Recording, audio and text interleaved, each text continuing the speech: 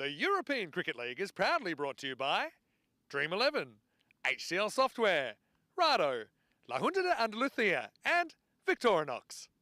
It's been a wild ride here over the past few weeks at the Khartoum Oval, but we are finishing up today with finals day of the championship week of this ECL. Originally 35 clubs started this journey, 7 made it championship week, 4 have made it to this point, only 1 will raise the trophy tonight. It's a big day on the calendar, it's great to be here. I'm Mr. Maximo, this is the European Cricket League Finals Day 2025 and it starts right now.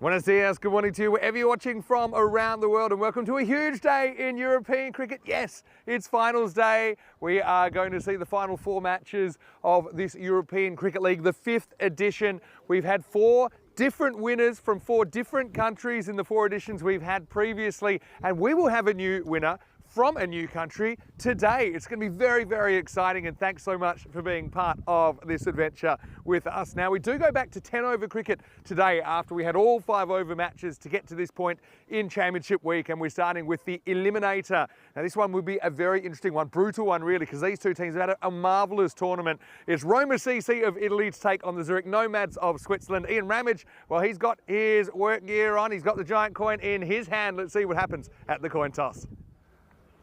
Roma, you're the whole team, you'll toss the coin. Zurich Nomads as a away team, you're going to call. Dream 11. It's been called Dream 11. It's come down European cricket, so you've won the toss. We're going to ball first. Okay, toss one by Roma, who will bowl first.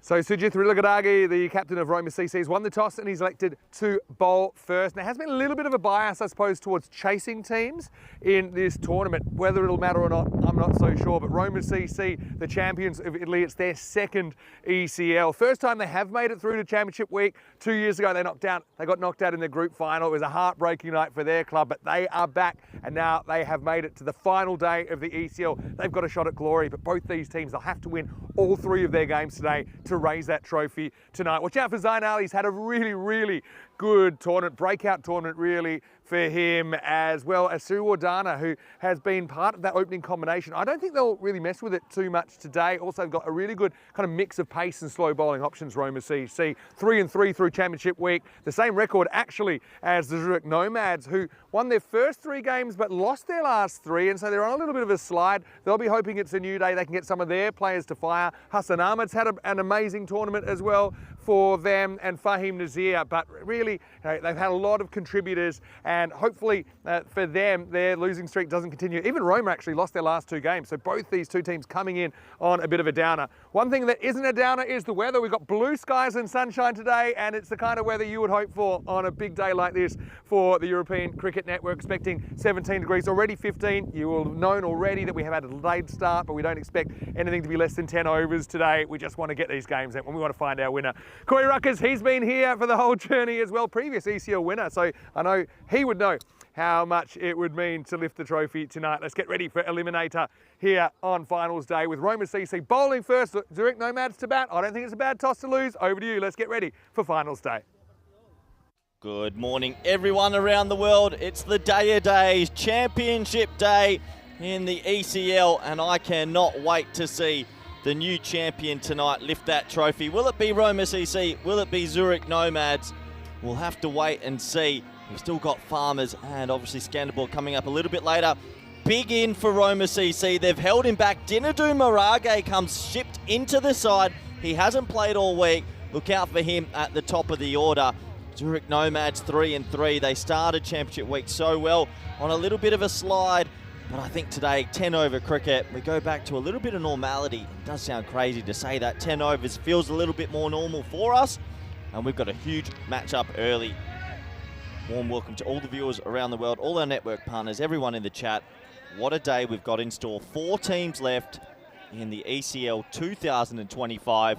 The fan zone's busy. Billy the Kid's got the ball. Nazir's on strike. Here we go.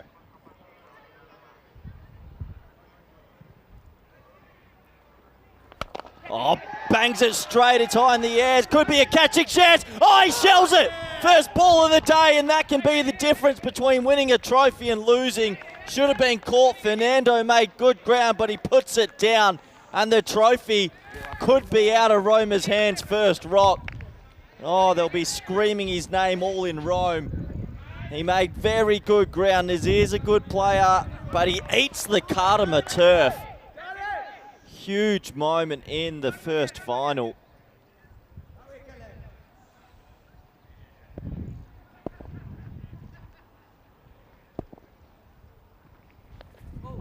Billy the Kid with his lovely little bit of shape, but what a moment that could be.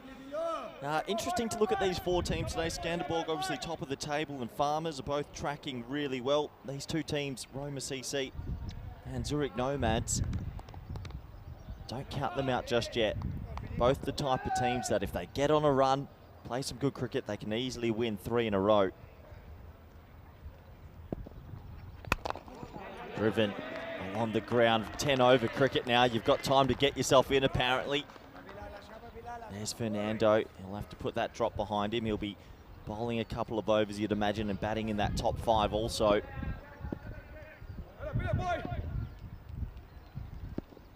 Feel the tension. These two teams did a warm-up for about an hour and a half this morning. They're probably both knackered. Hit hard along the ground. Great bit of fielding. Melinda Siriwadana at mid-on and like a cheetah across the Cardamom turf. And yeah, I don't think I've ever seen such a big pre-game for a club match before, but these two teams have been warming up, pumped up. Arguably for your clubs, one of the biggest days on the calendar now for club cricket in Europe.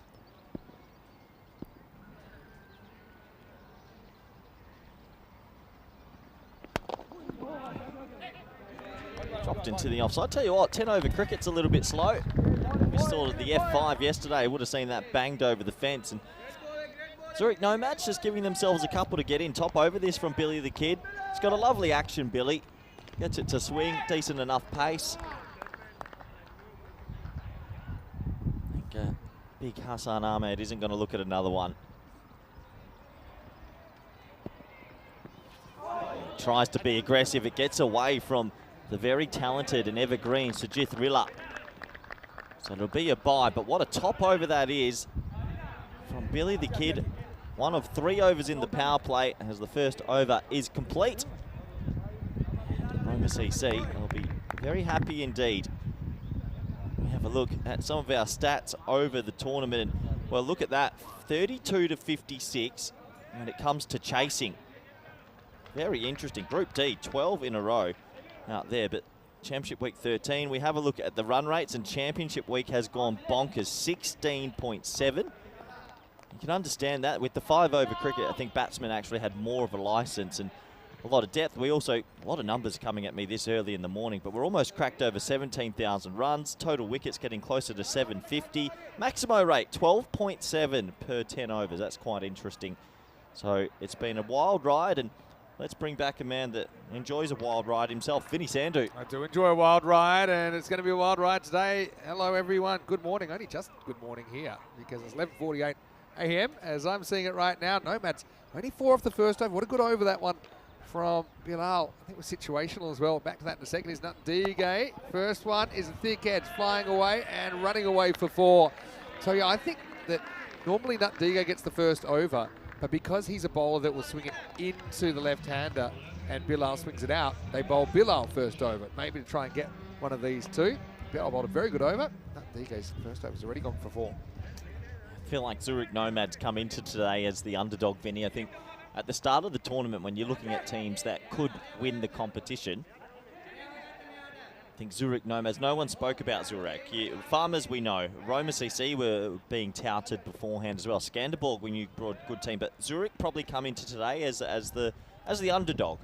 Yeah, it's funny, you probably wouldn't have said that 36 hours ago, though. Do you think that's fair, that they're the shock of to be in the final 4? Probably not a shock to them. But, Yeah, I mean, let's be honest, they weren't really favourites to get out of their group in No. the first place with Paco Care in there. Okay, Paco Care maybe not quite the squad that we'd seen when they won it 3 years ago. But I think, you know, you think about Swiss have been pretty good here in the internationals at times as well. They've beaten England 11 before. Straight, and pretty much straight up. Well, they're going to have to call for it here. That time is taken. So Hassan Ahmed's going to have to go. It's Kalagamagay having a very good ECL. He'll take the catch. Now, Dige with the first wicket of the finals day of ECL 25. It's 8 for 1. Oh, this is a brilliant start from Roma CC, and big Hassan Ahmed plinks one. Good catch from Krishan. He called out Melinda there. Went miles high in the air, mid-off, got around, takes a safe catch, and it's an important wicket because these openers, these two lefties, are very, very dangerous. And Krishan is probably one of the better fielders you'll see during this event. He's not going to drop that. One wicket down. He's a triple threat, isn't he? And unfortunately for Hassan, he's not able to make too much of a contribution here in the Eliminator. He'll step aside. It's 8 for 1. This is Shariz Ahmed coming to the crease at number 3. Yeah, another left-hander. And he's obviously added a lot of depth into this team. Crafty with his bowling, but also very crafty with his batting. Likes to sort of hit it behind himself and little ramps and scoop sort of shots. I think they go for him if they lose an early wicket. Otherwise, if it's kind of later in the innings, they probably go with Zabiula with the kind of more muscle. Dige comes in. Shariz throws himself in this one. Slips over in the shot. Yeah, slipped over a little bit. You can hear the squeakiness of his shoes there. Got to say well done to the ground crew again. I know they've been here for hours before the start of play. If you don't like nails on a chalkboard, you might not enjoy the stump mic. It just goes to show, still a little bit squeaky out there, isn't it? It'll get better as the day goes on. Obviously, plenty of sunshine. 45 minutes later, this game is probably aware. This time, genuine pull shot that gets Shariz off the mark. 10 over cricket feels pretty slow, Vinny. Kind of does at the moment, doesn't it? But, I think we'll have no shortage of action today. Do you think there are any particular teams that get helped or harmed by the return to T10 cricket versus 5 over? I think it helps Roma CC. I think they've got a lot of depth. Dinadu coming back into the lineup. That means they're probably going to bowl more of their left arm off spinners as well. Roma CC for me are the team I'd still be looking over my shoulder about. This time, slightly mistimed. Does it get to the boundary? It does. So, Nazir, we had a live first ball. We'll reflect on that. Wasn't an easy one by any means, but it did get dropped by Fernando. Fahim's having a very good tournament. Gets 4 runs there. Yeah, nice shot. Gets a boundary away, and a much-needed boundary for Zurich Nomads, who have started this final extremely slow. 13 for 1 after 2. Have a look at how things ended up as well with the table. And yeah, we were wondering how many games would get you into the 4. Now we know you needed 3. Not just 3, but 3 and a good run rate. Well, you needed 3 wins, and unfortunately for Vorberg, they could only get 2. And 2.5. Yep, the reigning champions couldn't get 1. Yeah, well, obviously we'll see all 7 teams here today. The 3 that are eliminated. It's a festival day. We can reflect on, I suppose, what is the end of a bit of an era. With Hornchurch being in the final last 2 years, they won't be in it today. Bilal gets bowled out here in the 3rd. And he's bowling well, getting that ball to talk. It's been a bit of a shift of how they've used him. I think makes perfect sense. When he swings the ball like he does, he's got to have that new ball in hand. Well, it's a very important partnership, this, Vinny, because if the 2 lefties are still there, Roma CC will be a little bit apprehensive of bowling their left arm off spinners and the right arm leg spinner to the left-handers. So Roma CC would love a breakthrough. And I think Zurich just love a boundary. Really stuck at the moment. Nicked and gone. There's the edge, and that's the threat of Bilal Khan. Shariz just tries to drive that one, gets done by a little bit of movement. Rilagadagi does the rest, and the Nomads have lost both openers. Now, in fact, it will be Shariz, the number 3. Nazir will survive, but Shariz does not. 13 for 2. Oh boy, Zurich Nomads are collapsing in a heap here on finals day. 13 for 2 off 14 deliveries. I don't know if they're going into their shells a little bit or not showing that intent. They seem stuck at the crease, but Billy the Kid gets one to hoop late, and Shariz Ahmed gets a feather through. Bit of a traditional wicket. Gotta love the gold and green gloves of Rilla. Yeah, they're good gloves, those ones, those kookaburras, gotta say. Good footwork as well, made it look very, very easy.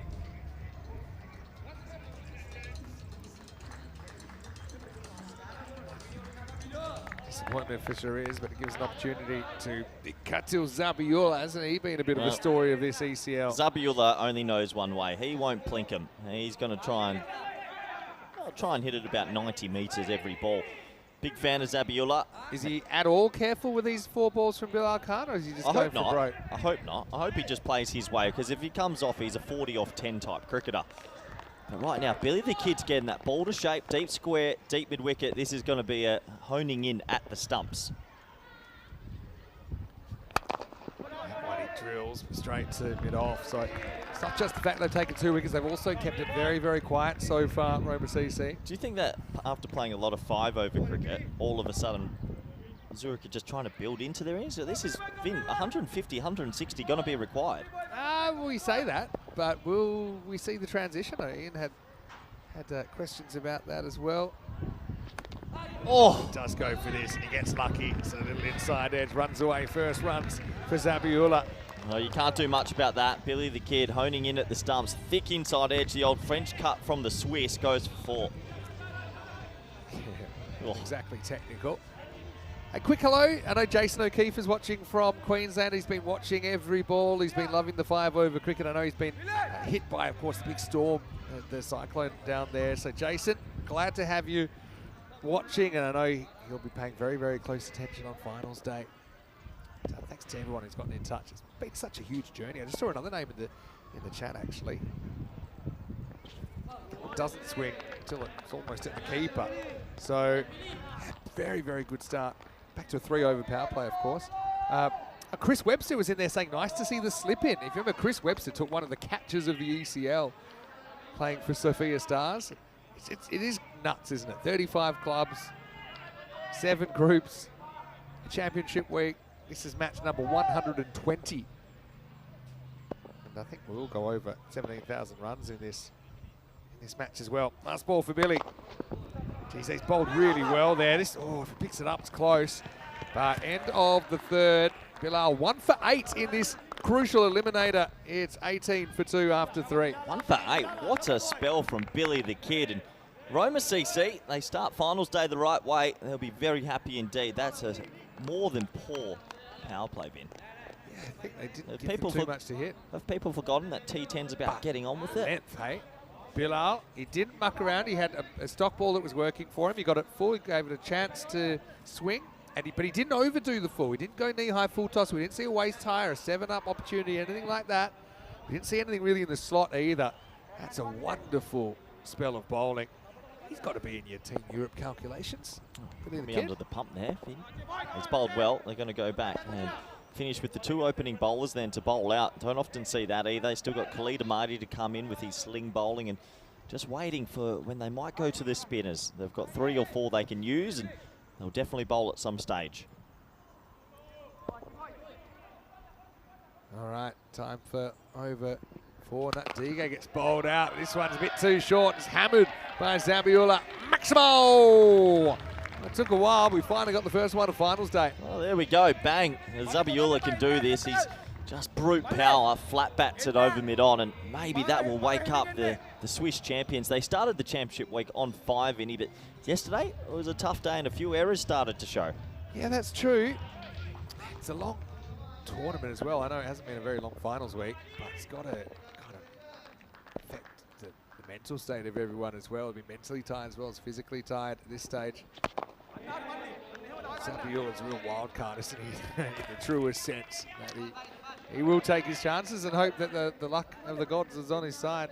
Still handy for Zurich Nomads that Nazir's there. Nazir's been probably their barometer with the bat in hand. When he goes, the team goes very well. He's still there, 6 off 4. Very good player through the offside. He's had a good tournament, but it's time to get going.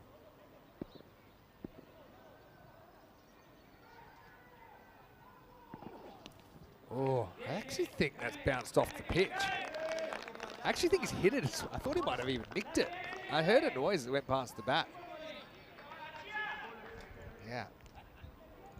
It's definitely a no ball.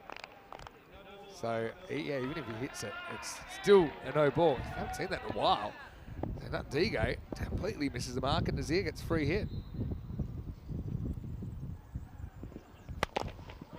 And he's going to hit it. He's going to hit it very well. Maximo! It's going to be a day. Little errors probably going to be punished. Nutdiga slips up and gets whacked out of the ground. Big error, misses the pitch. Usually under 5 cricket, you hit the pitch, don't you? And gives the free hit, and Nazir's not going to miss out. How much under fives cricket you've watched? Pretty rare. Actually had a bit of a working over by some of the Danish kids yesterday. A very sticky wicket. This time it's going to be carved away into the fence. What a shot from Nazir. They might rue putting him down first ball because he's heating up. Maximal, 6 runs. Oh, that's what Nazir can do. He's a great exponent over the offside. Low full toss, and he gets every piece of that. Beautiful batting. That drop off the first ball I think is going to be massive because if Nazir bats the 10 overs, he'll make 80 odd. Couple of sixes now. Feels like Zurich Nomads are building into this. It's not a bad ball really at all, was it? Now he's going to go up again into the jungle. Maximal, the counter-attack coming from the experience and the classy Fahim Nazir. Beautiful, beautiful striking. And that no ball off the pitch just released the shackles. He's gone 6-6-6. And that's probably shot of the lot. Just showing you can time the ball here at Cardamar Oval. Doesn't have to go 150 metres. And this game lighting up now. 44 on the board. Run rate looking a lot healthier. There you go under the pump. It's always a risk bowling out your openers as well. Don't really give yourself as many options down the stretch. But I can understand, you know, he's getting the ball to move around and they want to stick with him. Did have the big wicket of Hassan Ahmed already.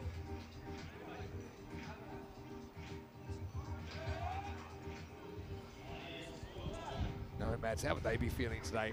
It's come all the way from Zurich, their first ever ECL. Well, they're one of the stories of the ECL. I think when we looked at the 35 teams, not many people would have thought Zurich would be on the final day. So they've done their country proud and their club proud, but one more big push and they can get further in this competition. Now just works this around the corner for a single. Nazir controlling things at the moment. That Digay ends up getting a bit of a pasting in that over. 27 come off at our first magical over of the day, and after 4 overs, the Nomads are 45 for 2. Yeah, they needed that over. 45 for 2. Supercomputer saying 31% at the moment. It's probably fair reflection. It's going to be interesting to see what sort of the par score gets to today. I think around about 130 you want, at least. Seeing some of the striking in these teams, but 10 overs does feel like it's a lot longer. See the uptick there in the run rate in over number 4.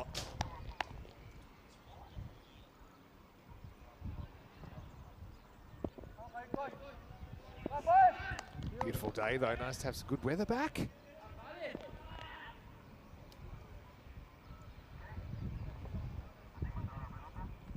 Amadi, Smiling Assassin comes on. First one, pace on. Actually hit that into his foot. A bit of a nasty one. He got one upstairs yesterday for Nazir. He's not super quick as he Amadi because he bowls so many slower balls. He does hurry you up. I think Amadi's just learning his craft more and more. He plays this T10 format. And yeah, a few years ago he bowled nearly everything pace on and he got it through. But a Smiling Assassin these days, he's got slow balls, leg cutters, a little bit of everything. He's been a good addition to Roma CC. So now we kind of get a middle over period, which is, I suppose, what was missing from the F5s. Oh, it's missed by a lot. This is just on the pitch. It will be a wide. Is that pressure to miss by that much, you think? That's almost off the pitch again. I think, yeah, early in your spell, maybe you're a bit more likely to spray them. It's only a wide, not no ball. Oh, that one's missed by a lot. That's 7 up coming into the maintenance shed. Maximal! Amadi completely loses his length here, and Nazir good enough to catch up with it. 7 up and a free hit to come. 7 up kills you, doesn't it? Good batting, just had to get bat on it and let it fly. And Roma CC, their own enemies at the moment. Just some sloppy bowling with a couple of balls off the pitch and no ball 6. They're giving up a position of dominance here, it feels like, and Zurich Nomads are right back in this. Sloppy bowling. Yeah, and a free hit, Nazir. He's got a pretty basic technique in that. He waits, he watches, and he tries to choose the right shot. Right now, he doesn't get too much. Good comeback from Amadi. Low full toss, only a single. Just under the pump, and this partnership's looking pretty good. They didn't go to spin. They didn't think that it was time for Krishan and maybe Melinda Surudana. Samarage bowls a little bit left arm off spin as well. One thing I know, and I don't know who it will be, but this day belongs to somebody. Yeah. So it belongs to one of these 4 teams, and only one. And I honestly, I just can't pick who it will be. Obviously, these two teams have to be slight underdogs, only because with all the games so closely contested, they have to win an extra game compared to the top two. The bowl for Marty jams that one in the block hole again. He's come back well here. He could come back after the 7 up, and Nazir, 32 off 12. Zabiola yet to get flying like we know he can. Hello to Tarek as well. I think he's watching from up in Norway. He's saying he's supporting the Skanderborg team. Northern neighbours, the Danes, of course, will be part of Qualifier 1 against Farmers of Jersey. This time, Nazir tries to premeditate. Some rarity from him. Gets a good slow ball from Amadi that he can't catch up with. Very, very good comeback from Amadi. This over easily could have ballooned out of control, but just showing he's got a wise head. That one's the rolling cutter. 2 to go. 132 expected at the moment. It's a tricky target. That's him outside the line. They really didn't know what was going on there. They don't even take a run. So I think Nazir didn't know where it was. I think that Zabi was worried that Fahim had been hurt. He was shaking his leg like he was doing the Boney Maroney. So dot ball there from Amadi. Despite that 7 up, he's only gone for 10. It's quite remarkable. Last ball, the 5th. And he goes to the skies. Now, is it going to carry the rope? It will not. Not yet, at least. I think that's clean from Suriwardana. We'll have to have a look at it. But, yeah, interesting. Well, it's good work from Suriwardana. It's good, but where's his mate? Yeah, Zayn Ali, he needs to read the room a bit there. Good fielders will stay a metre or 2 away from the other, and then you get the ball just passed to you simply. So that's actually an opportunity in my book. He saves a couple of runs, but Zayn Ali's in no man's land there. He's way too close to react. And Suriwardana, he would have known exactly where he was. Yeah, good bit of fielding, though. He's going to save 5. It's just Zayn Ali had to get into a better position to help It's out. one of these ones. And maybe Suriwardana, maybe he could have thrown it higher and maybe could have gone back himself. I mean, it just had zero time to really contemplate. See here, he only kind of shovels it. But, yeah, definitely one that with prior thought might have gone better, but you don't really anticipate those situations. So, where are we at with the score? It'll be 56 for 2 after 5. Hey, let's welcome you into the commentary box. It's a special occasion. So I'm very, very excited, obviously. It's been a long journey here. When you consider also that we've had 4 weeks of ECL. Before that, we had the Western Shield. So we are now, I think, over a month since our journey here. Stay with us. It's going to be huge. Let's get on to the 6th over now. This is where we used to just put a fork in it and send the teams off after 5 overs. Yeah, we meant to be going into our 5-minute break, Vinny. Looks like it is time for spin. Krishan coming in with his leggies. He's got a couple offies as well that he can bowl. He's been very effective. We talk about early MVP chat. Zach Tribe, he's on my books, but this man as well. He's been very good. He has a big day. Now, see, he mixes up the off spin and leg spin. And it's not so much the fact that you don't pick it, because they're easy to pick, but he locates them so well. It just adds another element of, I suppose, a variable to deal with as a batter. Zabiola, he won't really care when he bowls at him. I think he knows it's time to move this show along. Yeah, I mean, they've got 27 balls left here, Vinny. It's time to party. Get as many as you can. Get to that 120, 130. If you get going, there's plenty of batting to come. Still plenty to come. Batting-wise. He does want to hammer it. Does he get it over the fielder? He does. Maximo for Zabiola. Well, Zabiola's been very effective against spin this week, hasn't he? I think it was on day 1 where he took down Malik from Hornchurch. I've seen him smack a couple of spinners as well from other teams, and just a strong boy. He's very strong, and that was kind of higher on the bat than the genuine middle. He does hit it in the middle, you'll know about it. 10 over cricket feels slow. Set me in. Order a cup of tea. Great to have so much interaction with the fans as well. I know you guys are very invested in the outcome of today as well.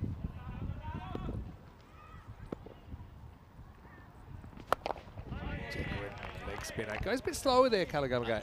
It reminds me a little bit of Toby Britton also. When they get hit for 6, they don't freak out and then just spear one in. They actually flight the ball a little bit longer. I rate spinners that are brave enough to do that. A lot of the other spinners will just go defensive, and Krishan's quite crafty with what he does. If he keeps this ball on the field, it's a very good over from the spinner.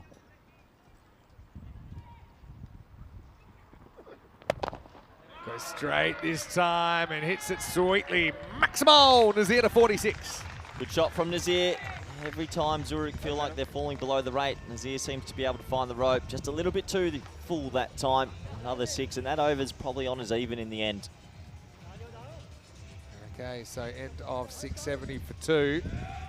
40 for Nazir, 20 for Zabiola. Still batting to come. Got a feeling they might even go with someone like a Sawari next. What are the splits, Vinny? Give us the over splits at the moment. Over by over. Are they just missing the big one? What? Yeah, maybe haven't had the big one. Well, it was the start, right? 4-9-5, so 18 in the power play. 27 came off the 4th, 11 off the 5th, and 14 off that one. Is that power play? Is it 18 off 3 overs in a T10 game? I'm not necessarily subscribing that you need 160 to win today. I don't think you need 160, but you want. I mean, you want 160. Well, there's a bit of love. You want 140 at least. We know that the Nomads, they love love.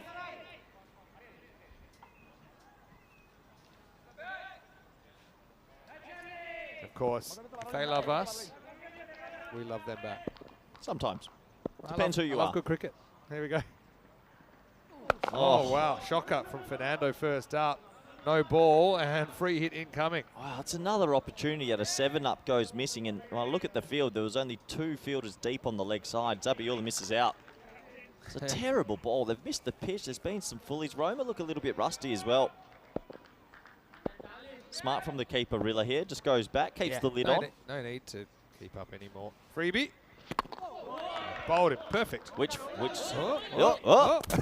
It's waiting to see which fielder sort of forgot there. Actually, it was such an obvious no ball. I don't think too many did. That's a pretty good ball to bowl on a free hit. So really, that ball goes for 1. There's no further damage, so he gets a bit of a life.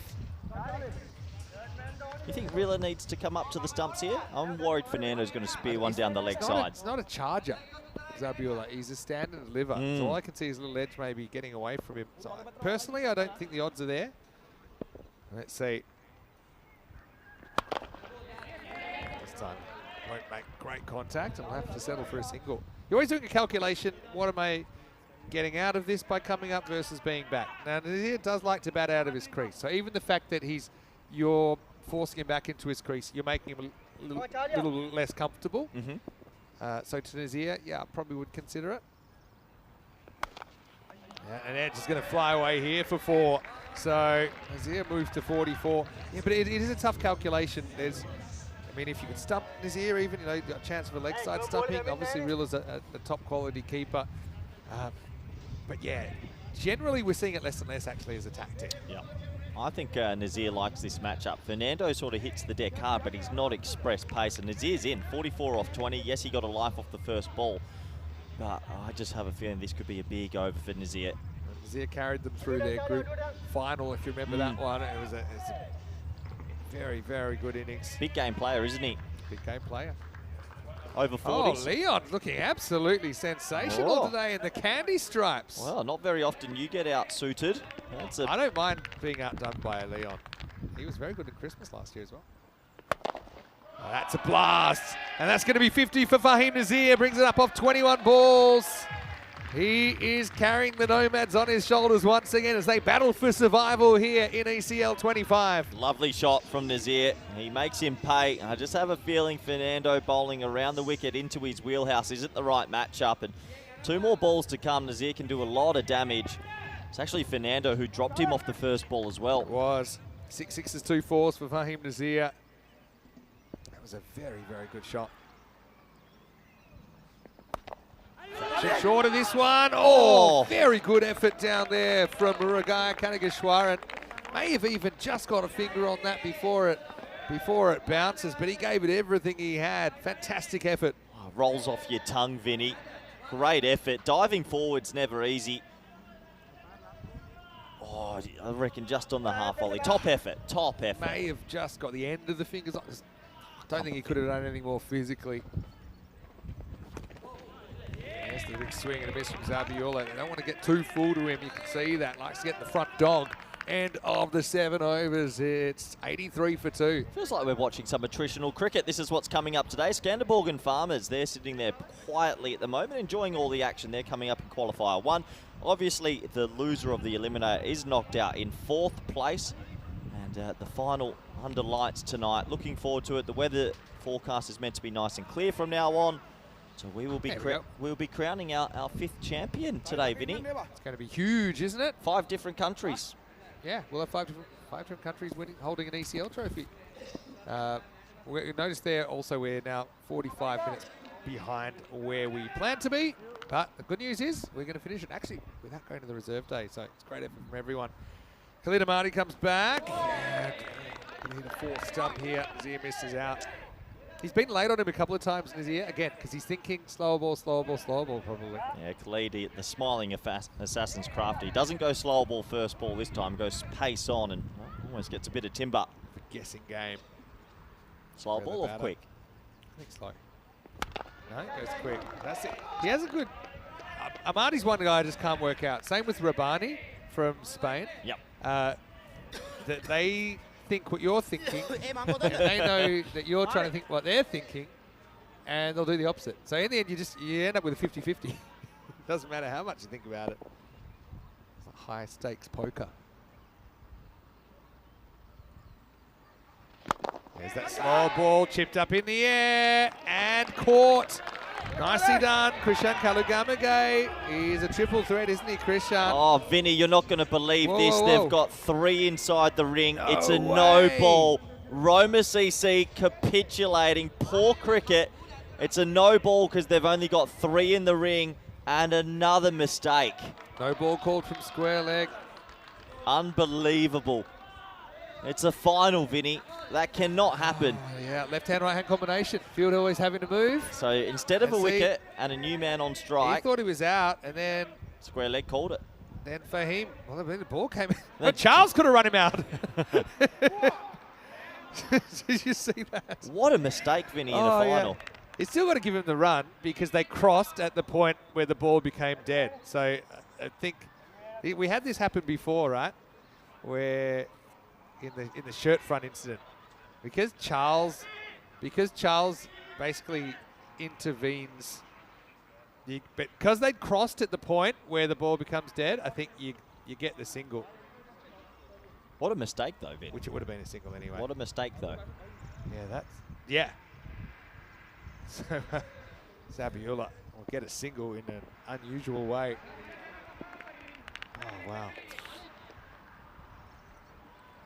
Unforced error from Roma CC. Free hit.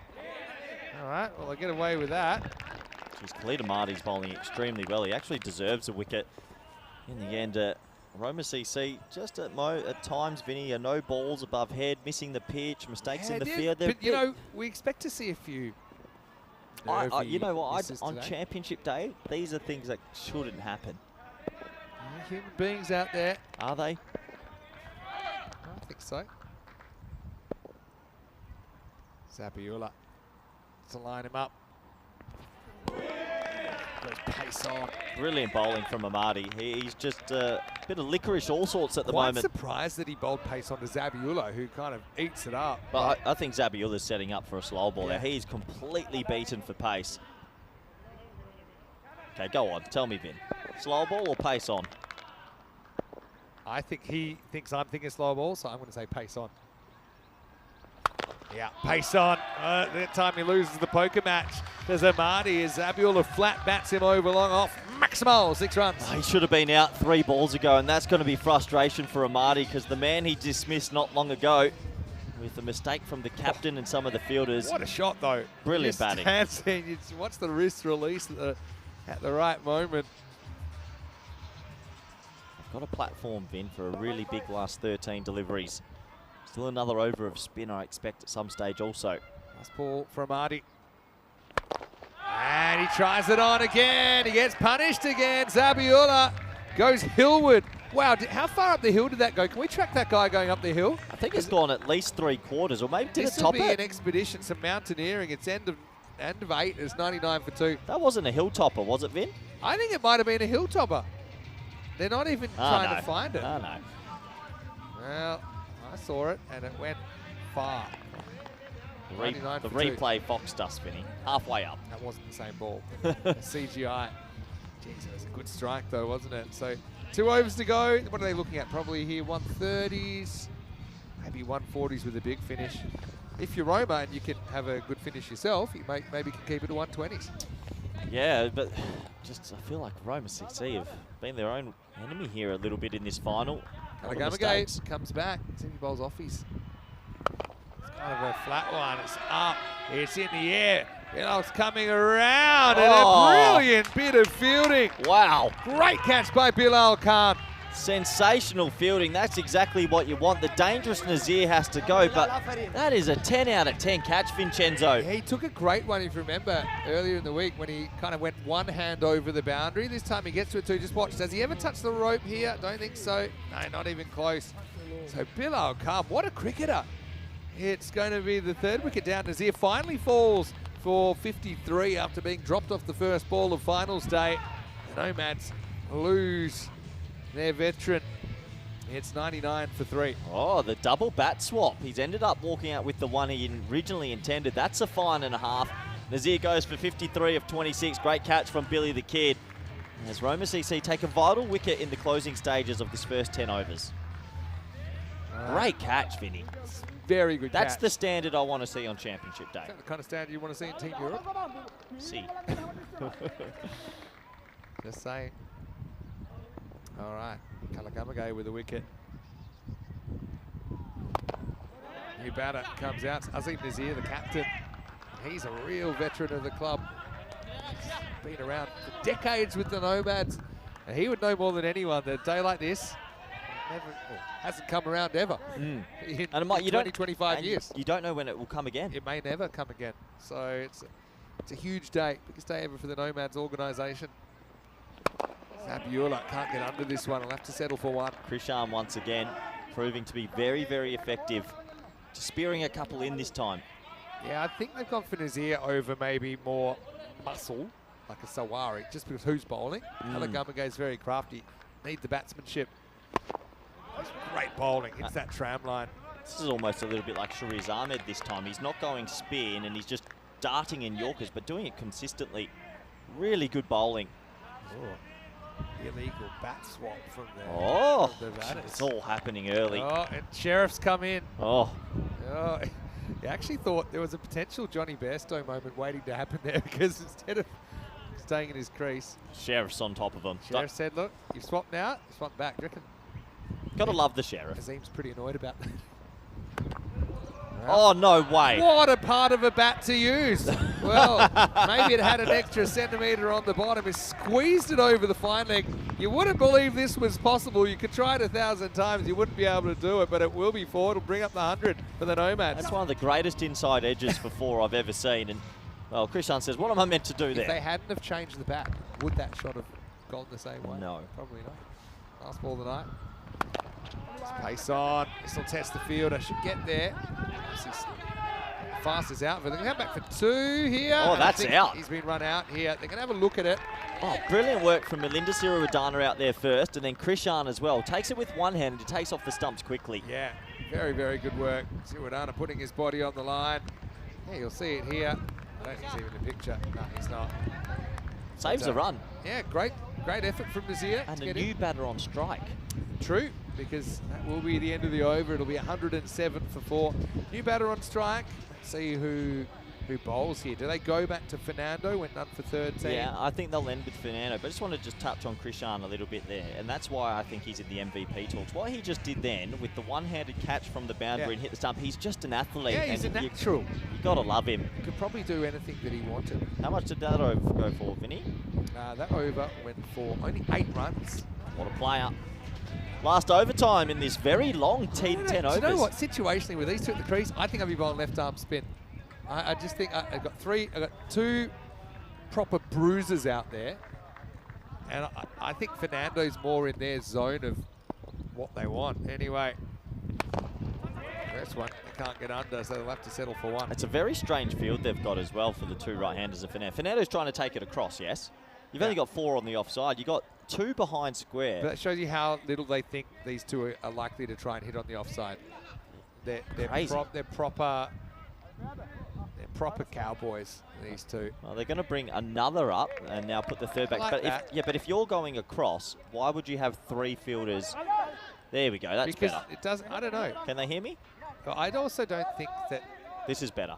you could have no fielders on the offside and they would still try to hit leg side. 3 backward squares is never... Bring one up, put the third back for the edge. Yeah. Let's see how it goes. There you go. Straight to one of the fielders on the leg side. And now they think about a run. They won't get it. So Fernando delivering again the last over. Remember that over? I had to go back and watch it last night. The over where Fernando kept getting the batters to miss and the screams kept getting louder from Riligaragi behind the stumps. Having said that, he's up right now. Charles. Right, takes this leg side, going, and gone. That's going to be maximal. 6 runs to Zabiola. Since they gave him the reprieve, Vinny, he has clicked a little bit more. Terrible ball from Fernando. It's a half volley and leg stump. He's just got to take it across him, surely. Zabiola to 46. Big little cameo here. Another 6 or 2. You get into those high 120s. I think you go in the second half slightly confident. Zabiola, remember how he got out in the group final? He was run out by Mohamed Atif, who stopped it with his foot, turned around. It's funny how it works because Nomads are able to push on from there, push on to a memorable victory against Pakai Care. Got to be a few nerves around today.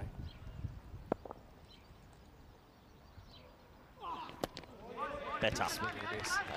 That's all he has to do. And if you miss your length, it's fine. But as long as it's going outside the off stump, Zabiola's thinking one thing: Tesla building. Yeah. Can he get a 50 here, Zabiola? Do you think they're going to open with Dinadu and move Melinda to 3? They listed Dinadu at 3. Okay. But I reckon they might go Dinadu. Mm. That's what got them here in the first place. Close. Called good. So another dot ball. Yeah, and that's exactly where he wants to bowl. And Zabiola just missing a couple here. I think this score's going to be under par, Vinny. So remember, if it's not fully outside the line, and umpire says when that passes the crease, it's over the red line, or a part of it. Seems like a fair call. Put your heels on off stump here. Last ball time. Last chance for the Nomads. Oh, and he goes shorter. Excellent bowling from Fernando. So they do decide to go with him. Like I said, I thought maybe it was a matchup could backfire, but he delivers 4 dot balls in an over that goes for just 7. Last 2 overs, 8 and 7. Well done, Roma CC. They've closed the better of the 2. Vinny, they're going to go into the second half, and I think they're well ahead. Yeah, no doubt about that. 114 does seem unders. It's 22 under the actual par of the whole ECL. We also feel the final state probably might be a little bit higher than that. So Roma CC, okay, it certainly wasn't a perfect 10 overs by any means. They put down a catch first ball. They allowed Nazir 50+ runs after that. But yeah, I think the last couple of overs could be telling. There's the magnificent ECL trophy thanks to Local Lifestyle and the MVP trophy. Nomads walk off. You know, they're a team. They've gotten this far. They've been in difficult situations before. You're probably going to have Big Sawari steaming in. And look, if they can take early wickets, Roma CC, you know, there's every chance that they might find it a little bit less than easy in this second half. Let's go back and have a look. It is trophy time here in the European Cricket League with 4 teams still in the running. Nazir, though, gave a chance first ball. A difficult one. Fernando flung himself at it. He wasn't able to hold on. Hassan Ahmed, unfortunately for him, he wouldn't last very long. Krishan Kalagamage was able to pouch him. And so there are a few unforced errors from Roma CC in there, but all things considered, I think they're very happy to just be chasing 115. Yeah, I believe so as well. Billy the Kid, we have to talk about him. 2 overs in the power play, Vinny. To deliver what he delivered was fantastic. He got Shariz Ahmed with the little edge there, and he set his team up in that early phase of the game. Zabiola came to the crease and does what Zabiola usually does, hits a big 6 early in his innings, and they did find ways to score runs. This was an interesting one, just a little bit of miscommunication. Yeah, I think, and out of position. Disorganisation is probably what I'd say. Everyone's happy. It's a festival of cricket. I love the candy stripes for Leon as well. And Nazir kept on keeping on, didn't he? 6 sixes and 2 fours in his 53 off 26. And again, you called it. He's a big game player, isn't he? And for Amadi, sometimes he got it right, sometimes he didn't. Nice deposited a couple of times. And for Nazir, we know that he is a bit of a force, but it was the force that got rid of him. Bilal Khan, an amazing catch traversing the boundary. And then this is a very classy bit of work. Have a look at the old, it's kind of the old, what do you call it? Like a little jump shot. Yeah. A little put away basketball style from Calagamagate to run out Azim. And then things were shut down in the last over with just 7 coming off Fernando with 6-1 and no more fun for the Nomads as they will stagger to 114. Yeah, 114 on the board. Let's have a look at the scorecard, shall we? And, well, 2 players ended up making pretty decent scores, but their strike rates were only around about 200 and 184. That's Nazir and Zabiullah. I think Roma CC just did a good enough job at containing them, and they'll be pretty confident going into the second half. 6 extras in there, 4 no balls. There was a wicket off a no ball as well. I do wonder if that cost Roma CC an extra 10 to 15 runs. Let's have a look at the bowling scorecard. Bilal Khan, 1 for 8. Well done. As obviously, again, Krishan, 1 for 22. Charles Fernando, none for 20. And even Khalid Ahmadi's sort of cat and mouse, none for 27, isn't too bad. The Roma CC bowlers bowled as a group, and they'll go into this second half the more confident of the 2 teams. It's the Eliminator on Championship Day. 115 required. Do join us back in the next 10 minutes for the all-exciting run chase. Thank you.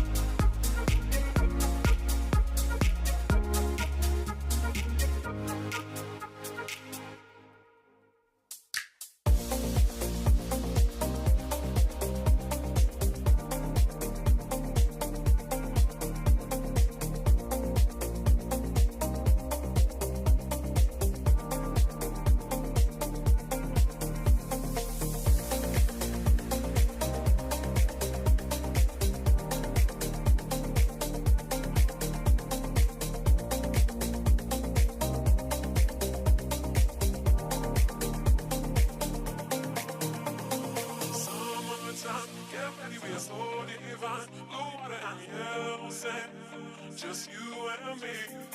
Summertime, get ready, we are so divine. Blue water and the air will sing.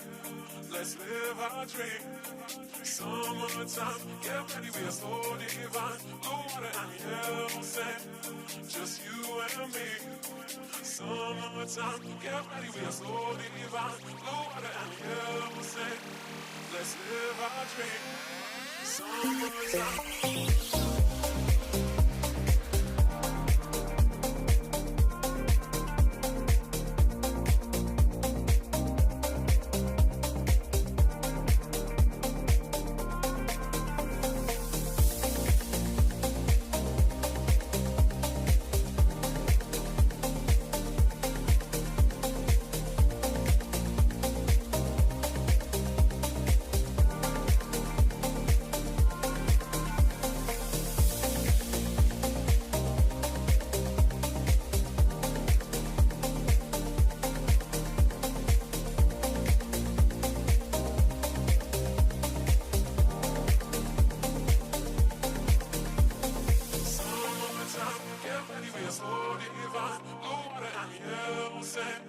Just you and me.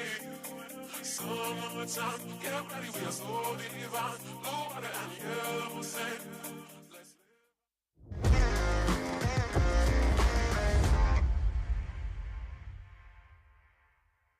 The European Cricket League is proudly brought to you by Dream 11, HCL Software, Rado, La Junta de Andalucía, and Victorinox. Hello and welcome back. Great to have you with us as finals day action continues here at the home of European cricket, the Cartama Oval, as we get ready for the second half of this cutthroat Eliminator. Zurich Nomads 114 on the board. They need to defend it to move forward in the tournament. Or can Roma CC chase down 115 to move into Qualifier 2 and continue their tilt at a European Cricket League?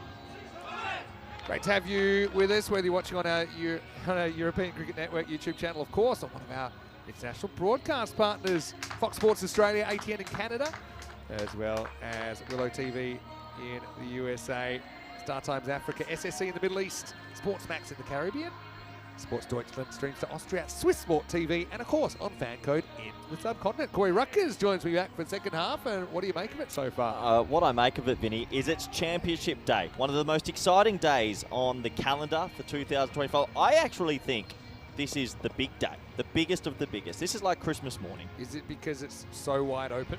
I just love that the club teams, it means a lot to them. ECC, national comps come around, but these clubs, it's be all end all. Let's talk the three clear days in the ECN calendar in the whole year. I reckon there's 4. Days. Western Shield Trophy Day. I was going to say, now we've got Western Shield and Melton Shield to add into it. Okay, there's 2. And then you've got ECC Championship Day. New, but traditionally, you've got your ECL Finals Day in March, your ECC Finals Day in October, and your ECCW now in December. This is one of these red letter days.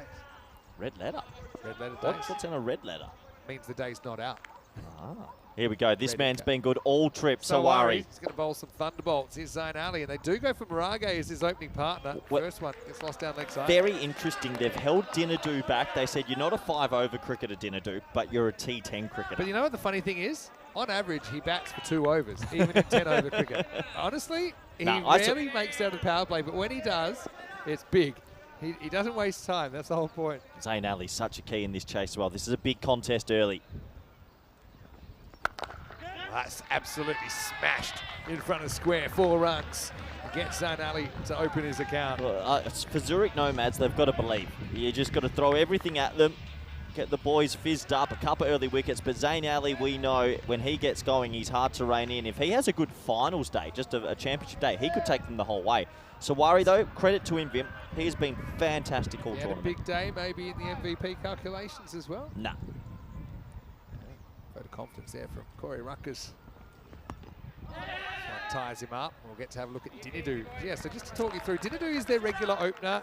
He's been opening since I can remember for Roma CC. But with Cyril Wardana in the side, he lost his place in the side when things went to 5 overs. And because they needed to get the left-hander out there. He didn't play in the T10 finals day last week either in Group G, He did, Vid. as I recall. No, he did. He opened in all the T10s. And Melinda batted 3. What I heard from the camp for Roma was they wanted to have a lefty-righty in 5-over cricket. Maybe because they're only chasing 115, they changed. But good luck to Marage. We like him a lot. He's opening here. He's going to start by getting one to the outfielder. I guess the problem when you've got a score of 115 to defend, Vinny, is that one big over. If they find an over of 20 or 18 even, it really kills you. I do stand corrected, but I might have missed him because he went for a duck in qualifier 1 against Beverin, and in the final. Actually, in the final, he was decent. 26 off 12. So yeah, exactly right, Corey. Zane, get this past the field. Oh! He's gone too far. Oh! Well, huge moment. This is close. And if you want to win a final, a run out can lift you. I think this is one of the world's great dives. I think he's made it back. But let's see. We'll have to have a look on the replay. They have gone to the third umpire. Here it comes. Huge moment coming up in the Is he final. there? Look, it's one of the world's great dives. It was such a great extension. So somehow he's made it back. And Zayn Ali, for a man that is pretty tall, he needed every inch there, didn't he, to survive? You ever played in a game of cricket and it's a low-scoring one, but you get a run-out, and a run-out gels the boys Just more than anything. Gets everyone running around, gets everyone backslapping.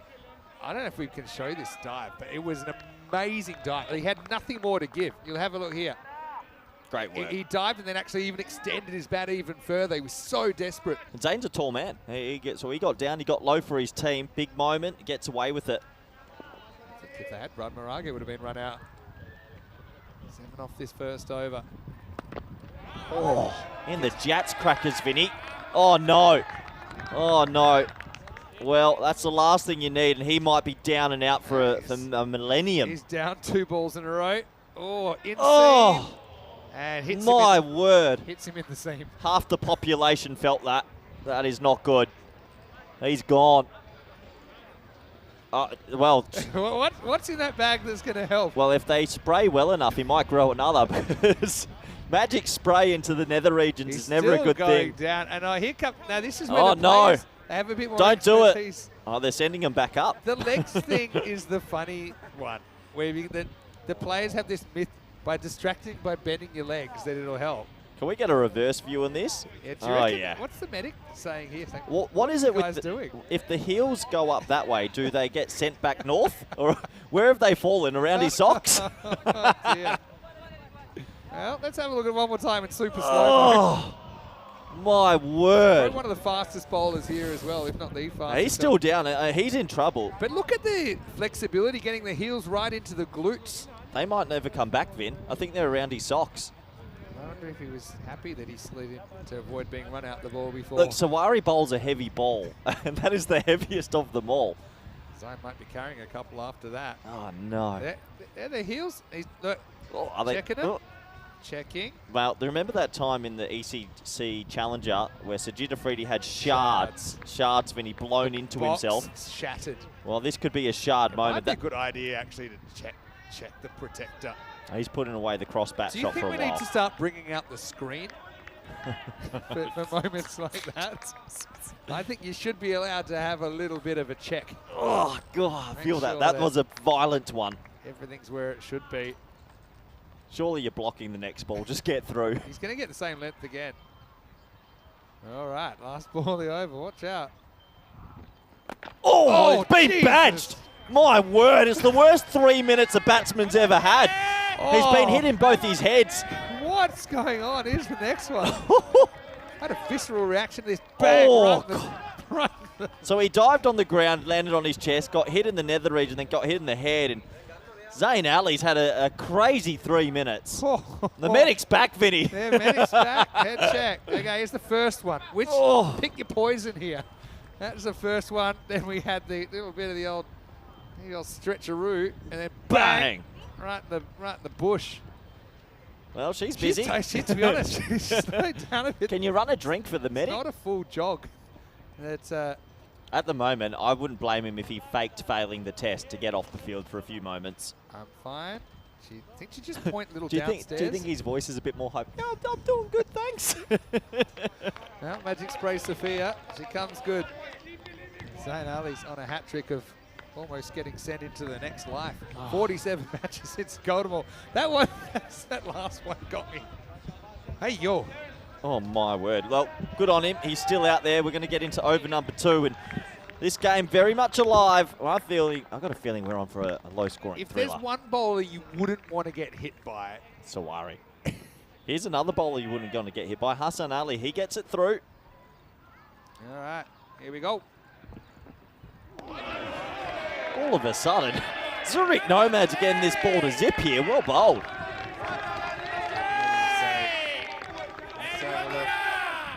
That's an absolute seed, Vin. Didn't get the bat through straight. It's going straight through the gate. Shriyans, hello to you. And, what do you think about a tournament? 12 strong club teams. Hey, we've got 35, and the cream always rises. So we've got a top 7 here. ACL's in good shape. This time he drives, gets 4. It's what Marage's been set up the order to do. He's just watched his teammate get an absolute working over, but that's a nice looking drive. It wasn't even a half volley. 4 runs. Lovely shot from Marage. Gets a wide delivery, puts his hands through it. Was catchable high, but he found the gap. So 4 to his account. And just Roma need a steadying few boundaries. I love this comment from Barbary in the comment section saying, show me where the grizzly hurt you. People got to realise that grizzly ball is harder than Mercury, the planet. All right, Hassan with the comeback ball. Swings. This can be called good. When it passes the line, it's over the line. Yeah, good bit of keeping as Swings well. a lot after the stumps, but let's try and pinpoint where it passes the crease. Yeah, I think it's good. Great keeping. It's a very good decision because you look at the keeper and sometimes that sways the umpires, but it's definitely good. Game on, Vinny. They're fizzed up out there.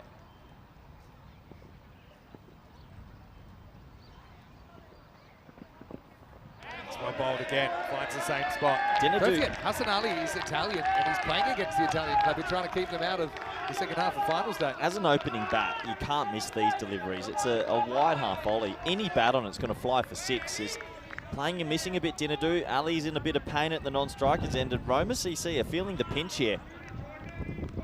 Literally. Hassan, I think he just keeps going with it.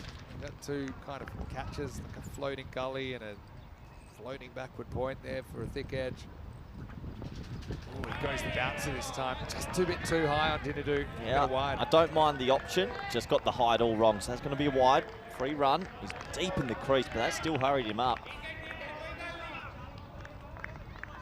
Oh, Scotty in Australia saying, yes, Sajid Afridi's box in a frame in the man cave. Maybe a replica. I don't think the original's still in one piece. Good contest here, Vin. Sure is. Now, Dropped him. Yeah, it's dropped. Got there on the 4. It might still go for 4. And it does. Somehow ends up across the line with the fielder. Dinadu gets a bit lucky. That gets 4 more. Well, on championship day, big moments can determine finals. It's in the air. He gets good 2 hands, so that has to be held. And then the fielder decides to tap it past himself, which is pretty hard to do as well.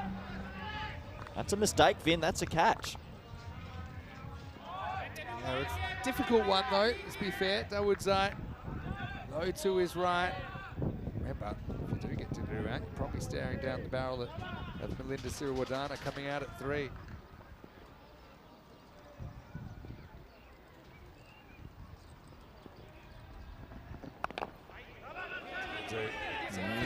On this for 1. How long's the leash you're giving Dinadu here? It's okay for now because they're only chasing 115 as the score at the end of 2. An eventful first 2 overs is 17 for none, and just a bit of pressure growing in this final. That's the table, and well, now we know what you needed to get in. You needed 3 wins and net run rate. Feel a bit unlucky for Darmstadt CC. Had some incredible wins yesterday, but they kind of paid the price for their losses on day 1 after they did beat Hornchurch. And Vorberg got rained out, which probably was a fitting way, seeing they got rained in the first place. Yeah, it was a fitting way to end for those 2 teams, it felt.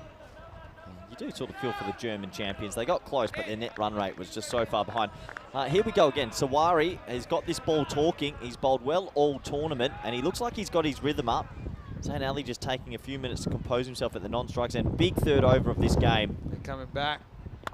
And first one worked away, actually. That was a long way to the boundary. They'll come back for a second.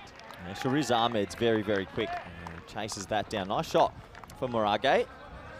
We'll see Shariz next over. Yeah. In over number 4. Is that Farmer's Boys getting ready to... There is one of the qualifier? worst haircuts you will ever see. You know Tommy. what I said to Tommy Sturgis when I ran into him? I said, next year, what you should do is go beard, no moustache. You can't Shave fix head. that face, Vin. Go straight down the ground, gets a piece of it. Bit of a plugger, but runs away. 4 more to Morage.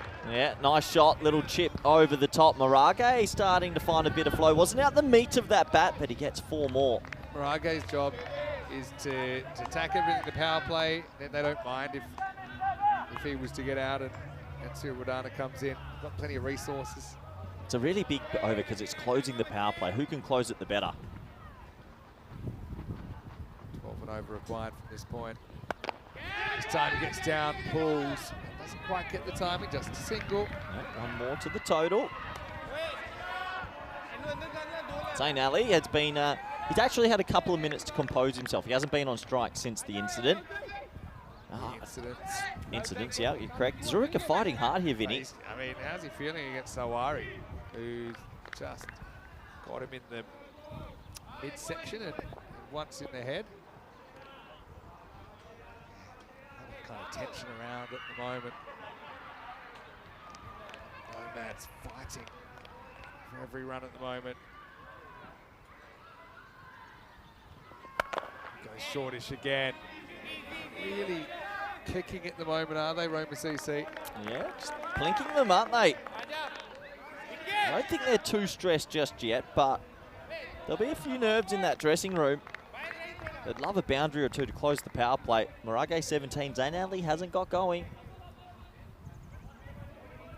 Sawari, it's another crack at Dinadu. I think they're happy with Dinadu on strike here, so they might be able to attack another bowler. That's the one. You can't be missing anything outside the off stump. It's just a free dot ball, and Roma are getting a bit nervous. Good bowling, Sawari. Good length, very good length.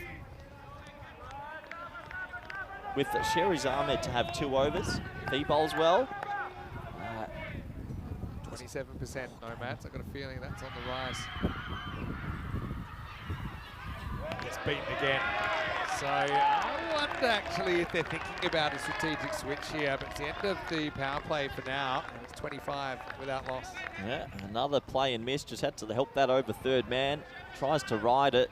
Especially in finals, I think making strategic changes is even more important because there is no tomorrow. They might give Dinadu another over, but if he isn't getting on top of the bowling, I think they've got to get Cyril Danner out there. He's just been so good. And even after that, you've got Kalagamage, you've got Fernando. But you don't want to see this run rate required climbing. It is Shariz Ahmed with his right arm spinners to come on in over number 4. His 2 overs could dictate this game, Vinny. He's very crafty at what he does, and he'll have 2 overs to bowl, and maybe it'll come down to a little bit of the Camwell as well, who I'm expecting to come in and bowl maybe the next. Very interesting right now. Roma, that dressing room would be twitchy, for sure. Tournament life on the line. Shariz. It's a wrist spinner. Bowls a lot of toppies, can't bowl a leg spinner and wrong it. But a lot of the time he's just kind of spearing them over the wrist. Trying to hit that tram line. First one though, just misses, and Zain Ali doesn't. Maximal, 6 runs. Well, Zain Ali is the type of player you want on strike versus Shariz because he's brave enough to bat outside off stump, and he's basically saying to Shariz, are you going to try and hit leg stump at some stage? And if he does aim at leg stump, it'll either be out or 4. Yeah. Zain Ali's, I like his setup here, and this, I think Zain didn't want any more pace on the ball. Not surprised. Oh, thank you. Oh, grow up, Tommy. Oh, what other cricket in the world would that happen? Finds the spot that time. Hold on, 2 circles in on that. Why? I want to know, did Tommy write that himself, or did someone have to check his work before he put it up on his phone? Tommy.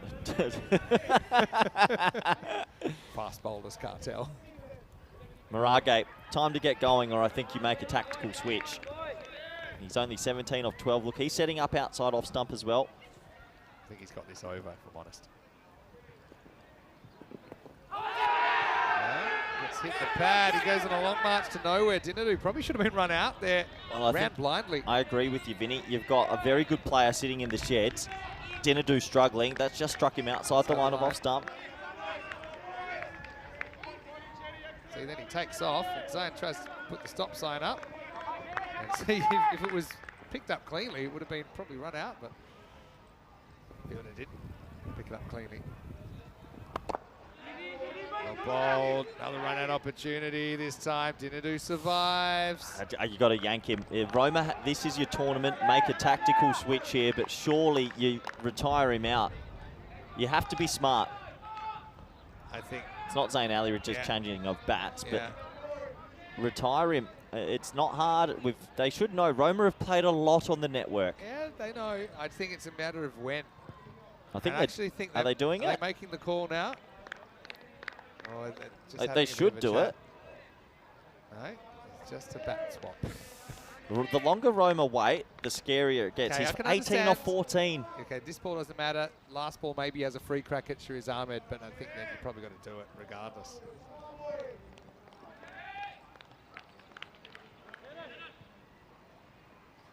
Couple to come in the 4th. Well bowled though. So yeah, for me, even probably if it is 6 this ball, I think I'm probably making a change. There's the Roma CC bench. It's not hard. They've played T10 cricket on the network for years. Make a brave call. Maragate, he's a good player, but it's just not clicking. 18 off 14.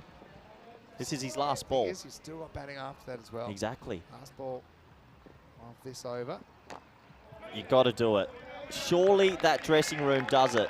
End of the 4th over. It's 34 without loss. Let's keep an eye on things. There's some movement over there. Well, I can't believe that they haven't made a call yet. It's not hard. It's a regular thing now on the network. You've got a batter that's not flowing, and it's a final. It's the big final. Just trying to have a look. We've got Kalagamagay up on his feet. There's a bit of wandering around. What are they doing? But maybe they're just saying, oh, give him one more, give him one more. But I mean, that guy there is your big hitter. Get him in. The other thing is that he's not on strike at the moment, so maybe you could wait until he's on strike and then make the change. But if they go on to lose, it's very disappointing. Roma CC aren't taking an initiative here to make a brave call. It's a final, Vinny. It's the final for them. And don't get me wrong, we love Dinadu. He's a very popular player on the network, but sometimes you just got to look situationally. Downwards eye. First one is going to get away from the fielder despite a desperate dive. Cuatro carreras. I feel like Zayn Ali likes this matchup. There's James Cantor. He stole €10 off me today. Good to see him in the crowd. And nice shot from Zayn Ali. It's quite funny. I won't go into the story, but you know how sometimes you can send people on apps requests for them to pay you? James has worked out that you don't always read them. You just click yes for no reason. Big moments in this game. Bowled him. Oh, there will be a change now. Dawood slides that one through, maybe kept a little bit low. Zayn Ali out for 17. Roma CC 38 for 1. Very poor shot from Zayn Ali. I don't know why he's trying to go so square as some dark clouds roll over us out of nowhere. And a big wicket. Zurich Nomads are forcing Roma CC into a bit of a corner, and they believe. Is this one time you consider a double switch? 100%. Kalagamagay out there as well. I just feel you don't want to leave any stone unturned. Anyway, we'll check this one out. Bit of a scrambled seam job. Comes back a little bit. It's a shocking shot. Why is he not banging that dead straight? It's a half volley. And maybe it's a blessing in disguise, but right now, Roma CC are up against it. Zayn Ali out for 17 in this Eliminator. He's a brilliant ECL though. They'll be hoping for another crack. They need to win this game. Roma CC 38 for 1. Here is A man who played 5 tests and a lot of international cricket for Sri Lanka, Melinda Siriwardana, coming out at number 3. He comes out at 3, but he's under the pump straight away, and it's not always easy to hit your first couple of balls for 6. So I know a lot of players on the network make it look easy, but I'm telling you it's not. Big moments in this match. Just feel like Roma got to be braver. Playing a sport for both sides, as you'd expect. Both have been on huge journeys to get here. Year-long journeys, even multi-year journeys to be here. Now, the first one effortlessly smacked away to the outfield for 1. Well, one of your lines, this is where the rubber meets the road, isn't it? Yep. What are you saying to Dinadu here? What's your chat? Hit out or get out. If you, that's it. hit out or get out. The thing is, he is trying to hit out. That they've got Krishan next, Fernando, Samarage, they all hit it bigger. And Raga can, but it hasn't happened for him yet. Also, he's coming in cold. Don't forget that. He's coming in off no batting.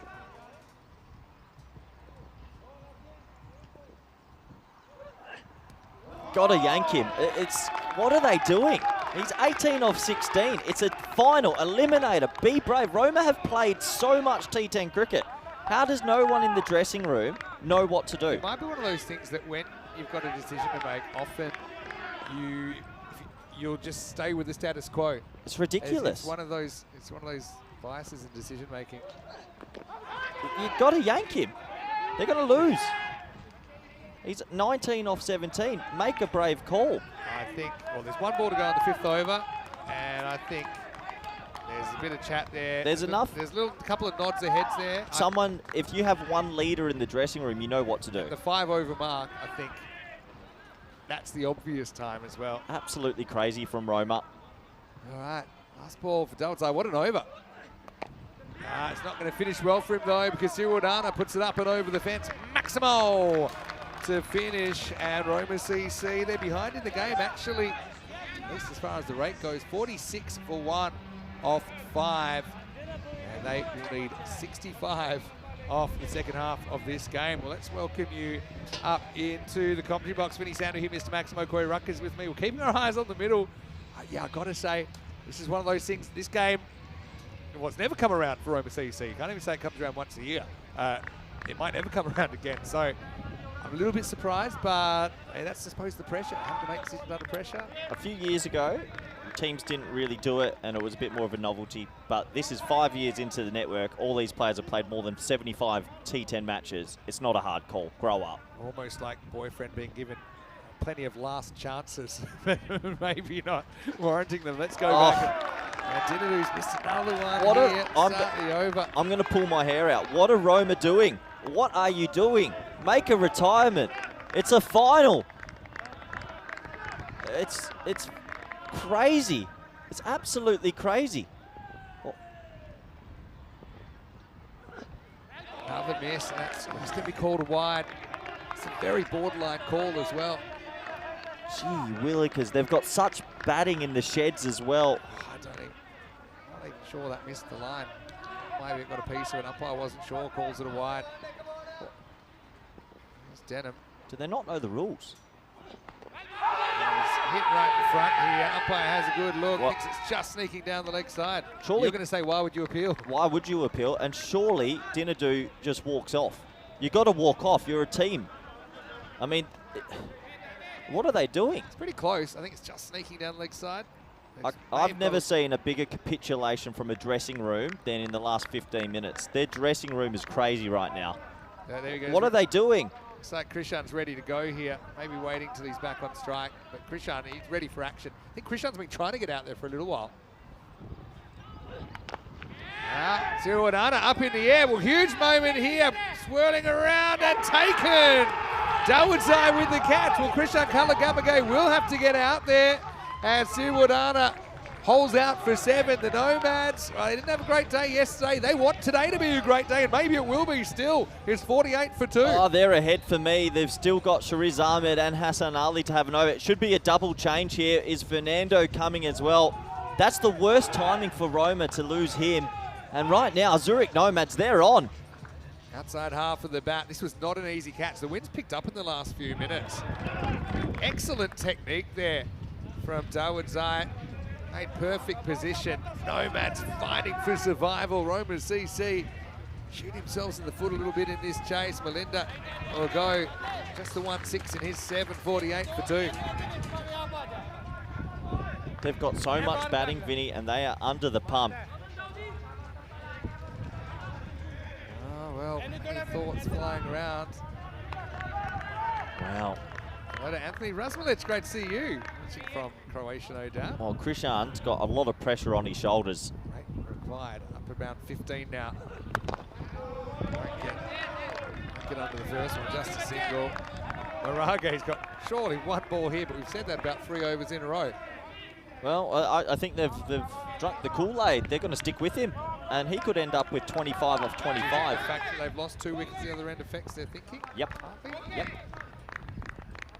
They're still just hoping he comes good here. Jeez, he's got to come good, doesn't he? I mean, this is it, really. Coming over, actually. But I can't believe an experienced team doesn't have the personnel to make a brave call.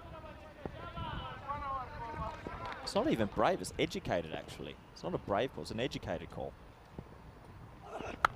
He's just plinking him. He's plinking him. He's 20 off 20, Vin. He's faced 30. There's 35 legal deliveries. 20 off 20 means the rest of the team has to get 95 off 40. Yeah. It looks like there's a batter standing up, and I think it's Charles Fernando. But if you're Dinadu, you walk off yourself or go kick your stumps. Crazy, crazy drama in the first final. 50's up. As Krishan launches one up over the fence. Maximo in the 6th over. I think they're going to call it now. 56 for 2. Make that 56 for 3 because Dinadu is retiring out for 20. They've finally done it, and that was a big shot from Krishan. 20 off 20 has put Roma in a corner. There's still some very good bowlers to come, and this is game on. And Dinadu Marage, they waited way too long. Yeah, that's the thing, Dinadu. You've got to feel for him as well. I mean, he's coming in off no cricket. Someone had to make the call on in there, but they have made it now. And they're going for Charles Fernando coming out at number 5. So at the end of 6 overs, it'll be 56 for 3, actually, with that retired out. They got 4 overs to double your score. They've left it late. They've left it really late. And they're going to have 1 over from Hassan Ali, and they're going to have 1 over from Shariz Ahmed. And they are both difficult players to get away. So we're in for a big finish. Roma have put themselves in a corner. They should be chasing 115 easily. But it's finals pressure. It is pressure, I'll give you that. Here we go, the new man, Fernando. And he's going to get lucky straight away. He's going to get 4.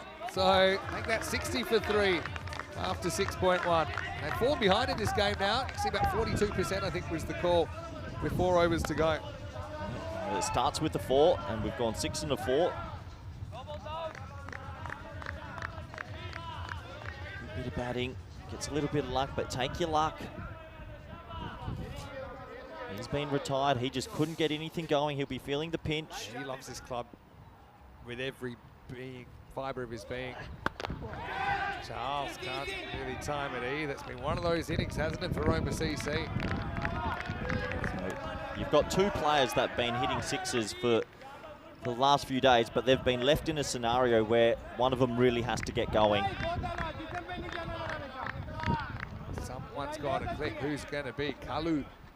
Be a good bet. Pressure on. Can't get under it. Just a single. Every time it's just a single, that rate creeps up even further. Yeah, that rate has blown out to 15s now. What kind of Charles are we going to see here? Remember, he's predominantly leg side player. So when you think about a Shariz Ahmed bowling to him, I don't think it's a very good matchup. Let's see. Oh, wow. I say predominantly. This time he tries to go over off, and he does. Maximo! That's more like it from Charles Fernando. He hits straight through the line of the ball.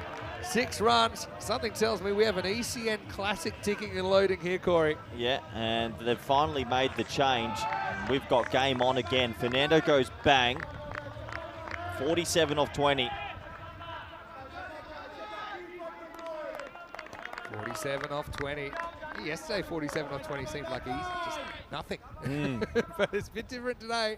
10 over cricket, 50-50 game right now. Ties them up. There's been far too many of these for Roma's liking in the innings. Who do you bowl next? Hassan Ali or Shariz Ahmed? I think I go to Shariz. I try and get as far on top as I can. Yeah. I also think specifically Shariz is good to two right-handers. Next one is probably Samarage, who's a lefty. Which I don't think Hassan would mind bowling to a lefty. I feel like this is a big delivery in the context of the game. Fernando likes this matchup. And he's going to get it. He's going to get it up and over the leg side. Maximo to finish. End of 7. And it's anybody's game. 2 have shown. 1 will have to get going. It's the end of the 7th over, 74 for 3. Well, since they've made the call, they've got 2 new batters out there. And both of them hit a 6 already in their innings. Fernando 17 and 5, Krishan 8 off 3. Having a look at what's coming up next, the 2 best teams in the group stage. And wow, look at some of those big ins for the Farmers. Storm, Stanley Norman back in, Joel Dudley back in, recovering from illness. Chuggy Perchard back in, available for finals day as well. So that game's coming up. We'll be starting 45 minutes later than the stated time.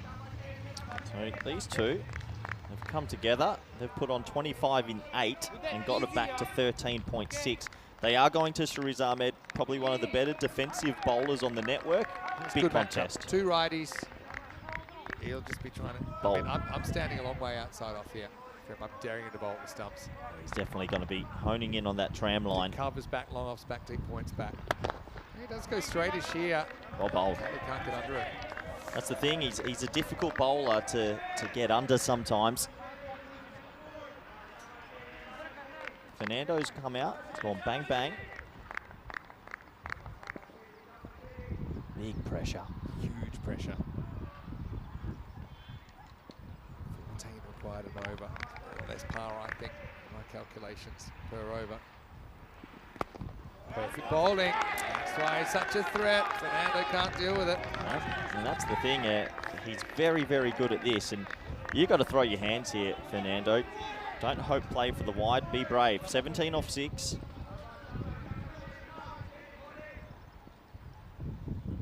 he deliver that one again? Oh, he sure can. He sure can. What a couple of deliveries at this time of the match from Shariz Ahmed. You know, one thing is if you do get knocked out, you always end up asking yourself, what could we have done differently?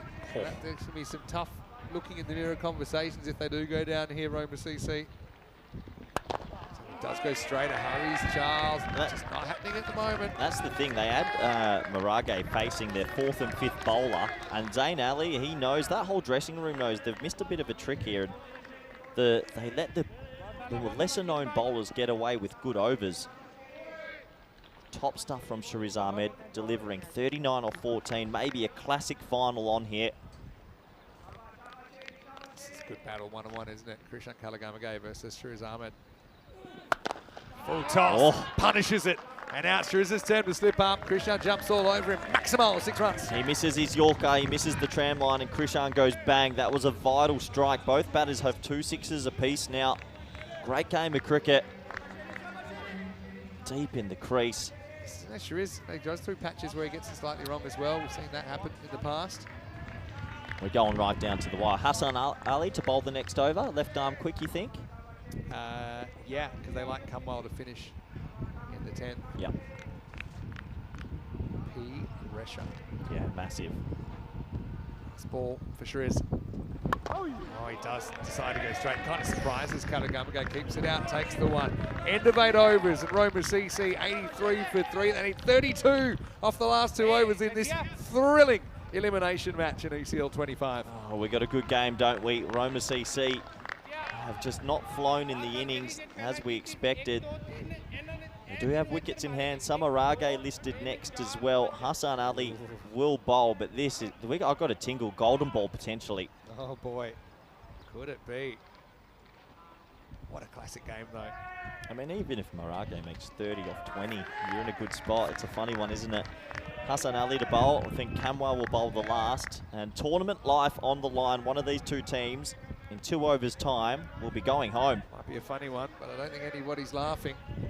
49% Roma CC. Hassan Ali called in, and the serendipity. It's the Italian international Hassan Ali trying to keep the Italian club out of the second half of finals day here. Story in a story. All happens in the 9th. Here we go. First one's hit hard. That probably goes away for 4. It does. It's a good shot along the turf from Kalugamage. Finds a gap and finds the boundary. 28 off 11. Look, if there was any player in this lineup, I know we talk about Zayn Ali and Melinda Siribadana. Who's the most informed player on Roma CC? Krishan. Yeah. He has been all on aspects. song with the ball in the field and with the bat. They're going to ride his back once more to see if they can bring him. He can bring him home. So they jump 8% just off the strength of that boundary. Up to 57 now. Hassan with the comeback ball. Love the wicket here. Jumps across and gets hit right Got a- there, you know where. Oh, no, they don't run either, so it's a dot. So missed out on a single. He had more immediate obligations there to check his own welfare. Kalugamage. Again, if he hits bat on that, fine legs up in the circle, maybe it's running away for 4. 28 off 10 now. Gee, serious pressure. Both dugouts nervous. Huge opportunity to get into the top 3 in the competition. Beats it. That's not one. And it's very, very well bowled by Hassan Ali. The tension rises. They've left a lot of work to do for the middle and lower orders. 28 off 9 now. Up above 3 a ball for the Yeah. first time. You calling it, Corey? I just think that the game's still alive, but it should never have come to this for What Roma. they say, you make your bed, you got to lie in it. Right Correct. now they're lying on a pretty spiky bed of nails. Roma CC, can Kalu fight back? Hassan, 2 dots. Gets straight and gets hit out of the ground. Maximo, what a toing and throwing contest we're seeing right now. 6 more makes it 22 off 8. What a brilliant shot from the tall right-handed batter. He gets something to work with. It wasn't the worst length. It's top of the stump length, and he flat bats it over mid-wicket for 6. And Krishan, he is the man. 26 off 10. He's got a 4 and a 6 in this over. They can get it to, say, 15 off the last, but boy, we're on for a bit of a classic. That dressing room, you can see it. The nerves are massive. Yeah, I mean, if you don't hit a boundary last 2 balls, you look at basically a magical finish. We have seen done before, let's be honest, but 2 huge deliveries coming up. And it couldn't be more tense than Roma CC right now. But this guy, he's played Test cricket. He's feeling the nerves, he's feeling the emotion. Some of these players really integrated into these European club teams. Hassan. Cool as a cucumber. Clever bowling, and it gives him something he's not expecting. He goes forward at the stumps. Kalugamage just has to eat it. Takes a single. Fernando to face the last ball of the 9th. Oh, wow. Great delivery from Hassan Ali. Under the pump, delivers a perfect full pitch delivery. So 21 off 7. Whatever happens in 5 minutes' time, one team is going to be feeling the best they've ever felt in their whole lives. One team's going to be crushed. Yep. You just don't know which team is which at this stage. Stay tuned. This is ECN. Hassan, does he gamble by going at the stumps again? Or I think for Fernando, he's a bit of a cowboy. Just go wide. hit the tram line? Last ball of the 9th. It's whipped away. Kind of into the gap. They might look at 2 here. It's a long chase. Good throw might have been interesting. It wasn't a particularly good throw. So that'll be 2. It means Kalugamage will be facing up. 19 required off the last over. Roma CC, 96 for 3. Gee, they've left themselves a lot of work off the last 6 deliveries. 19 to stay alive in the competition. 18 for a golden ball. What a game. Looking at the bowling. Cumwell only conceded 9 of his first over. Picked up a wicket as well. So it's a natural choice. And they have used him in this role. And this is where what you got your death bowler in for, defending this kind of total. By the way, if we have 18 off this over, and that's a distinct possibility, we're going to golden ball 73 to sort this one out. Where the batting team will require 2 off an additional delivery. Oh, well, just think of it. Months, years of cricket history coming down to this next over. Just about 4 or 5 minutes will sort out the trajectory of these two teams. One team will make it through to the second half of finals day. One team will be finished, and then we'll have to start the long journey back to try and qualify to the ECL in 26. And the field of dreams here, live from Spain. This is the Eliminator. This is the last over, and it's Camwell coming in. 19 required for victory. What are you thinking? If Kalu gets I think the first Roma one, CC is slightly behind, given that they haven't really been getting on storming runs, and the percentages would stay the same. Would say the same. Here we go, last over. Enjoy it. 6 runs. First one doesn't hit his spot. Kalugamage puts it out of the ground. Well, if he is to be the MVP, this is an MVP kind of moment. Maximal. you talked about players having moments today, and if he gets them home here, what a moment that would be. He gets a ball to work with, back of a length, 13 off 5. 13 off 5 switches the percentages for me, and you see it there. They've jumped into favouritism now. Kamwal didn't read the room. I think to Kalu, he's been having trouble getting under balls so far. He's hit a few balls on the ground. Some of them have gone to the boundary, some of them haven't. I still think this game's very much a 50-50. Yeah. A wicket here, they're back ahead. If they get a single, Fernando is the type of player that can go .6 and got to battle 2 finishers. I mean, Kalu's a finisher with the bat. Kamwal's a finisher with the ball. High tension right now. Here's the next one. Oh! 6 more. He misses twice. He gets hurt twice. Maximo. Kalugamage puts it up into the trees. 7 off 4 now required for Roma. He has bombed that. He got that right out the screws over the tree. 7 off 4. This man is 39 off 13. And can you believe it? They are now 1 stroke away from at least tying it. Pressure on Zurich Nomads. The keeper's going to come up to the stumps. They've left their run late. They need a wicket, you feel, now, to Zurich Nomads. I think the keeper up's a bit of a risk. I don't think you bring the keeper up, so he's not looking to charge. You're trying to unsettle. I don't know if it was out of his crease at all. Doubt it. Kamwal's just got the length wrong twice, and he's been hurt twice. It's one thing to make a mistake, but it's another thing for the opposition to pounce on it, and that's what Kalu's done twice in a row. And one thing is for sure, Kamwal was nervous already. He's 3 times as nervous now. 7 off 4 required. And that's straight, that's going to tie the game.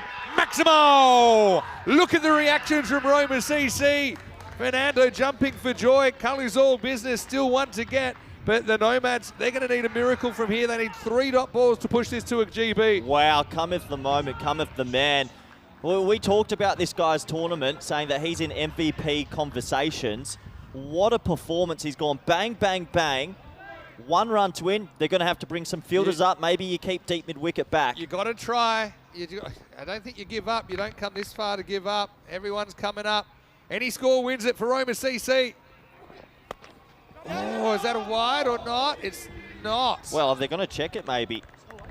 That looked very high. Actually just flicked his helmet on the way through. I don't know. Hit something. Let's have a look at it. Oh. I mean, he's slightly crouched there, so probably maybe grazing the top of his helmet. Or is it over the top?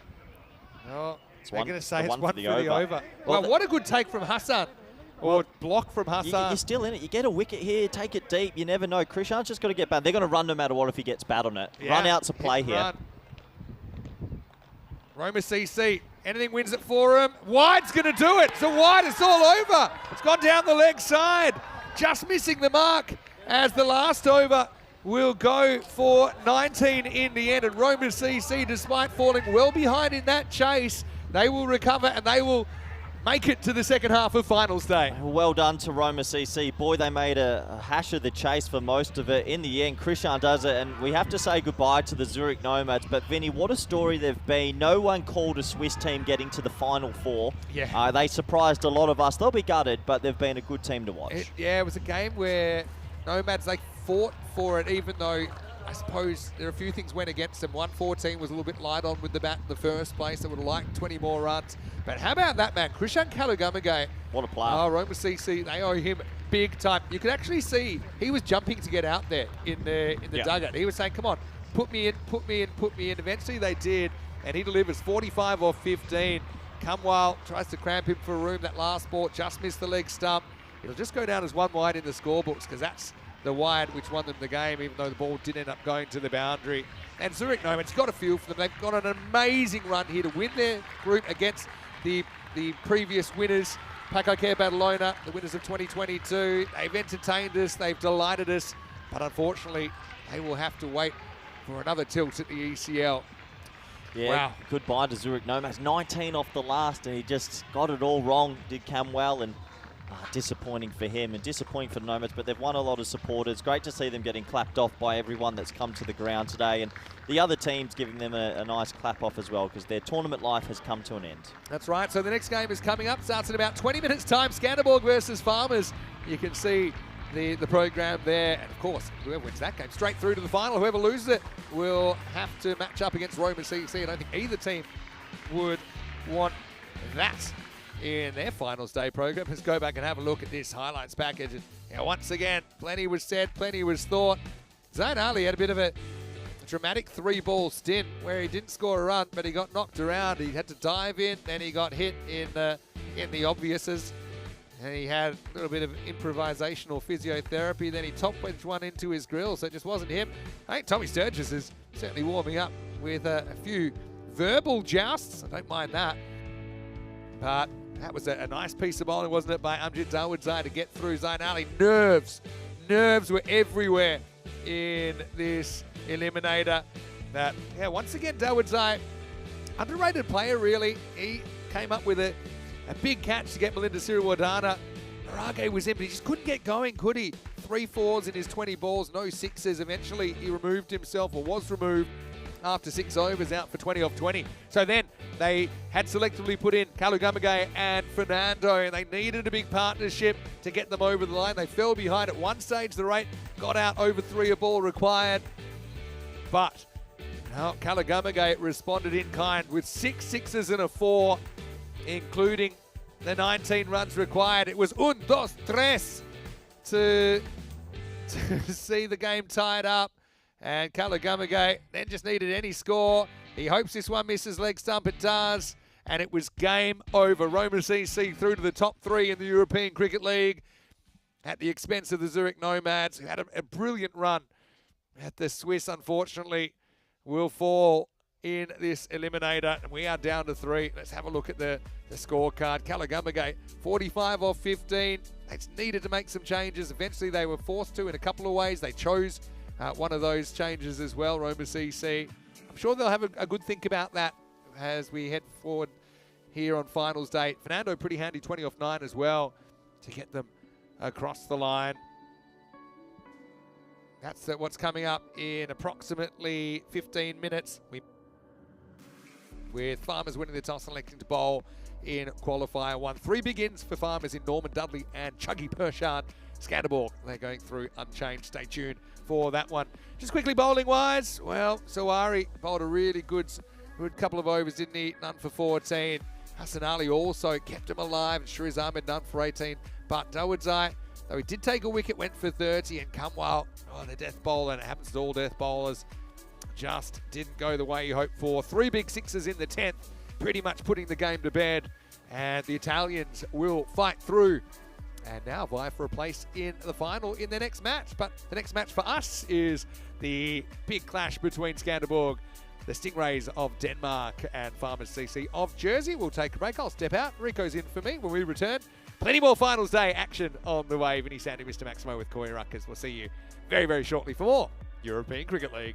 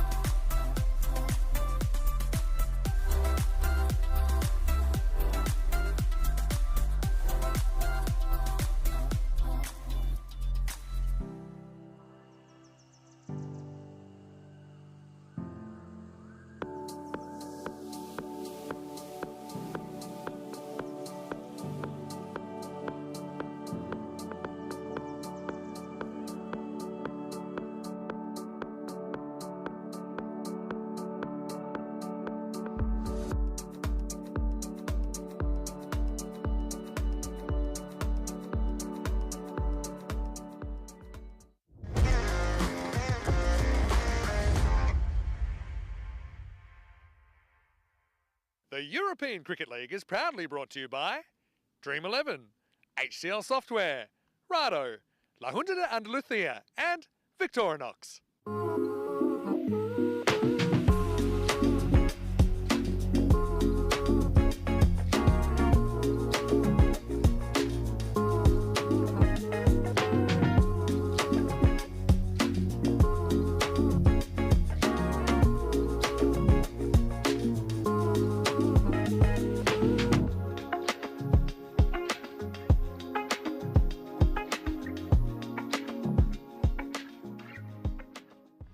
Hello and welcome back. Great to have your company. Already so much action on finals day of this European Cricket League, and their best, I think, is still yet to come. Well, the best two teams from the round robin stage of Championship Week about to do battle for the first place in the final tonight. Skanderborg of Denmark taking on Farmers of Jersey. Ian Ramage has the giant coin in his hand, and we're about to see who wins the coin toss here in Qualifier 1. In you go. Good luck. Good luck. Skanderborg, you're the home team, you'll toss the coin. Farmers is the away team, you'll call. European cricket. They called European cricket, it's come down European cricket, you won the toss. Okay, toss won by Farmers, who will bowl first. So Zach Tribe has won the toss for the Jersey Club Farmers, and he wants to bowl first. He obviously likes the idea of chasing. Now, he's been in some incredible form for Jersey, and really their top three has been a very, very important part of their success. A 4-2 record in this Championship Week so far, an 8-2 record in this ECL. And they do welcome back Stormin Norman and Charles Chuggy Perchard into their squad today, and so obviously that makes them even stronger. But I suppose the push to 10 over cricket changed the dynamics. Let's see if they can sustain the kind of pace they've been going with for the full 10. Skanderborg, they've come in red hot actually. They lost their first game of this Championship Week, but they're on a 5-game winning streak, ended up topping the table. Obviously, they've really gelled together very well, haven't they? Vikramjit Singh's been a big in for them as well. Sebastian Bratt hanging around in there. So, yeah, a little bit of that Dutch injection making a bit of a difference as well. But I can tell you, this is about as close to a 50-50 as I can imagine. Don't know what the supercomputer thinks, but I know that one of these teams will be straight through to the final tonight. The other one is going to have to go the hard way. Let's get ready for the start of this one. Rico Full, great to have you joining us now for your first taste of finals day here in ECL 25. Over to you with the Jersey Club Farmers bowling first after winning the toss. Thank you very much to Mr. Maximo. Muy buenas tardes, mi familia. ¿Cómo estás todos? Welcome to the Cardamom Oval and welcome to finals day of the European Cricket League, the Champions League of Cricket. And what a first match we've had already, the Eliminator. It was nail-biting. It went down to the wire. And in the end, the player of the match, with no doubt about it, Krishana Kalagalange, held his cool, held his nerve, and got the victory for Roma. So Roma, their dream stays alive. Well, we know that the dreams will stay alive for both of these teams, whichever way this outcome goes. It is the Qualifier 1, and it's the second chance for these two teams, finishing first and second in the championship tables. So the thing is, though, you really, I suppose, want to avoid an extra match. You want to avoid Roma CC as well. Though they didn't probably click to what we know they can do, they could be dangerous in qualifier number 2. So you want to win this match and book your place in the final. And then the loser of this qualifier will have to play a Roma CC in qualifier number 2. I thought it would be close, and you can see there on the win predictor, 55% to just the 45, so it's in the Goldilocks zone. And let's get ready for the action. A good crowd here today as well. I know that Farmers, they always have plenty of good support. And let's see if they can click getting into a huddle there before they get going. So huge match, really is, and can go, as the win predictor is also predicting they can go either way. They're getting ready to go. Good news is though there are a few dark clouds hovering around, there's good sunshine out there at the moment, and that's what we want to see. Plenty of sunshine here on the Costa del Sol, the heart of Malaga, as we get ready for this contest. You can see that the umpires are out. The umpire Aaron and Azhar Ali. A warm afternoon to them, and before we get started, a big shout out to all the umpires. They've been absolutely fantastic, not just during the cricket, but of course during those rain days where they've been out there and mopping up and doing all the hard work, being brilliantly led and organised by the tournament referee as well. Been superb work, and Ian Rummage has led them very well. A big shout out to the match officials and the umpires, and welcome back also to Juggy. Charles Burchard wasn't available for the earlier matches, but come the big moment and he is back, and certainly can be a great in for them with the ball. Gets that ball to swing around, and on a day like today where we have already seen plenty of swing, could be a big weapon to come into the side.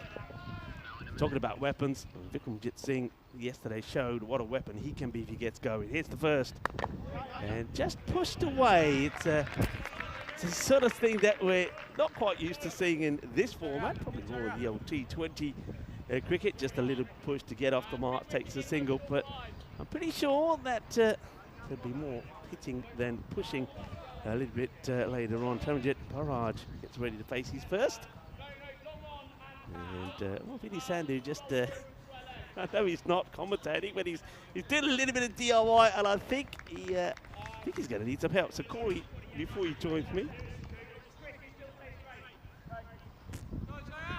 Well, there you go. You can see what's going on there. There's Vinny, looking very colourful. An International Day of Colour, by the way.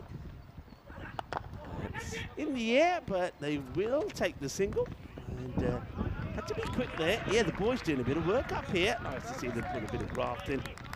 Yeah, the wind. Look, it's worth focusing on the wind. While I was watching that last game, one thing that certainly your viewers won't appreciate, but I can tell you here now, batters are hitting against the wind. So hitting straight down the ground, you may not get the distance that you're after.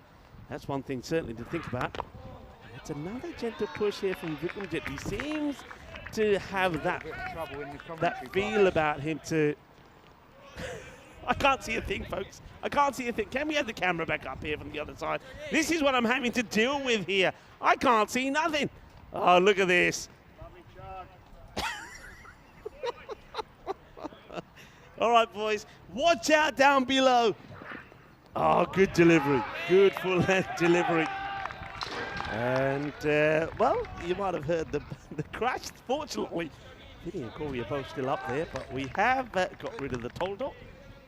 Well done, boys. Well done. I can now see. Okay.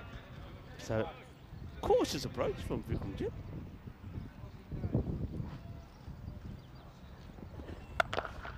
And that's hit well. It's in the air, though. Oh, just plugs. Just plugs. You have 3 of the farmer players. Well, I suppose the farmers should be used to digging things out of the ground, shouldn't they? And they had to dig that grizzly out of the ground. It's still pretty soft. Once again, I know Vinny and Corey probably have touched on it. Great work from the ground staff this morning. If you were here at 8 in the morning, half of this ground was underwater, and, you know, that's no lie. How they managed, I know we started 45 minutes later, but how they managed to get rid of all that water and be playing here, it's just a marvellous effort. And that is a good shot. Dances down the track, gets it out of the middle. It goes over the giant European cricket ball. Boom! Shakalagya bole, bole, bole. Vikramjit Singh is off and running. A nice shot. He uses his feet. Well, another man who's off and running after doing a little bit of DIY is Corey. Corey, welcome. And let's do this finals day. Yeah, good to be back. One of the red letter days on the calendar, and yeah, great to get the little pergola out the way. It was blowing everywhere, wasn't it? This is the tail of the tape. Skanderborg taking on Farmers. These two teams finished 1 and 2, and well, they deserved their chance at the double chance. So looking forward to this, Rico. We had to say goodbye to Zurich Nomads. What a great team they were from Switzerland, and I hope we see them again in the future. Yeah, look, you got to feel for them, but they did absolutely brilliantly well, and some great performances for them. And for him, Nazir, by the way, he's at the moment the top run scorer over 383 after yet another half century. That's a good shot. Oh, he gets a swivel on this. A little bit of the... Oh, as this one goes all the way. Akinasana Shakalagya. That is beautiful. He's not a tall man, Barrage, but my word, he can hit a long ball. And I think he was setting up for that. Tommy Sturgis does like to bang it in. And Well picked from Barrage. He was deep in the crease, ready for that swivel pull shot. The wind's picked up quite a bit in the last few moments. Yeah, I mean, one thing I was saying, I noticed that when I was out there, hitting straight down the ground won't always go to plan, but hitting either side of the ground could, and that's going to be 2 in a row from Taranjit. Quick hands, he's onto it quickly, whipped it away. 6 more, and Tommy Sturgis not having it his own way, and not for the first time, it has to be said here at the Cardamom Oval. Well, they made the change last night. Barrage was promoted to open, and they moved Nikolai Dumpgard down the order, and since they've done that, it's actually paid off. Barrage batted really nice yesterday evening, and for a quick fire 40, and they've decided to stick with it. So this is the likely opening pair for them for the day. And don't count out Tommy Sturgis though. He's a bit of a jokester, but he's a clever bowler, and he'll always be thinking. It's a good comeback, and this time he does go a little bit wider outside the off, bit fuller as well. And Taranjit, once again, trying to work this way on the onside, probably would have been better off trying to. Yeah, that's the right shot. He plays it again after the ball's been bowled. There's some of the Farmers supporters. A couple have flown in last moment to come enjoy all the cricket. An exciting day for the club. Got stuck at the bar last night with the film. It was actually quite enjoyable. It's a poor shot from Barrage. There's no one back on the offside. No one back. That's a premeditated bit of a hoik. Just had to play a pretty traditional shot to that one. Yeah, it's frustrating really for him as well and for the team, because he got off to such a good start in the over after those 2 boundaries, and now he's got a bit excited, got a bit carried away, and we've had 2 dot balls. That's better, and that's going to be 6 runs. That flies away, using the pace there off Sturgis. A little bit wide, but this time rather than trying to hit on the leg side, he reaches out at it, gets the uppercut, and it's boom!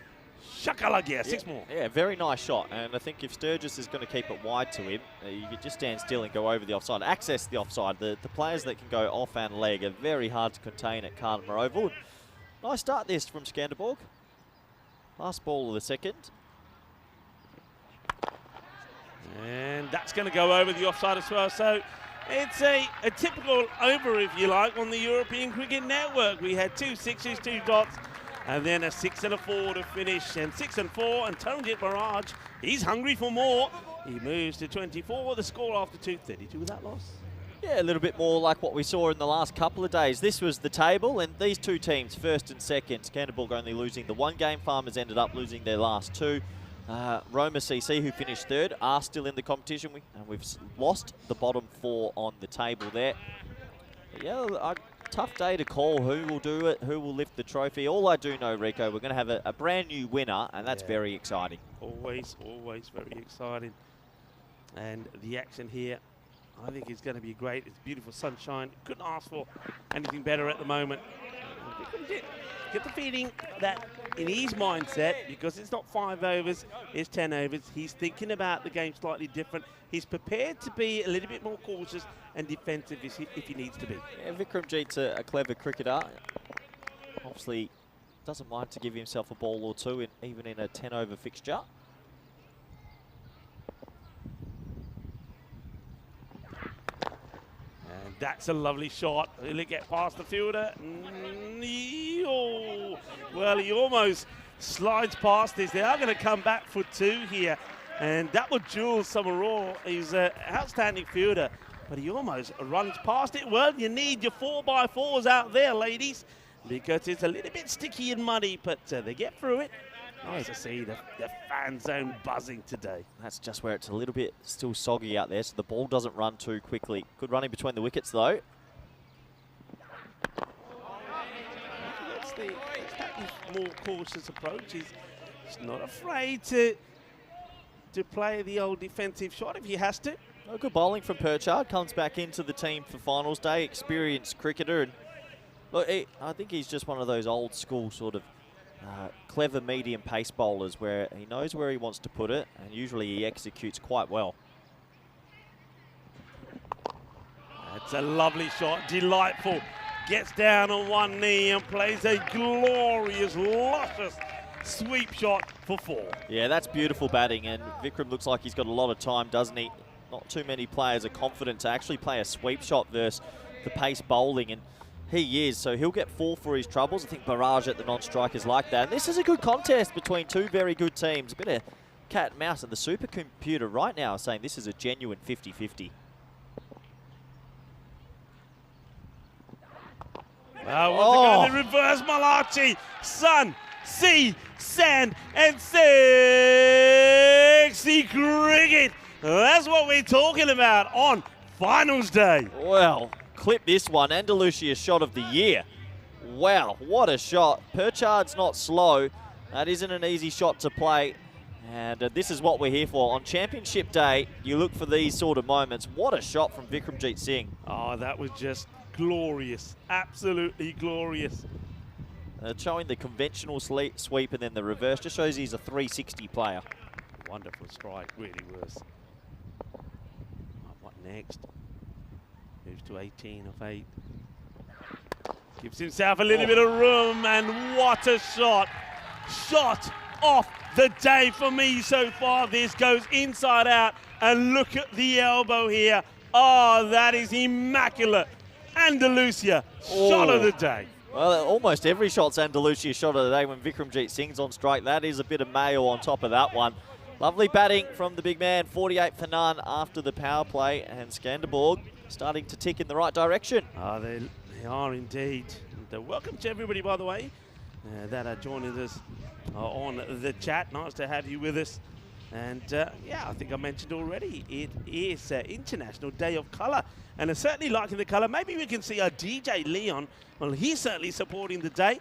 And of course, it is Friday, Peacock Friday. And I know a lot of you got your Peacock Friday shirts on. Yeah, Some maybe. of us have. That's a good shot. These two openers are going well. And it's all fireworks at the moment.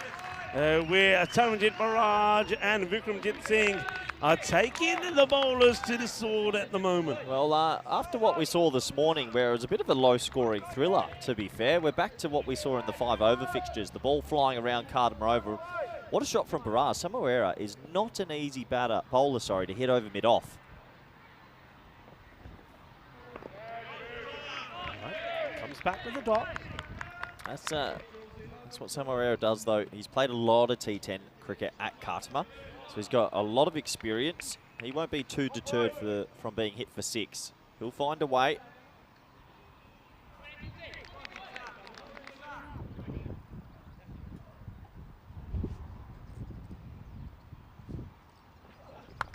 Good hit. Oh, that's going to be that's a hill topper. Watch out, the Tesla building. Oh! Madre mia! Que guay! Que genial! Que grandissimo! This is at the top of the Tesla hill. Wow, what about that? Small but mighty. The little pocket rocket Taranjit hits that big. Oh, that's 3/4, almost all the way up. That's a hill topper. Barrage is about 5'4", but he's giving all little men some hope here. What a shot. 36 off 12 for him now. Oh, wow. That was stunning. Jeez, that was stunning. The last 5 boundaries, Barrage over mid-off, mid-on, Vikram with the sweeps and the one over cover. Beautiful to watch. Yeah, great shots. And, well, it's a long way up that hill.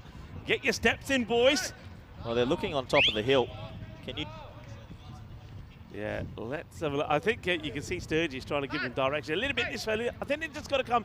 I think they might get another ball out there while they try and find this.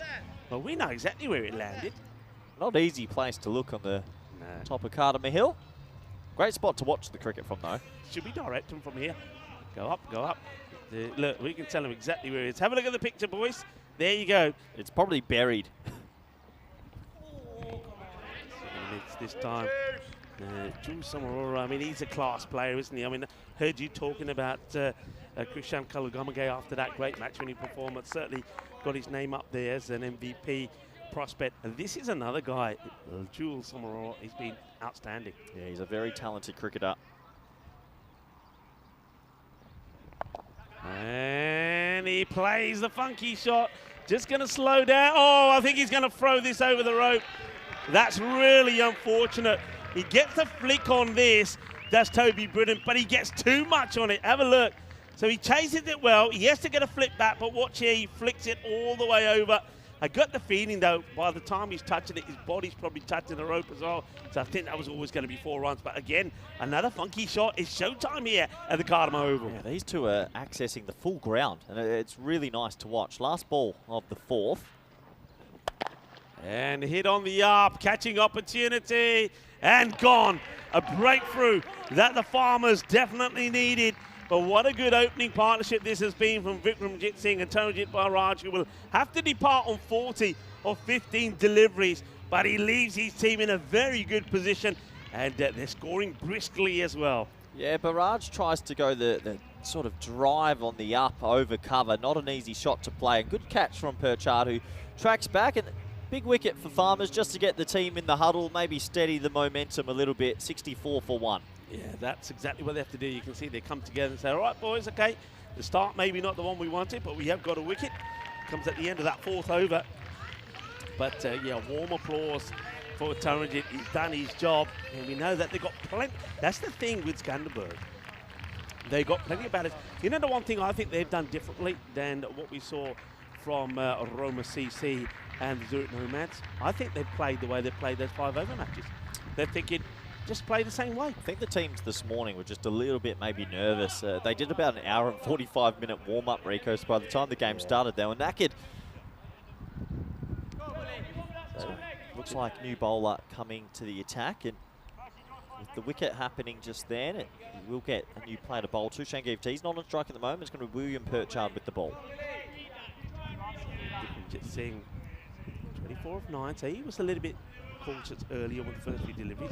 Now that wicket's fallen, interesting to see what his approach is going to be. But Sanjeev T, a good man to come out at number 3. And once again, just happy to get bat on ball.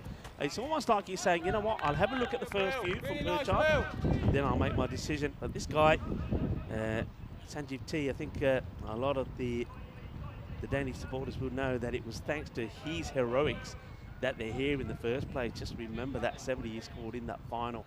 It was quite incredible.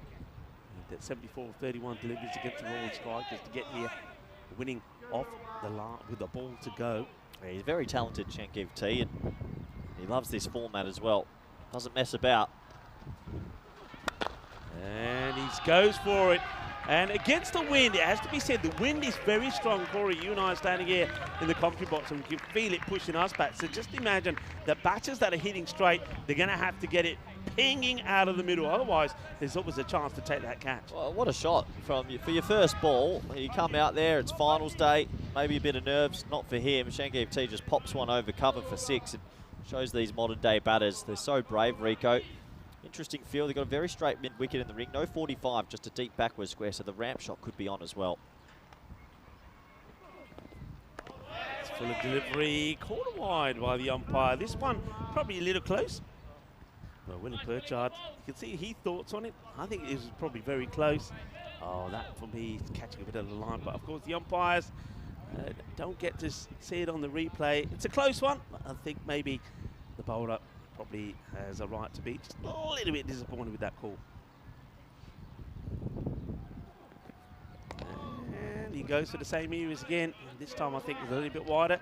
Swinging and missing at the moment. He's not having a look. We've seen that a few times today, haven't we? With batters thinking it's going to be a wide, leave it, and in the end the ball just sneaks in. 73 on the board. Skanderborg playing some good Scandi ball right now. This time he knows where it's going to be. Takes an extra step across to the offside and hits it dead out the middle. I'm quite surprised that they're not opting to have a fielder back. We are out of the power play, but I mean, I certainly would have one straight. Yeah, it looks like he wanted to bowl wide hole, so they had a deep backward point, a deep cover point, but Shangiv's actually jumping across trying to flat bat it straight. So now they'll make the adjustment. Mid-off will go back, deep point will come up. Good start from Shangiv T's. Come out, gone bang, bang. Well, the Stingrays have got a sting in their tail at the moment, haven't they? They've started well. That's a high full toss. It's a slower delivery. We'll have a look at it side. I think because it's off pace, it's probably going to be coming down to around about the knee. Let's have a look at this one. Yeah, it's fine. Gone down, of course. And Shangiv T maybe feels like he missed out on a low full toss there, but sometimes those lower full tosses are pretty effective. Vikramjit Singh back on strike. I think Vikram, 25 of 10, just enjoys that extra few overs, isn't it? It's still striking at 250. Yeah, striking it well.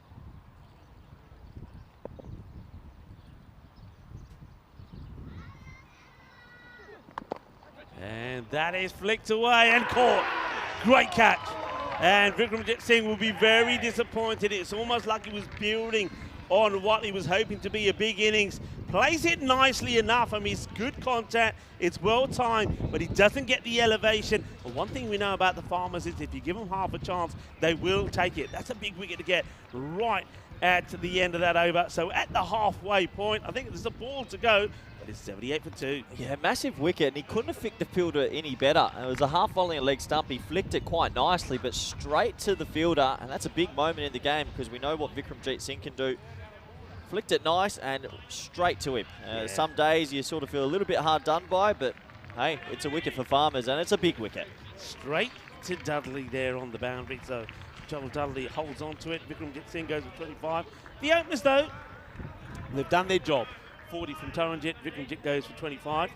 And Sanjeev T is going to be joined out there now by Nicholas Damgat. Now this guy's waiting to go big in Championship. Yeah, he hasn't had his big innings in Championship week yet. If he clicks today, then his team will go close to winning the trophy. So last ball of the 5th, Supercomputer telling us this is a 50-50 again, Rico. 50-50 indeed. William Perchard gets ready to go. Damgat hoping that he can get going here. He's bowled well, but the bat hasn't quite clicked. He gets a slowish delivery outside the off. He works it away. He'll get a single. And that means that at the halfway point, 5 over mark, it is 79 for 2. Skanderberg, the Stingrays are going well, and an opportunity for us to welcome you in the commentary box on a lovely sunny day here in Andalusia, Spain. Started with 35. We're down to 3. Roma CC and these two teams. And don't count out Roma CC just yet. They'll be watching this, maybe taking a few notes, but it's tough to call. Have you got any feelings so far, or do you think it's wide open out of the last 3? It's wide open, but if I was to go with form and what I've seen and the vibes, I'm liking this Skanderberg team. I think yesterday was a massive day for them. They performed well. The team dynamics are good from them. But hey, we know that when you've got 4 big teams, we started with 4 big teams. We've said goodbye to 1. But big players, 1 player clicks, it changes the way the game goes. This could change the way the game goes as well. Damgard, he's had no luck. And he won't get any luck in this one either. He'll go for 1 of 2. So the big man just hasn't been able to click with the bat in Championship week. No, he's just in shocking form, really, and bad time for him to not find some runs. He goes on a second bowler straight up. A nice safe catch from the wicketkeeper there, James Smith. He's deep in the crease, and he'll feel, where's his head position? Looking behind him almost. So he throws his wicket away, and good little comeback here for the Farmers. Yeah, good comeback, and Sturgis does pick up a wicket after going for 22 minutes first. Good catch that, because we've talked about the wind. The wind was taking that, so he's had to keep his eye on it. He's moving with the ball and eventually catches up with it and takes a good, clean, comfortable catch. Well, it's a big wicket, because looking at the list, that's their other left-handed batter out in the middle. So this means now Toby Britton, I think, might bowl the next. They go back to Sturgis in the middle, which I agree with as well. He's a wicket taker naturally, so good captaincy from the Farmers. And now they've got 2 righties at the crease. It does allow their left-arm off-spinner to probably come on their next over. Okay, but you've still got powerful hitters. Rizwan Mahmood. Just sort of gets onto him a little bit quicker. Sturgis trying to do all sorts with his footwork. I think he was a little bit disappointed he wasn't able to fit that back up into his hands. Is Tommy. Yeah, Mahmood comes to the crease and obviously gives it a whack. Rizwan Mahmood and Cameron Mahmood listed at 5 and 6.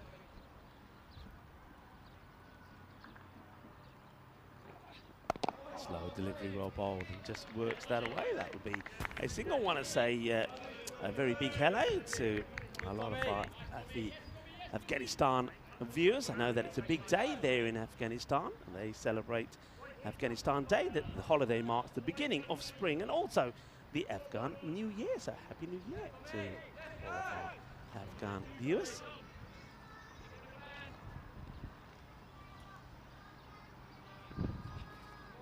Big swing and a miss. Just clawing their way back into this. That expected score at 1 point, especially when Vikram and Taranjit were going, was sort of way up there about that 160. So it's come down a fair bit. Just shows picking up a wicket at the start of the over means a new batter comes out and he eats 2 balls, just goes defensive twice. So good over from Sturgis. Edge on, agonisingly out of the outstretched hand of James Smith. Can't get there, and that'll be 4 runs. Ay suerte for Sanjeev. He swings hard and gets a little snick on this. 4 more runs on the board. Yeah, 4 more crucial runs on the board. Been a good over from Sturgis after his first went for a fair few. He's pegged it back nicely. 84 for 3. Sanjeev T is pretty key in these remaining 25 deliveries. A change in the field here now. Dropping fine back, so he's indicating that he was going to bowl a short delivery. Let's see if he does. And that's a great shot. Oh, that is just top draw. Top draw. What a hit. What a strike. And I think this might be the no looky shot, you know. Yeah, this is the no looky. That is beautiful That is batting. rough. The Skanderborg, if you just clipped their boundaries, they've played some beautiful shots. That ends another over. Good contest, 90 for 3. That is Zabardast batting. What a shot that was. I'm liking that. And Sanjeev T is looking the business. And even though he sort of said, yeah, I'm going to go short. Yeah, Sanjeev T says, well, all right, then I'm ready. Whipped it away. 90 for 3 at the end of 6.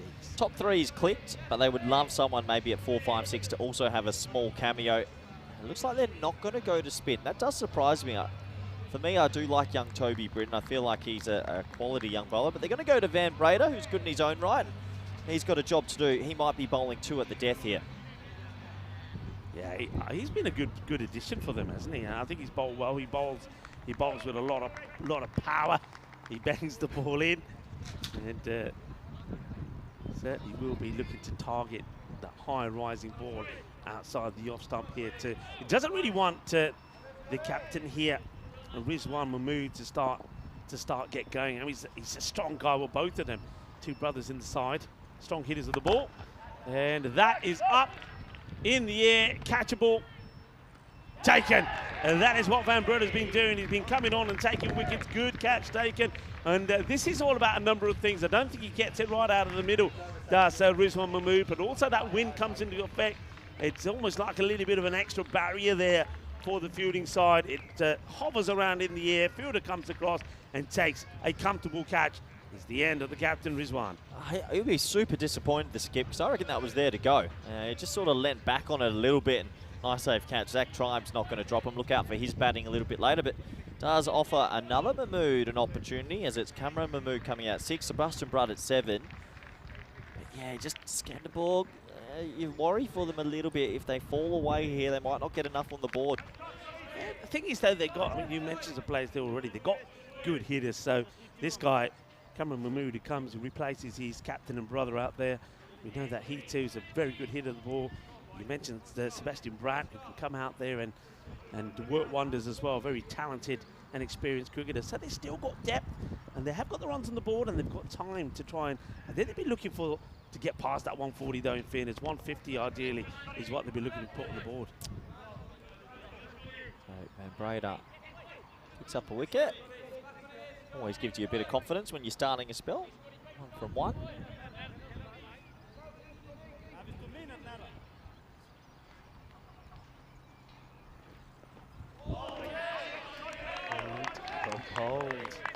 Another dot ball. One thing, every time they have lost a wicket, Skanderborg, a couple of their batters have come out and actually played a couple of tentative shots and taken 2 or 3 balls before they want to show intent. I think that no matter what, you should always be trying to hit it to the boundary, even when it's on the carpet.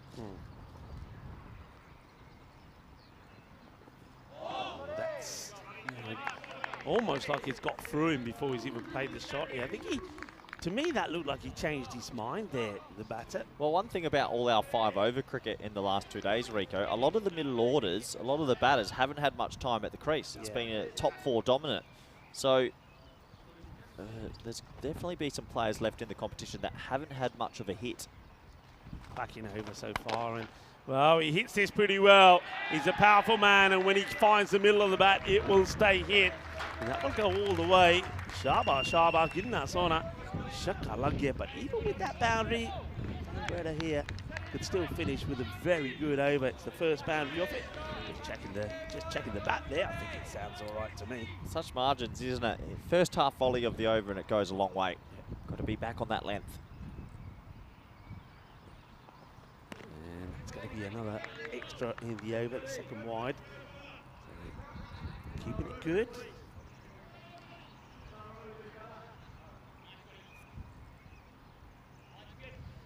Couple of big biceps up against big biceps here. Too strong man, you're Wouldn't right. want to run into these two in a dark alley. It's kind of in the slider camp, but a little bit fuller, gets worked out along the deck. It goes to the fielder, does the work there. Nice, straightforward pickup. And Tommy Sturgis is that part of the ground, so just a single with the ball to go. 9 off the over. Can they get another boundary in it? And, well, can they bring the 100 up as well at the end of this, the 7th over?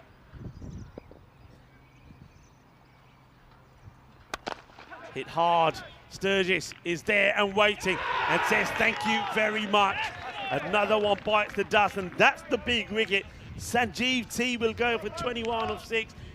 Again, you're hitting into the wind here, Corey. He holds it up. Sturgis takes the catch. Yeah, another wicket. Well bowled, Van Breda. You had a heavy length for most of that over, and you just feel Skanderborg not on the ropes, but a little bit twitchy. They've lost 5 main batters, and they've still got 18 balls to come.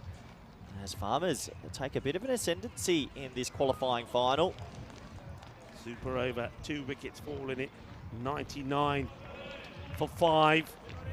And 18 balls to go. And, well, we saw what Roma were able to do at the end of their innings. They had to score some 40-odd runs in 18. They managed to do that, and that's exactly, I think, here what Skanderborg will be setting themselves. They want to try and go 40 to 50 as we have a quick look at well, previous runners-up and winners. Yeah, what a time it's been over the many years, Rico. We're going to have our 5th champion from a 5th different country, and it'll either be an Italian flag, a Danish flag, or a Jersey flag will fit into that little hole there in the bottom left. It'll be somebody new. How exciting. That much we know. Yeah, very exciting. It's a good delivery. Yorker length has to be dug out. Well dug out. Good bit of cricket that, actually. The good delivery there from Summerall, who does get brought back. So they're not going with Toby just yet. Do you think this is a little bit to do with what happened yesterday when Toby bowled that over and he sort of got a bit of the yips, didn't he? I hope he hasn't lost his confidence, but maybe they're just feeling it's not the right time to bowl spin. Who knows? But Sebastian Bratt has made his way out at number 7. A little bit of an impact innings opportunity for Sebastian Bratt. If he can make it 20 off, let's say 6 or 7, it'll help his team a lot. Skanderborg need to be careful. They still make 130 at least. Want to take the run. And, oh, if this hits, it would have been Curtin. Now, where's this ending up? It has been backed up a long way on the boundary, but the batters, knowing that they got pretty lucky with the first, decide let's not chance our arm with the second. Well, a bit of luck there for Sebastian Bratt. He would have been run out by an age, and I think Tommy Sturgis actually had a bit of time there to go with a more technically correct throw. He went with a little sidearm, and that's an opportunity missed. I feel that this partnership is pretty key, actually. Yeah, I it think is. if they were to lose another wicket here, they may really stumble. Checks his shot. I think he was ready to whip this away, and at the last moment, he checks it. Now, whether it's the deception of the pace there from Julius Aurora, I'm not sure.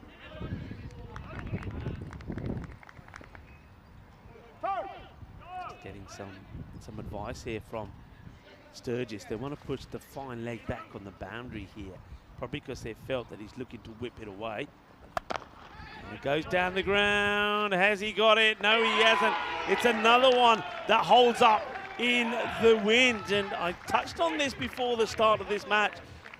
Walking around the boundary earlier during that first match, I noticed the wind is very strong. And if you're hitting down the ground, you've got to get it right. I think yesterday and the day before, these are going for 6, but not today. They're holding up, and it's a comfortable catch taken. Yeah, nice catch again from Tribe. He's not going to drop him, and just sort of feel that Skanderborg have had a couple of good cameos, but no one's gone on with the 50-plus score, and they are in a little bit of trouble here of being bundled out for something that's not as competitive as they would like, as Mamu goes for 8 off 7, and I think out of those 7 deliveries, 3 or 4 defensive shots.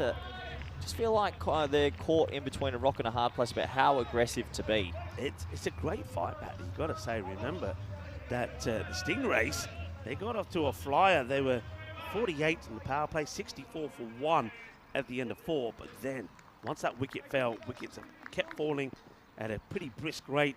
Now 101 for 6. Now that's close for me. It's more than close. It's out. It's full. It's straight. It hits him right on the bottom of the pad. The batter doesn't like it. Anders Burlow will have to go. I tell you who loves it. It's Julius Samaroa, because he is now on a hat-trick.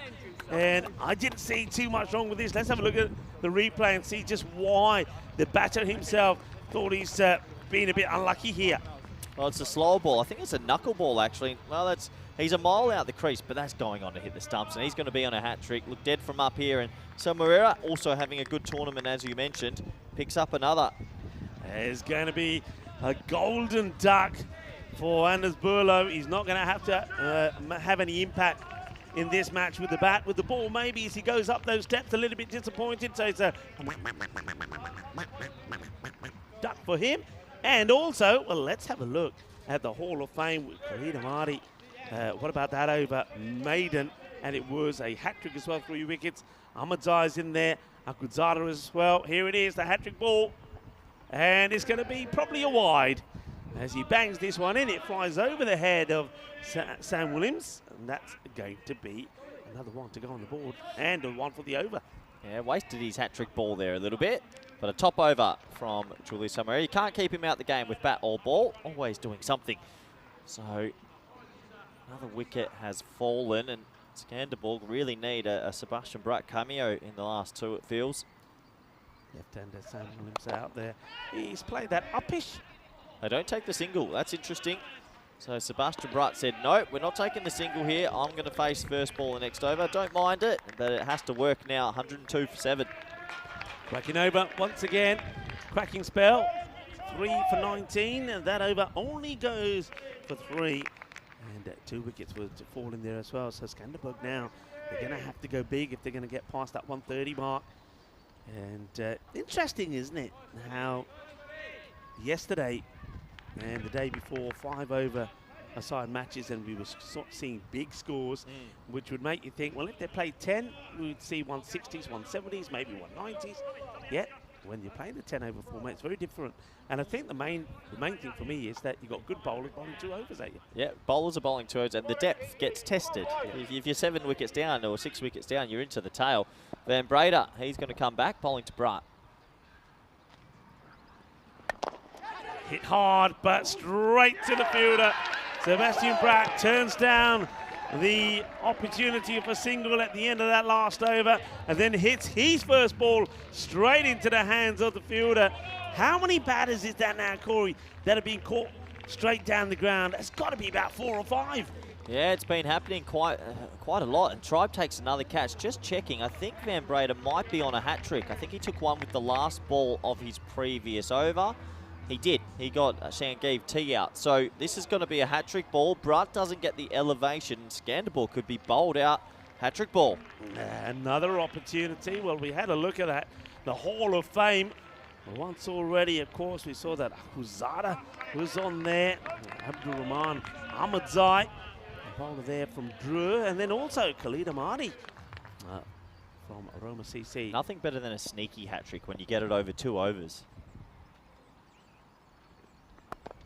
Gets an edge on this, a great fielding. Superb from Joel Dudley, who's already taken 1 good catch. And he gets a slide, he gets dirty for his side, and he says, you're mine, you're going nowhere. Brilliantly done. Just feels since that flick off the legs from Vikramjit, pretty unlucky, finds the fielder, the game's flipped completely. They were flying, and if that goes for 6, you imagine they might keep it going, but 103 for 8. Farmers, if they close well here, they've got 1 foot in the final. Skanderborg, the Stingrays, under pressure here. Can they get something away? That looks like a good shot, and it's going to be, once again, fantastically stopped.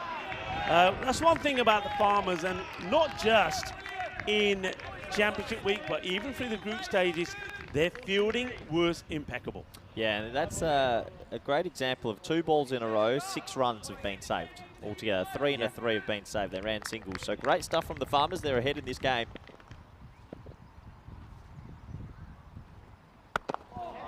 just happy just to get back on ball, take the single, rotate the strike. Yeah, Brader having a day out, 3 for 12 for the big man.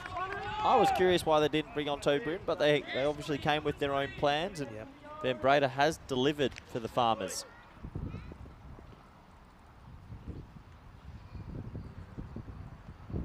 And once again hit well, but this time he will get that boundary. It's a fantastic effort from the fielder in the inner ring. Diving full stretch, trying to get there, but it's just out of his reach. And a very valuable boundary at the end. Well, coming at the end of this over from Scott Van Breda. Well, 7 balls left. If they can find the boundary rope twice, you still get 125. It'll play.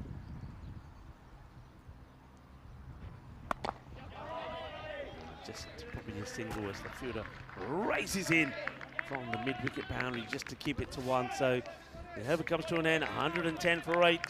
9 overs complete. Can the Stingrays finish with a magical over? That's what they're looking for here. They had all the power and all the sting about them in the first few overs, but the sting has been taken away by the Farmers, and the Farmers right now currently are big favourites in this qualifier number 1. Yeah, they are favourites at the moment. They've got a very good set of 10 overs, and they've got plenty of options. It looks like Perchard will close out here. His second over, Van Breda, 3 for 17. He's done fantastically well, and Skanderborg, well, not out the game, are they? If they can somehow scrounge, let's say a 13, 14 run over, 124, they've got a good bowling attack, you can't count them out. Yeah. You feel that this is a really big over. Looking to... Two boundaries, Rico? Makes them feel a bit better? Personally, I think I stick with the 125 plus, really. Expected to score about 119 here. William Perchard will bowl it. He went for 15 in his first. That's the number I think the Stingrays have got in mind here. That's a nice looking shot. That's a delightful shot. Wow. Williamson, what a shot this is. He's played a couple of beautiful drives since he's been at the crease, and for a lower order batter showing that he's no mug, that's a gorgeous cricket stroke. Yeah, that's a delightful stroke. It really is. It goes through the covers, and that is smooth and slick like the Microlino. Beep, beep, all the way to the boundary. Lovely shot.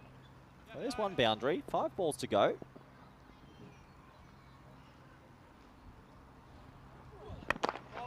He whips this one away on to the leg side, so get him off strike. That's probably will please the Farmers. Akil Amjad, what can he do? One thing he's got to do is bat on ball. You've got to be running here. You don't want a dot ball here.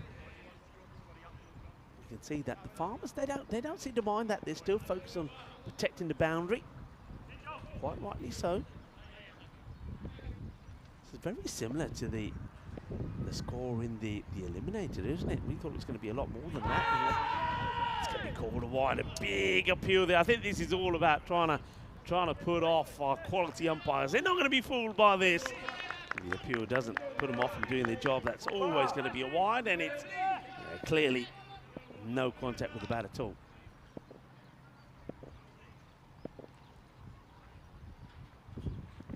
Slower delivery. Well, but got to be looking to run there, I think. It's a slower delivery. I think you think the keeper's always going to struggle to take that cleanly, James Smith, and I think the non-striker needs to have been halfway down the track and making that single. If you see the keeper dive or lose their footing at all here, or any slight bobble, you go. You've got to get back on strike. Amjad, 3 balls to go. Can Amjad get one out the screws? Well, you get something on Oh, there. that'll do. And will they go 2? They will go 2. Yeah, look, I still think you can't turn down runs at this stage. I think every run's vital. 2 more to the toe, just 1 more big 6. If they can end with a 6 somewhere, go into the dressing room with a little bit more momentum, feeling that way. Close to being 4, but Toby Britton does a good job. Of course, earlier at the start of today, saw that 114 from the Nomads wasn't quite enough. Run.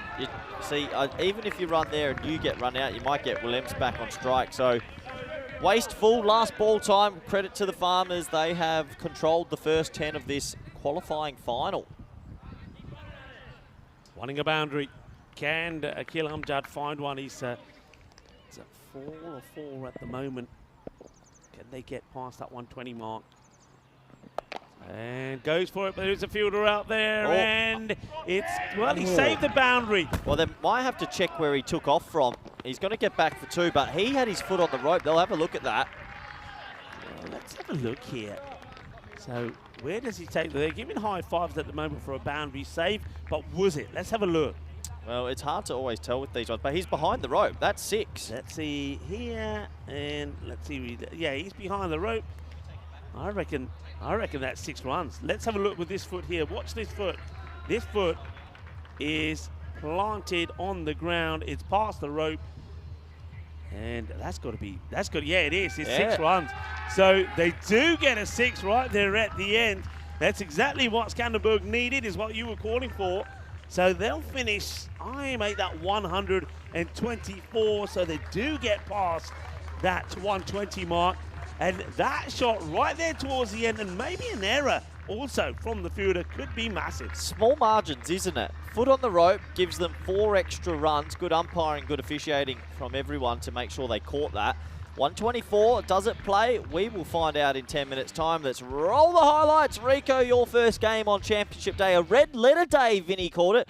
I don't mind a red letter. And Vikramjit Singh, boy, he played some nice shots. The start from the 2 openers was absolutely sensational. Yeah, I mean, you said Vikramjit Singh, but Taranjit Singh made, for me, the better start. Vikramjit was like, his approach to the innings was like he wants to go big.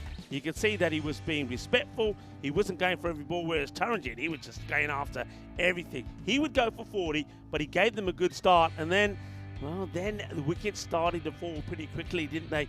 And this one was a very good catch taken by the keeper, with the wind taking that ball away from him. But I think the turning point is the one that we were talking about. I mean, that was a sensational shot, by the way. The no looky shot from Sanjeev T. But the big moments would come when Sanjeev, looking to go down the ground against the wind, he wouldn't get it. Tribe takes 1 of 3 catches he takes. He doesn't drop them out there. And then it's that flick there from Vikramjit when he got caught, and we thought the game was definitely going to change. Yeah, and a little bit of jig out there for the Farmers boys. Van Breda came on and he took 3 wickets. Samarira took 3 wickets. Tribe had to have had about 20 catches. You couldn't get him out the game. And this was a definitely LBW easy decision there, 2 in 2. I just think Farmers, they've got a good 10 overs. They know their plans and they ride the wave. That was Sebastian Brutt. They needed a cameo, you feel, from him. Just couldn't get the elevation. I love seeing that. The energy, the body language, they were pumped up. And maybe this, though, maybe this is a big moment. 6 runs. Yeah, it was high fives they were, thinking it was a boundary save, but the foot was past the boundary rope, and 6 was called. So 124 for 8 is what it will be. Is it going to be enough? Is it not? When we saw that Roma made hard work getting to the score, a low score that they needed to get to, 115. They did it going into the last over with just a couple of balls to go. So Skanderberg, one thing they know, they got the runs on the board. Good start from them, as I said, from Taranjit Singh and Vikramjit Singh, but then after that it didn't go well. Sanjeev T does get 21, but a lot of batters going against the wind and finding the wind was too strong, and the catches, held the catches. Tribe was good out there, and the bowlers, let's have a look at their 3 wickets then from Samaroa, and also 3 there for Scott Van Breda. I think they bowled very, very well. And the only expensive one was William Perchard, but he did make up for it in his second over when he only went just for the 14 in the second. So very intriguing game that we got on here. It's qualifier number 1. The winner will book their place in the final, and the loser of this match will have to have a difficult match up against Roma CC in qualifier number 2. Rico Full here. Alongside me is Corey Rutgers. We'll be back in around 10 minutes time to talk you through the conclusion of this qualifier number 1. Hasta pronto, mi familia.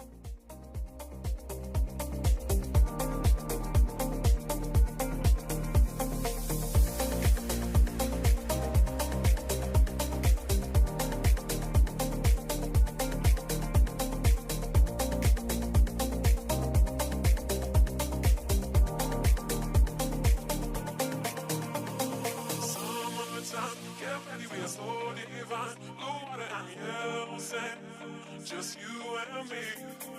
Summertime, get ready, we are so divine. Blue water and yellow sand. Let's live our dream. Summertime, get ready, we are so divine. Blue water and yellow sand. Just you and me. Summertime, get ready, we are so divine. Blue water and yellow sand. Let's live our dream. Summertime.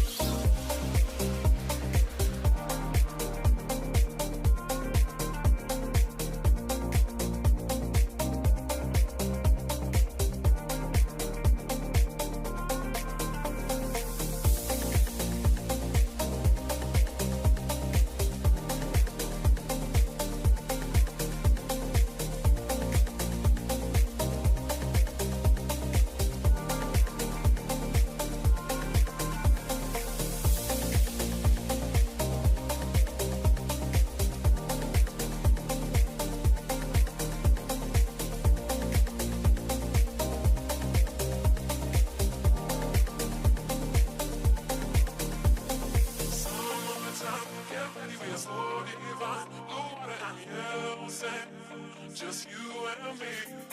Summertime, get ready, we are so divine. Blue water and yellow sand.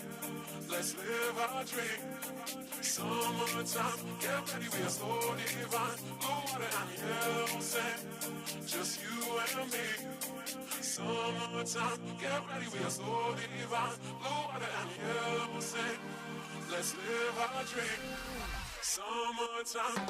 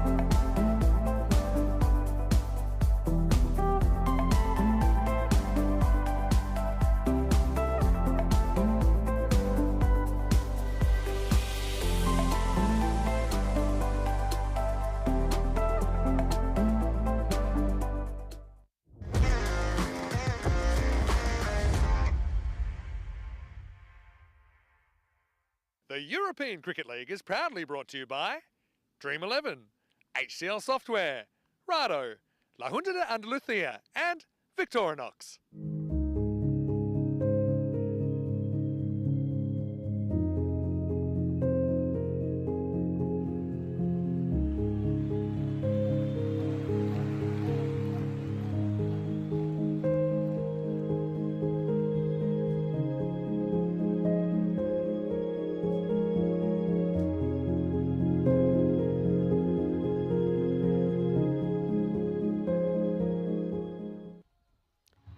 Welcome back, viewers.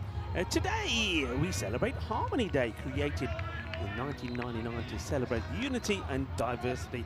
Harmony Day was first originally an Australian celebration, but is now marked worldwide by conscientious citizens. And well, maybe we can also, if you want to celebrate Harmony Day, then maybe we can download that QR code, part of our Share the Meal charity partner, and see what we can do to help the millions of people around the globe that are dealing with hunger.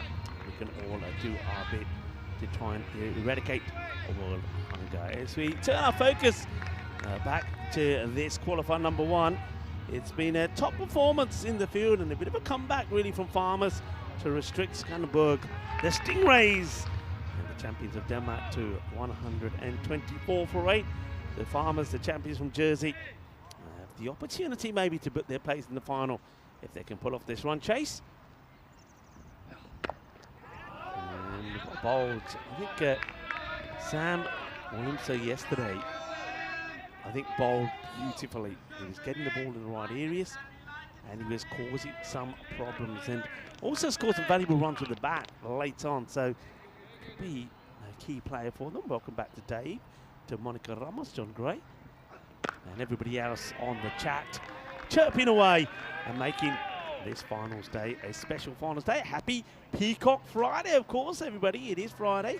It is the start of the weekend, and you know, on the European Cricket Network, we like to celebrate Friday by putting on a splash of colour, and quite fittingly, it is International Colour Day today as well.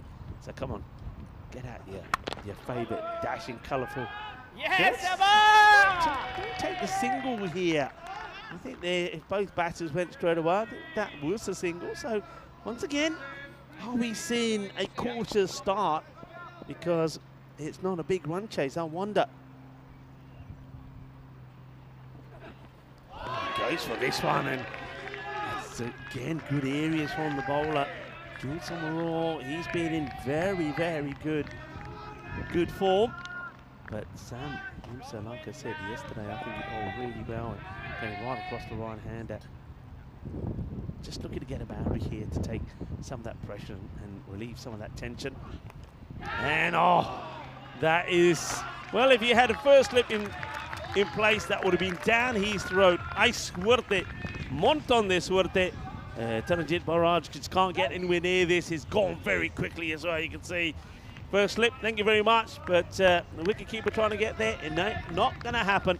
Cuatro carreras. Suerte. A little bit of luck sometimes.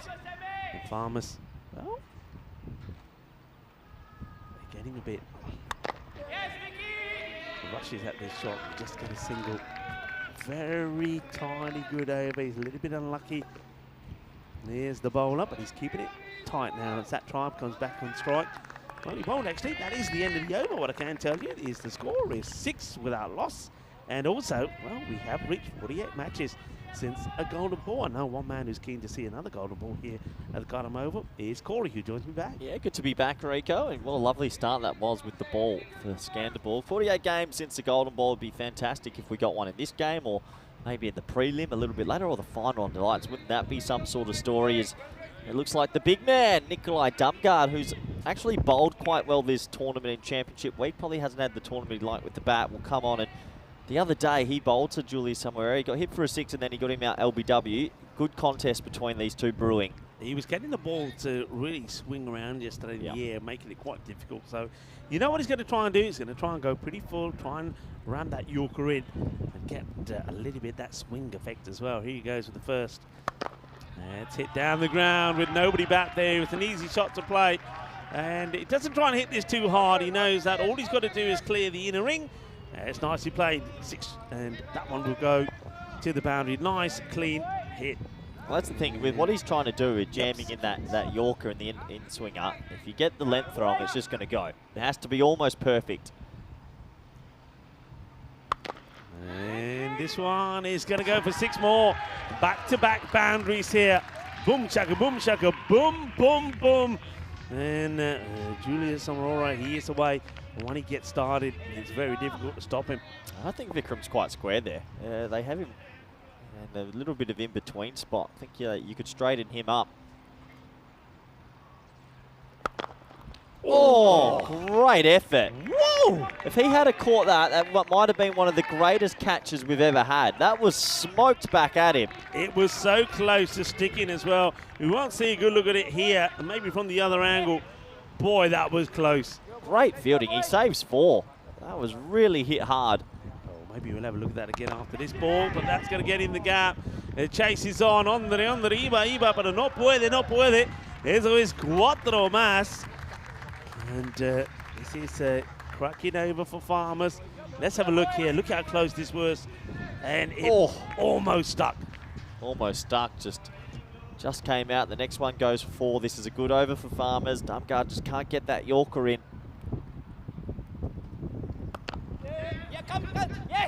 Good bit of fielding. Lovely pick up on the roll. Gets down, gets dirty, makes a stop to Sanjeev and gets the throw in quickly to the keeper. 12 and over. Farmers will fancy themselves, and if Try bats 4 or 5 overs, he'll get them there. He's been in form. Him and Krishnan are maybe fighting it out for the MVP at this rate.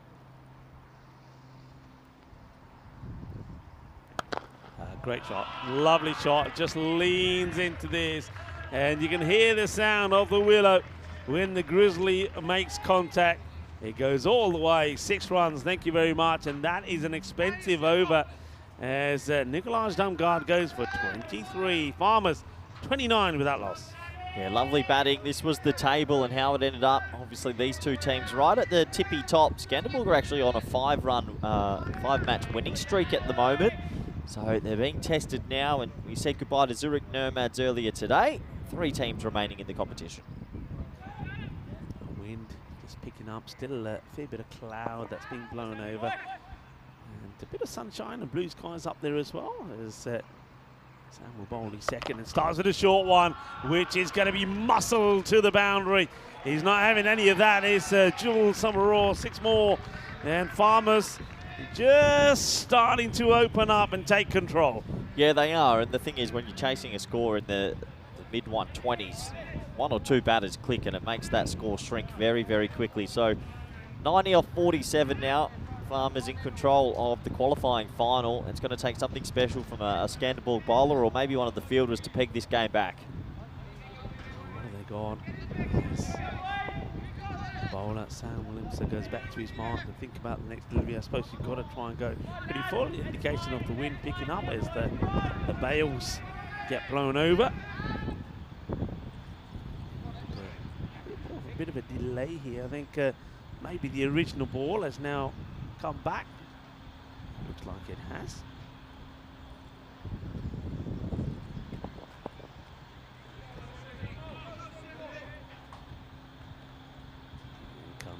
Delivery. And are they going to take the bye? Yeah, they will. It's good running. As soon as that doesn't go cleanly into the hands of Taranjit, they'll take one more, rotate the strike. A good opening pair, these two, Clive and Summerall.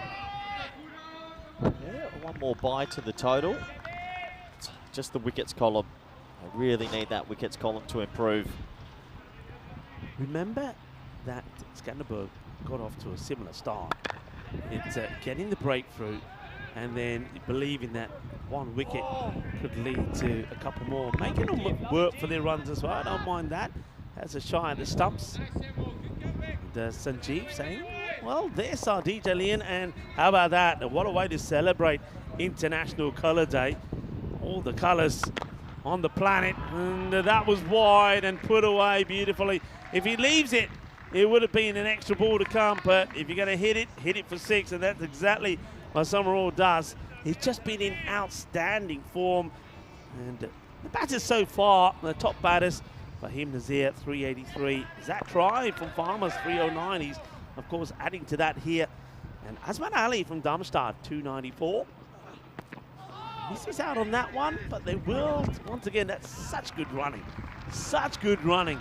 The awareness of the two batters. And what I like about this, Corey, as soon as Samaroa says, yep, I'm coming, Tribe just reacts. Yeah, he reacts, he goes, and they're a good opening partnership, a good understanding together. I think it's been a nice opening spell from the left-arm seamer. Just needs to find a wicket for his team. Zain Ali also up there in the top 5 from Roma Sisi. And surprise, surprise, Priyam Pushpajan only played 4 matches for the Royal Strikers. He's in the top 5. That is going to go all the way. Boom. Shaka lagya. Bolle, bolle, bolle. As Zach Drive smashes another big 6 down the ground. End of the over. It's another expensive one. It's another magical one. Farmers bring up the 50 in 3 overs. But as I said, Skanderberg were very similar. You'll probably have a look there. There's only 2 runs in it at the moment. Yeah, Skanderborg just didn't have a good finish. They were all 79 after the first 5, and they actually only made 45 off their last 5 overs and lost a heap of wickets. So Bulow's going to come into the attack, and Skanderborg's got nice pace in their attack. But the thing is, this Farmers batting lineup aren't too threatened by pace. 94% on the supercomputer. They are in complete control. It would be a real collapse here if they don't do this now. 75 and 42 deliveries. They've got all their wickets intact. And Anders Burlow, he's got a bit of pace. They haven't got third back, so they're keeping a catcher in the 30, inside the 30-yard circle to him. Burlow. And he's going to be a little bit too short. That's another one that just gets muscled away, making it look easy.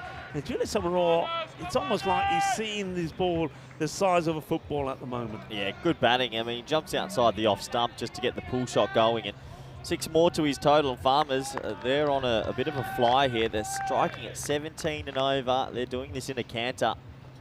Skanderborg needs something now. Otherwise, this game's going to get away from them.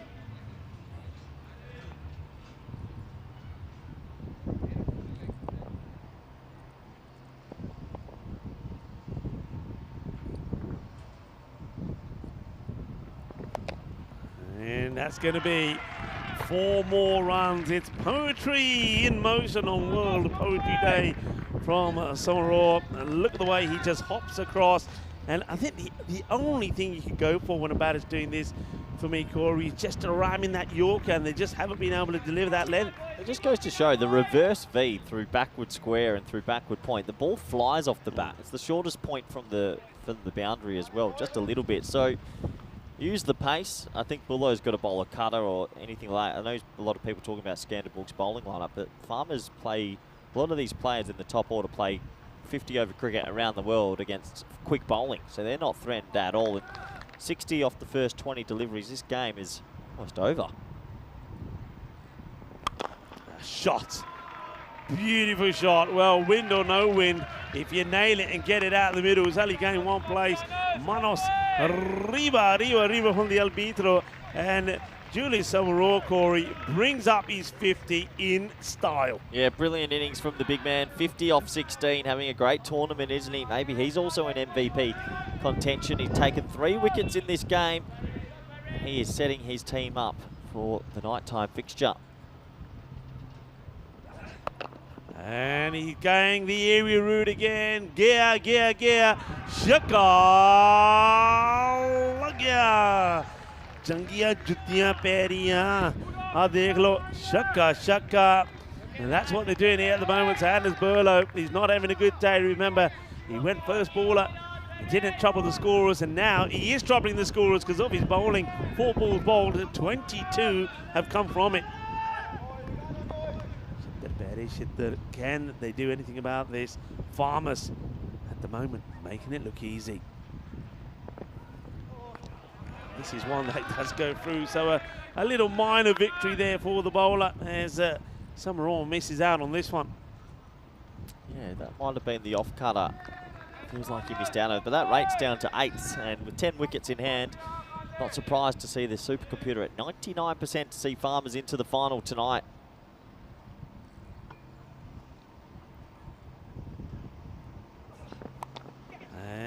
that's just sums it up really for the Stingrays, and you can see Burlow's body language there. They've had a couple that have come off the edge and gone into space and goes all the way to the boundary. And Skanderberg, you can see just from their body language here, a little bit flat now. They're a team, I said before about them, the one thing that I liked about them, they always maintain a good team dynamics, but they're under the cosh here. And you can see that from their body language that they're starting to feel it. They're looking a bit distraught out there. Well, they might be thinking about the game versus Roma coming up, because it would take one of the greatest comebacks ever for them to win this now. Looks like Spin's going to come into the attack. Akil Amjad, and maybe last chance Saloon. Can he take a wicket and bring a new batter there? But still, feels like all the hard work's been done from the Farmers. Yeah, it's a magical over after magical over at the moment. Remember, 6 only came off the first, but since then it's gone 23 of Darmgard, 21 of Williams, and Burlow's just gone for 26. So Akil Amjad, see if he can get some success. Hit hard, and it goes for 6. Smashes in to the boundary fence. 6 more.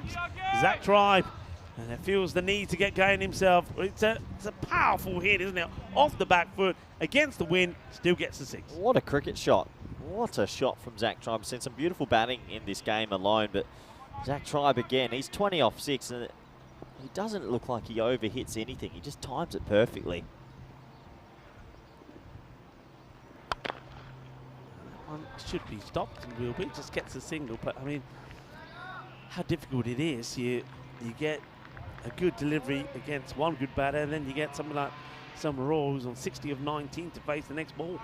The dreaded double click, Rico. I think the Danish champs will be thinking about their game versus Italy soon. Shot, and that also is going to be 6 more. 6s galore in this inning so far. And, well, Jules is going big. That's a 6, number 8. 4 4s as well. 66 of 20. Skanderberg, they're going to have to regroup. Going to have some time. I mean, it's not done yet, but you feel there's no way that Farmer's going to mess this up from here. But Skanderberg, Stingrays will have to regroup. They'll have time to do it. We'll have that extra hour. Remember it after this match, but regroup and think about Roma CC. Shot. Oh, that is just awesome. Steps right across his stumps, but he's seeing the ball so well at the moment that he just backs himself to hit anything. I mean, what a shot.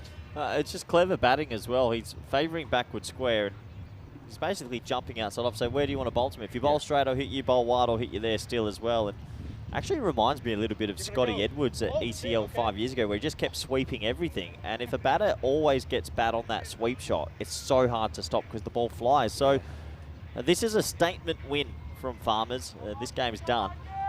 And whoever they play in the final tonight will probably go in there as the definite underdogs. Timothy Lucas has just joined us after a day of work. Mustafa is in there as well. And what you're seeing at the moment is an exhibition of batting. You really are. And Julius Summerall, who I feel loves batting out here at the Cardamom Oval, is just, well, let's just say he's making it look easy. It's a masterclass innings from him so far. Masterclass of sweeping, 100 partnership up. This is, only very 2019 ECL, VOC Rotterdam, and Scotty Edwards and Max O'Dowd hit 222, and Edwards literally swept every single ball, and it was crazy. And Samuel is basically doing the same. It's great to watch. Are we going to see a supersonic over? Oh. And I think we are. That is going to go all the way. Bolle, bolle, bolle, brrrr. Jangi shitter pere. What a knock this is. And not only do Farmers bring the 100 up in the 5 over mark, 107 without loss. Well, Julius Summerall has moved to 84. 84 he's on. 18 to win. What do you reckon here? You reckon that Zach Tribe might think about just taking a single and say, Jules, go for it? How many is it to win? 18, and he's on 84. Yeah, why not? Why not? If run the single, give him a chance. You don't get too many opportunities to hit 100 at Cardamom Oval. Farmers' statement of intent. They will definitely go into tonight's final as the favourites. Yeah, I think so. So let's just see what me and Corey think that maybe here, Tribe. He's looking like he wants to hit a big ball, but I reckon he might just take the single and say, there you go, Jules. Go out there and get a ton. Let's see if that is the case. So back to the action here. And there you go. Well, we called it for you, folks. We called it. So he's got plenty of time, no pressure. He's seen the ball the size of a football. Are we going to see a century here? Another one at the Karnama Oval. I mentioned Priyam Pushpajan, 249 runs in just 4 innings. That's quite amazing. He's in the top 5. Sebastian Brandt is trying to, well, at least win one battle.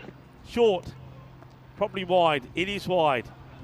Well, one way to stop him getting 100 would be a bowl a little cheeky 5 wides here. Can't make 100 then, can you, Julius? Don't know if it'd be the most sporting thing I've ever seen, but it'd be interesting. How he needs 16 from 16 now. Well, I think that ball from Sebastian was to say, sweep this one. Well, he goes for that one and misses that. So he's basically saying, right, I know where you want it. I know the shots you've been playing. I'm not going to give it to you. I'm not going to let you sweep me for 6.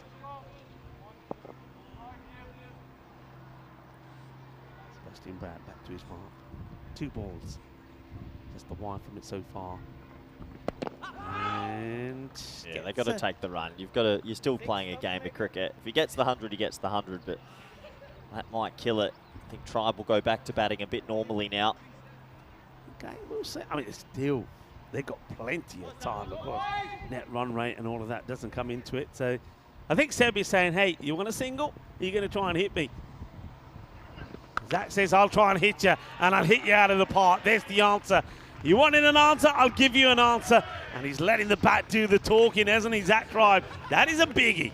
Yeah, and that's Tribe has just calmly made 28 off 9. He hit such a clean ball. These 2 boys at the crease play for the Jersey national team. I think Samarev has obviously played for the British and Irish Knights a couple of times.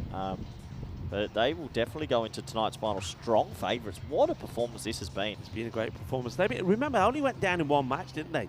Have they only lost the one? No, they lost the last 2. They lost the last 2. They had a shock loss to Vorberg. That's right, yeah. Which shocked everyone. They're coming back well, and of course with Charles Purchard coming back into the side as well, their regular captain. We'll take the single here. It's almost like Zach Driver said to Jules, look, I gave you a chance, you didn't take it, what more do you want? So 117, 8 runs required. And that is going to be 6 of them. That is a biggie. So moves into the 90s. 90 of 26 deliveries. I guess it gives us a little early opportunity to preview the next one. Roma versus Skanderborg. That's a tough game to call. Oh, that could go right down to the wire. Yeah. Maybe Skanderborg, hopefully this loss doesn't hurt their confidence too much. Roma, they stole that win back late. Will they go in slightly more confident? I think maybe. One thing I will say about both the teams, I think in terms of their balance, it's very similar. I think that Roma CC, from what we've seen, will probably be relying on 3 main batters to get them the bulk of their runs. I think Skanderborg probably are the same. In terms of the bowling department, I suppose maybe Roma CC have a little bit more up their sleeve. It's Sanjeev to come and turn his arm over and get a dot ball to start. Haven't been too many of those, have there, in this innings? Well, it's been 16 sixes and 4 fours, so 20 boundaries out of 37 deliveries. Bonkers hitting. Imagine this might be the last ball, though. And it's going to go all the way. That is it. It's done. It's dusted. And the Farmers will be celebrating. They certainly will, because it is they, the champions of Jersey, that have put their place in the final of the 2025 European Cricket League, the Champions League of Cricket. And Skanderborg, the Stingrays, well, they're going to have to find their sting again, and they're going to have to do it against Roma CC. That will be the qualifier number 2. Which one of Skanderborg and Roma CC will join Farmers in the final later? Jules Summerall, no doubt for me that he once again will be the player of the match. And well, with that performance. He certainly has put his name high up in the discussion of the MVP as well. He took 3 for 19, and then he finishes with 90 of 26. Yeah, brilliant innings, and it was set up in the first half, though. I thought Falmers bowled extremely well in the last 5 overs. Credit to them. They will go into tonight's final as the favourites to potentially win the 2025 ECL. And Skanderborg, well, they earned themselves the double chance, and that's why that top 2 is so important, because in T10 cricket, that can happen. And just been outplayed here, Rico, but don't count them out the tournament just yet. If they get to the final under lights, it's a different game. Different game indeed, and they've got time though now to just enjoy the fact that they've made it there, to mingle with some of their own supporters and the fan zone, have something to eat and just rest a little, just see how that qualifier number 2 plays out. There it is on your screens. Skanderborg will be taking on Roma CC, Denmark versus Italy in qualifier number 2. One of those teams will join Farmers in the final later tonight, and as Corey says, under the lights. Well, lights, camera, action. Let's roll the highlights here. You won't see any wickets, but you'll see plenty of boundaries. And there was 17 sixes in the innings and 4 fours. The only person who hit the fours was Jules Summerall at 90 of 26. What a knock.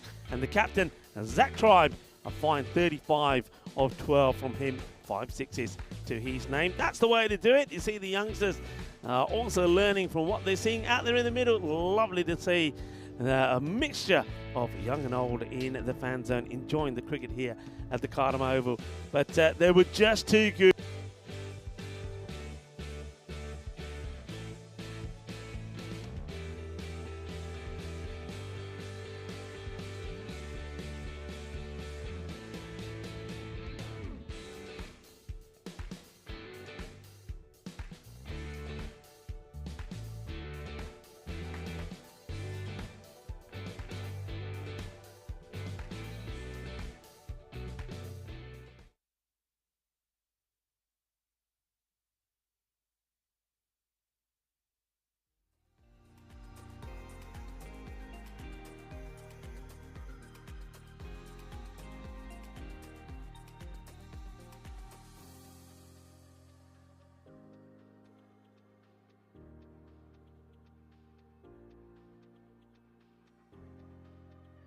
Three wickets as well. Jack Tribe, 35, the captain of 12 deliveries. The only way to describe that for me is a polished performance. They did all the hard work in the field. I think their fielding and their catching was absolutely superb.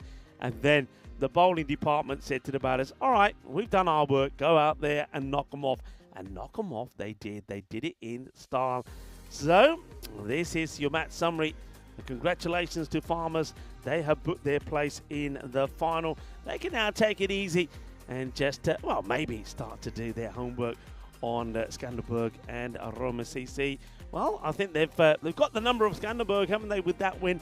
But they'll be doing a little bit of prep work, and a little bit of chilling, a little bit of resting before they get ready for the final later. But the question is, will they play? Will it be Skanderborg? Will they bounce back after that defeat? Or will it be Roma CC, who, well, were staring down the jaws of defeat, but came back with that very, very late but very impressive win against the Zurich No-Mans. Rico Full here alongside me will be Corey and also Vinny Sandu, who will be back a little bit later with me, ready to talk you through the qualifier number 2. You've got time to take a little bit of a break now, and why don't you on this Peacock Friday?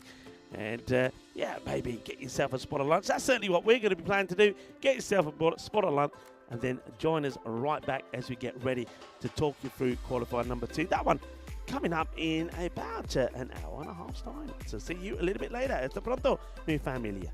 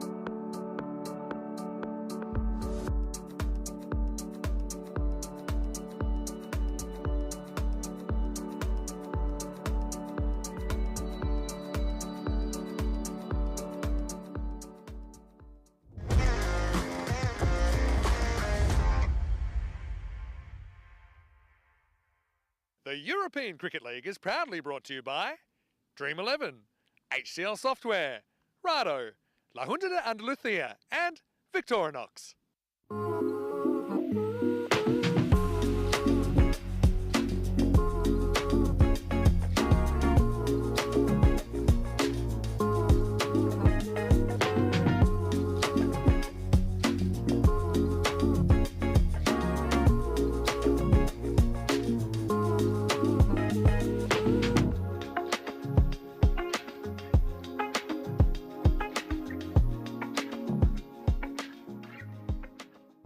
Hello folks, welcome back to Finals Day here live from the Cardham Oval.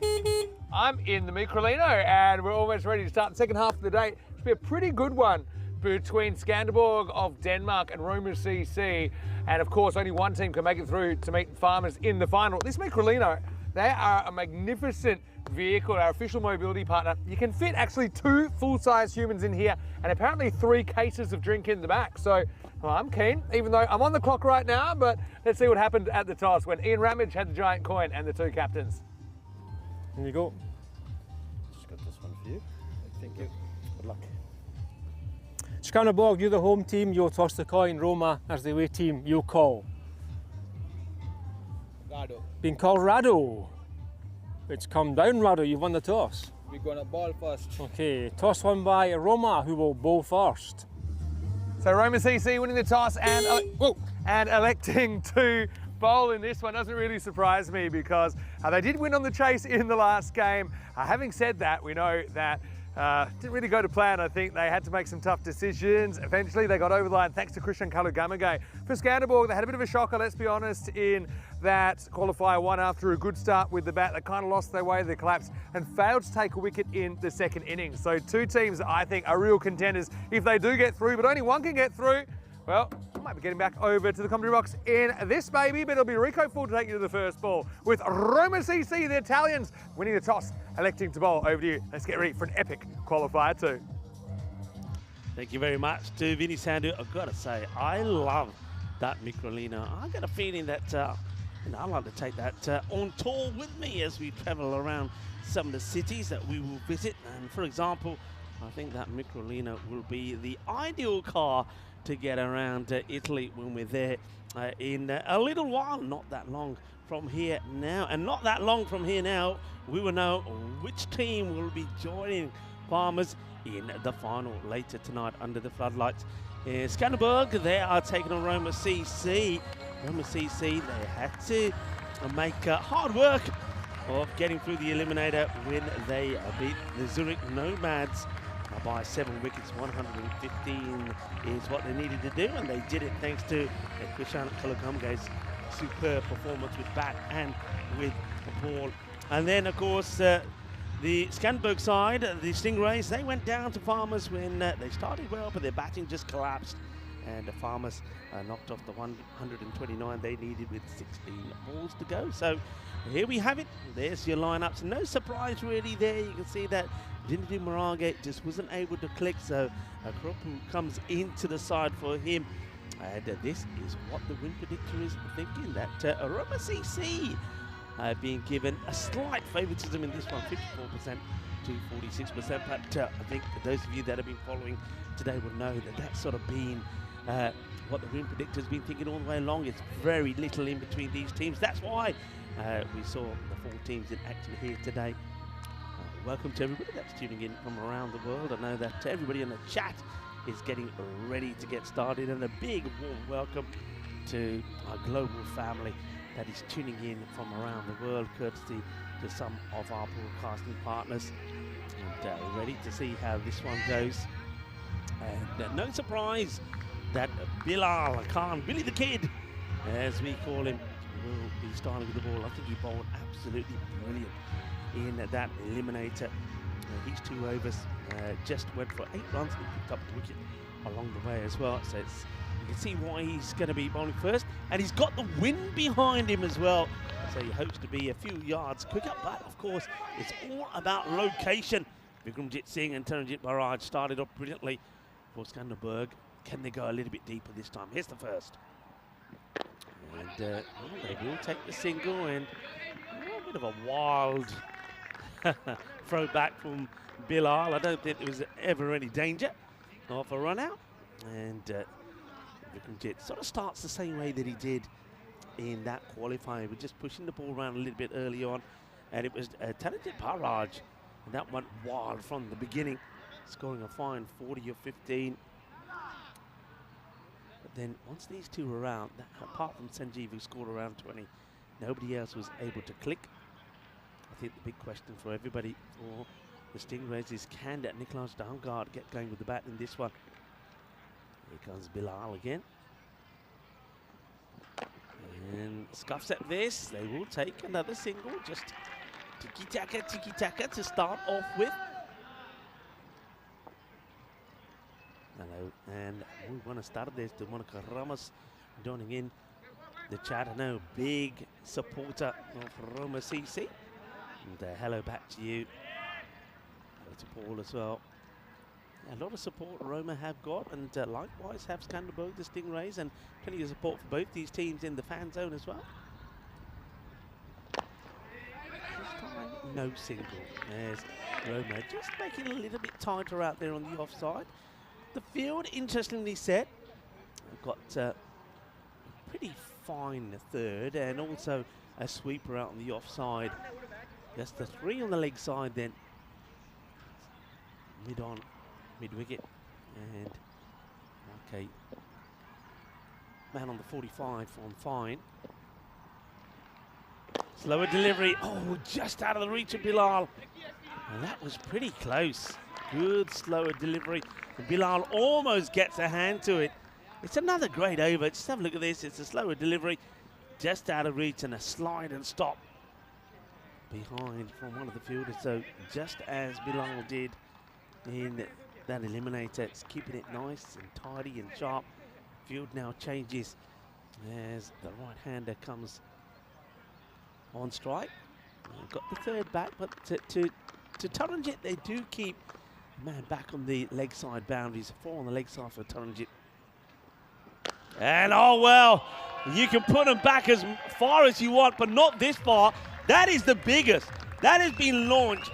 And I'm confident to say that that is the biggest 6 that we've seen that's gone over into the woods. Well, that's into the forest. And, well, appropriately, today we do celebrate International Forest Day. Roosevelt called them the lungs of the earth. And Robert Frost and millions of poets were inspired by them. Sting is fighting to save them. And, well, Taranjit is looking to knock them over. That is a biggie. That disappears. What a hit. Wow. All right, change of action from Bilal. Let's see how he comes back. He's just checking his field. Oh, that was humongous. It really was. All right, slices it third. He's a little bit too wide. Here's Khalid. Can't get there. A little bit of luck. One thing that we've said all the way along today on finals day, you're always going to need a little bit of luck, a slice or a rub of the green to go your way. Talking about green, I was talking about the forest. And, well, just a simple walk in the woods can calm and get your senses going. And in fact, the forests are so crucial to the future of our planet that the UN declared that today, March the 21st, to be the International Day of the Forest. This is how the teams have got here, and a man who I know loves to take a gentle stroll through the woods. Vinny Sandu joins me back. Yeah, when there's no ECN cricket on, which is rarely in daylight hours, or nighttime hours actually. Yeah, great to have everyone back after a bit of a break, and good to see, yeah, very good looking crowd in today as well. Maybe some of the wags who have joined us. Like the O'Connor clan over there. Come from good stock. Anyway, it's Nut Digo. He's going to bowl over number 2, bowling to Vikram. And Vikram decides it's his turn to get his first boundary, and it will go over that rope. I think we'll have to check whether this is 4 or 6. I get the feeling it might have just made its way over. Let's have a look. Yeah, I it's think a 2 bit circles. It's a proper plugger. What do we got here? And I think that's, yeah. Has that gone all the way or not? I think that has cleared the rope. It's, I mean, might ask Mark Whitlock and George Hankins in the background. Yeah, hey guys, tell us. Either put them up in the air or from left to right. Which way will it be? What are they giving it here? I think they're giving it 6. I think that's probably the right call. So You can check the divot out there, couldn't you? You needed to. that's his shot. That's his go-to shot. You don't want to go and angle into the pads to Vikramjit Singh because he'll hit you many a mile. This is 6 more. Boom. Shaka Lagya. Yeah, he's so good. So many ways, isn't he, Vikramjit Singh? He's only 22. Yeah, he's a guy that's got a lot of cricket ahead of him as well. Dutch international, already been to World Cup. Yeah. You can see some instructions being barked at the bowler. Nothing D-gate to sort his line out to the left-hander. 2 balls, 2 sixes. And quick shot of the fan zone. We'll keep going back to the fan zone because it is filling up nicely, and so it should do. It is Friday, Peacock Friday, the start of the weekend. It is International Day of Colour, amongst many things. Today, International Forest Day as well. Plenty of forests around here. A good comeback. That's a good delivery. For somebody who likes to play off his pads, that's the area to be. It's fuller. He's getting that little bit of swing back into the left-hander. Good comeback. It's the length, isn't it? If you actually nail that length, there's not a lot even very, very good players can do about it. Yeah, nothing gets that right. Both these teams down to their last chance in ECL 25. Oh, well done. He's done it again. 2 in a row. Excellent bowling.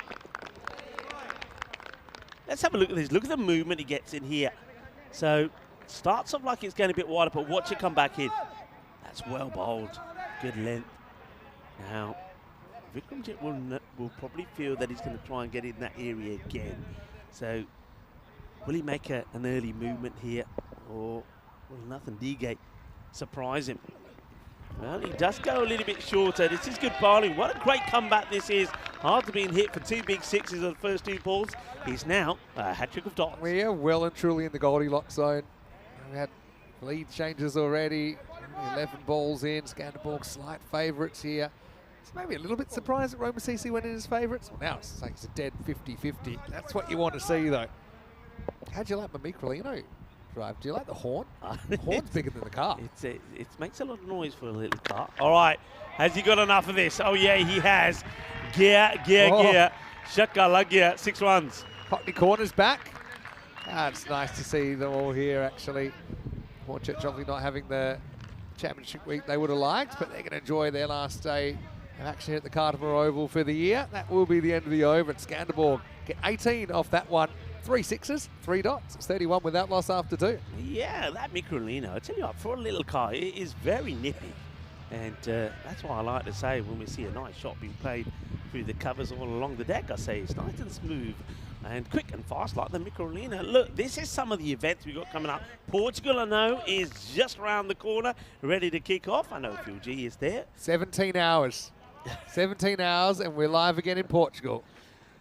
Full toss, not a good delivery. I think we might as well have a look at the height on this as well. Umpires are confident that it's okay. They're calling it a 6 straight away. But I think this is a little bit high. You know, Bilal goes for the slower ball, but he gets attacked. I think he's all right because he's so far out of his crease and he probably hit it from maybe waist height, maybe just below. But it's a good shot, isn't it?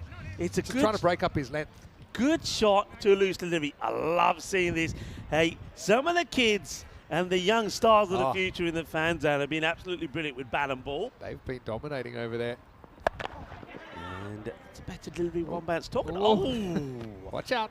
Talking of bat and ball, I know that our crew, 2 circles, they like to have a little bit of a hit. And you nearly wore one, didn't you? Sitting, minding my own business in the commentary box. And we did have a ball join us up here. There's a divot to prove it in the wall at a, let's just say, a head height. For a commentator that was sitting quietly at his desk. There's Leon. How does Leon look? He looks brilliant. International Day of Colour. Like Willy Wonka, but with a happy ending. Did you really say that? You know what I mean? Uh-oh. Let's get back on Leon. See if you heard that. You're pretty colourful as well, I have to say. I did notice your purple shoes were was sort of shining in the sunshine in the Microlino. I'm a consistent kind of performer, but Leon, when he pulls it out, he pulls out all the stops. I love it. Great work, Leon. And that is going to be put away. It's his areas. And Roma CC, you've got to have done your homework to these two batters. And it doesn't look like they have. That's not the place to be for Bilal, especially to Vikramjit Singh. He will play this all day long. Now, one key thing is, though, for Skandarbog, they've been here before. They were doing this against the Farmers, but they've got to maintain it. Yeah, they got kind of rock and rolled through the middle of the late overs, didn't they? Qualifier 1.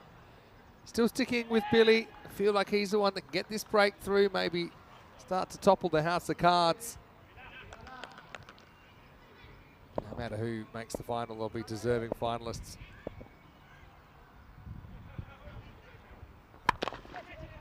That one is going to also travel.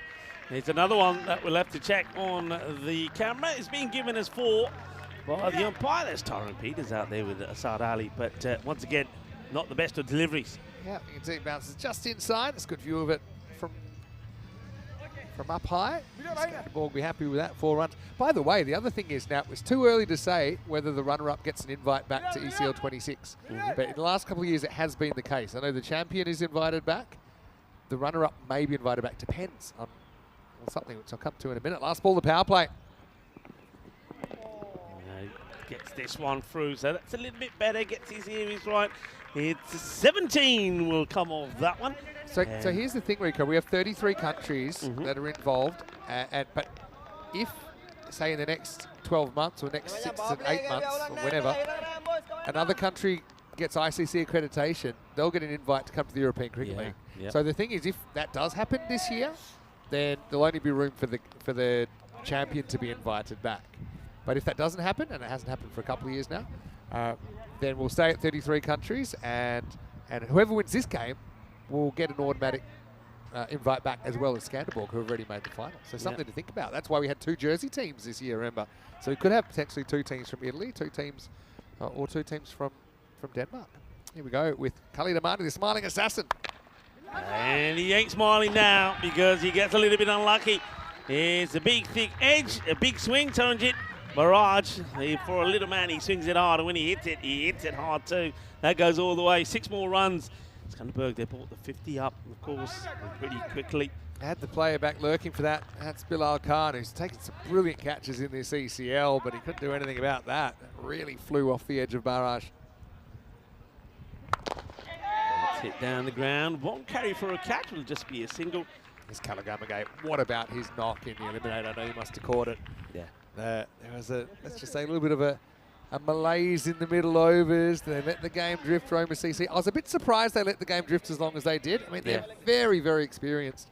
But one thing about Roma CC, and I thought this when they finished out of the top 2 today, and I think I mentioned it last night, when we go back to 2022, when we first saw them qualifying, they finished not even in the top 2 in Rome. Yeah. In their Rome ECS. They had to go from outside the top 2. Had to do the same thing in the Super Series. And so they've been here before. They've won 3 games on final day, but never, I suppose, in the ECL final day. Well, ball from Khalid Amadi gets respected by Vikram, and these two, they're quite happy. I was saying this to Corey when they started against Farmers in the last match, that they were happy to respect, especially Vikram. He was happy to see a good ball and say, it's good, I'll take a single, I'll settle for that. I'd be a bit spooked as well by how quickly they lost a bunch of wickets in that last game. They shouldn't be, probably, because they've got a very strong batting order, I think. Mood's in there, you got Bright in there. Totally loses this, gets done by the variations here from Amadi. Let's just see where he's trying to play this. Have a look, he's trying to play this, whip it away on the leg side, but that ball much slower from Amadi. Good over this so far. It started with a 6, but he's come back well. Hey, Vinny, question. Do you remember this? Who shot JR? As that one will be a wide. A little bit before my time. Is it now? Yeah, but the famous who shot JR. That is famous. JR. In fact, I don't even know who it was. Of course, we taught. Spoiler alert. You know about the series, right? You know Dallas. Dallas, yeah. So back on this day in 1980 was the most famous cliffhangers in American television. Season 3 of Dallas ended with the shooting of J.R. Ewing. Yes. Larry Hagman. I loved him in I Dream of Jeannie. Now there's a show I loved. That was good. I like it. I got Love that. it. As a child, I got that. Dallas, maybe not. Speaking of children, you know, that's exactly how Corey got his commentary job here. Somebody invite that child up for an interview. Yeah, who did shoot JR? Tell me. Sure. I don't know. Let's put it to chat. No spoilers? Who shot JR?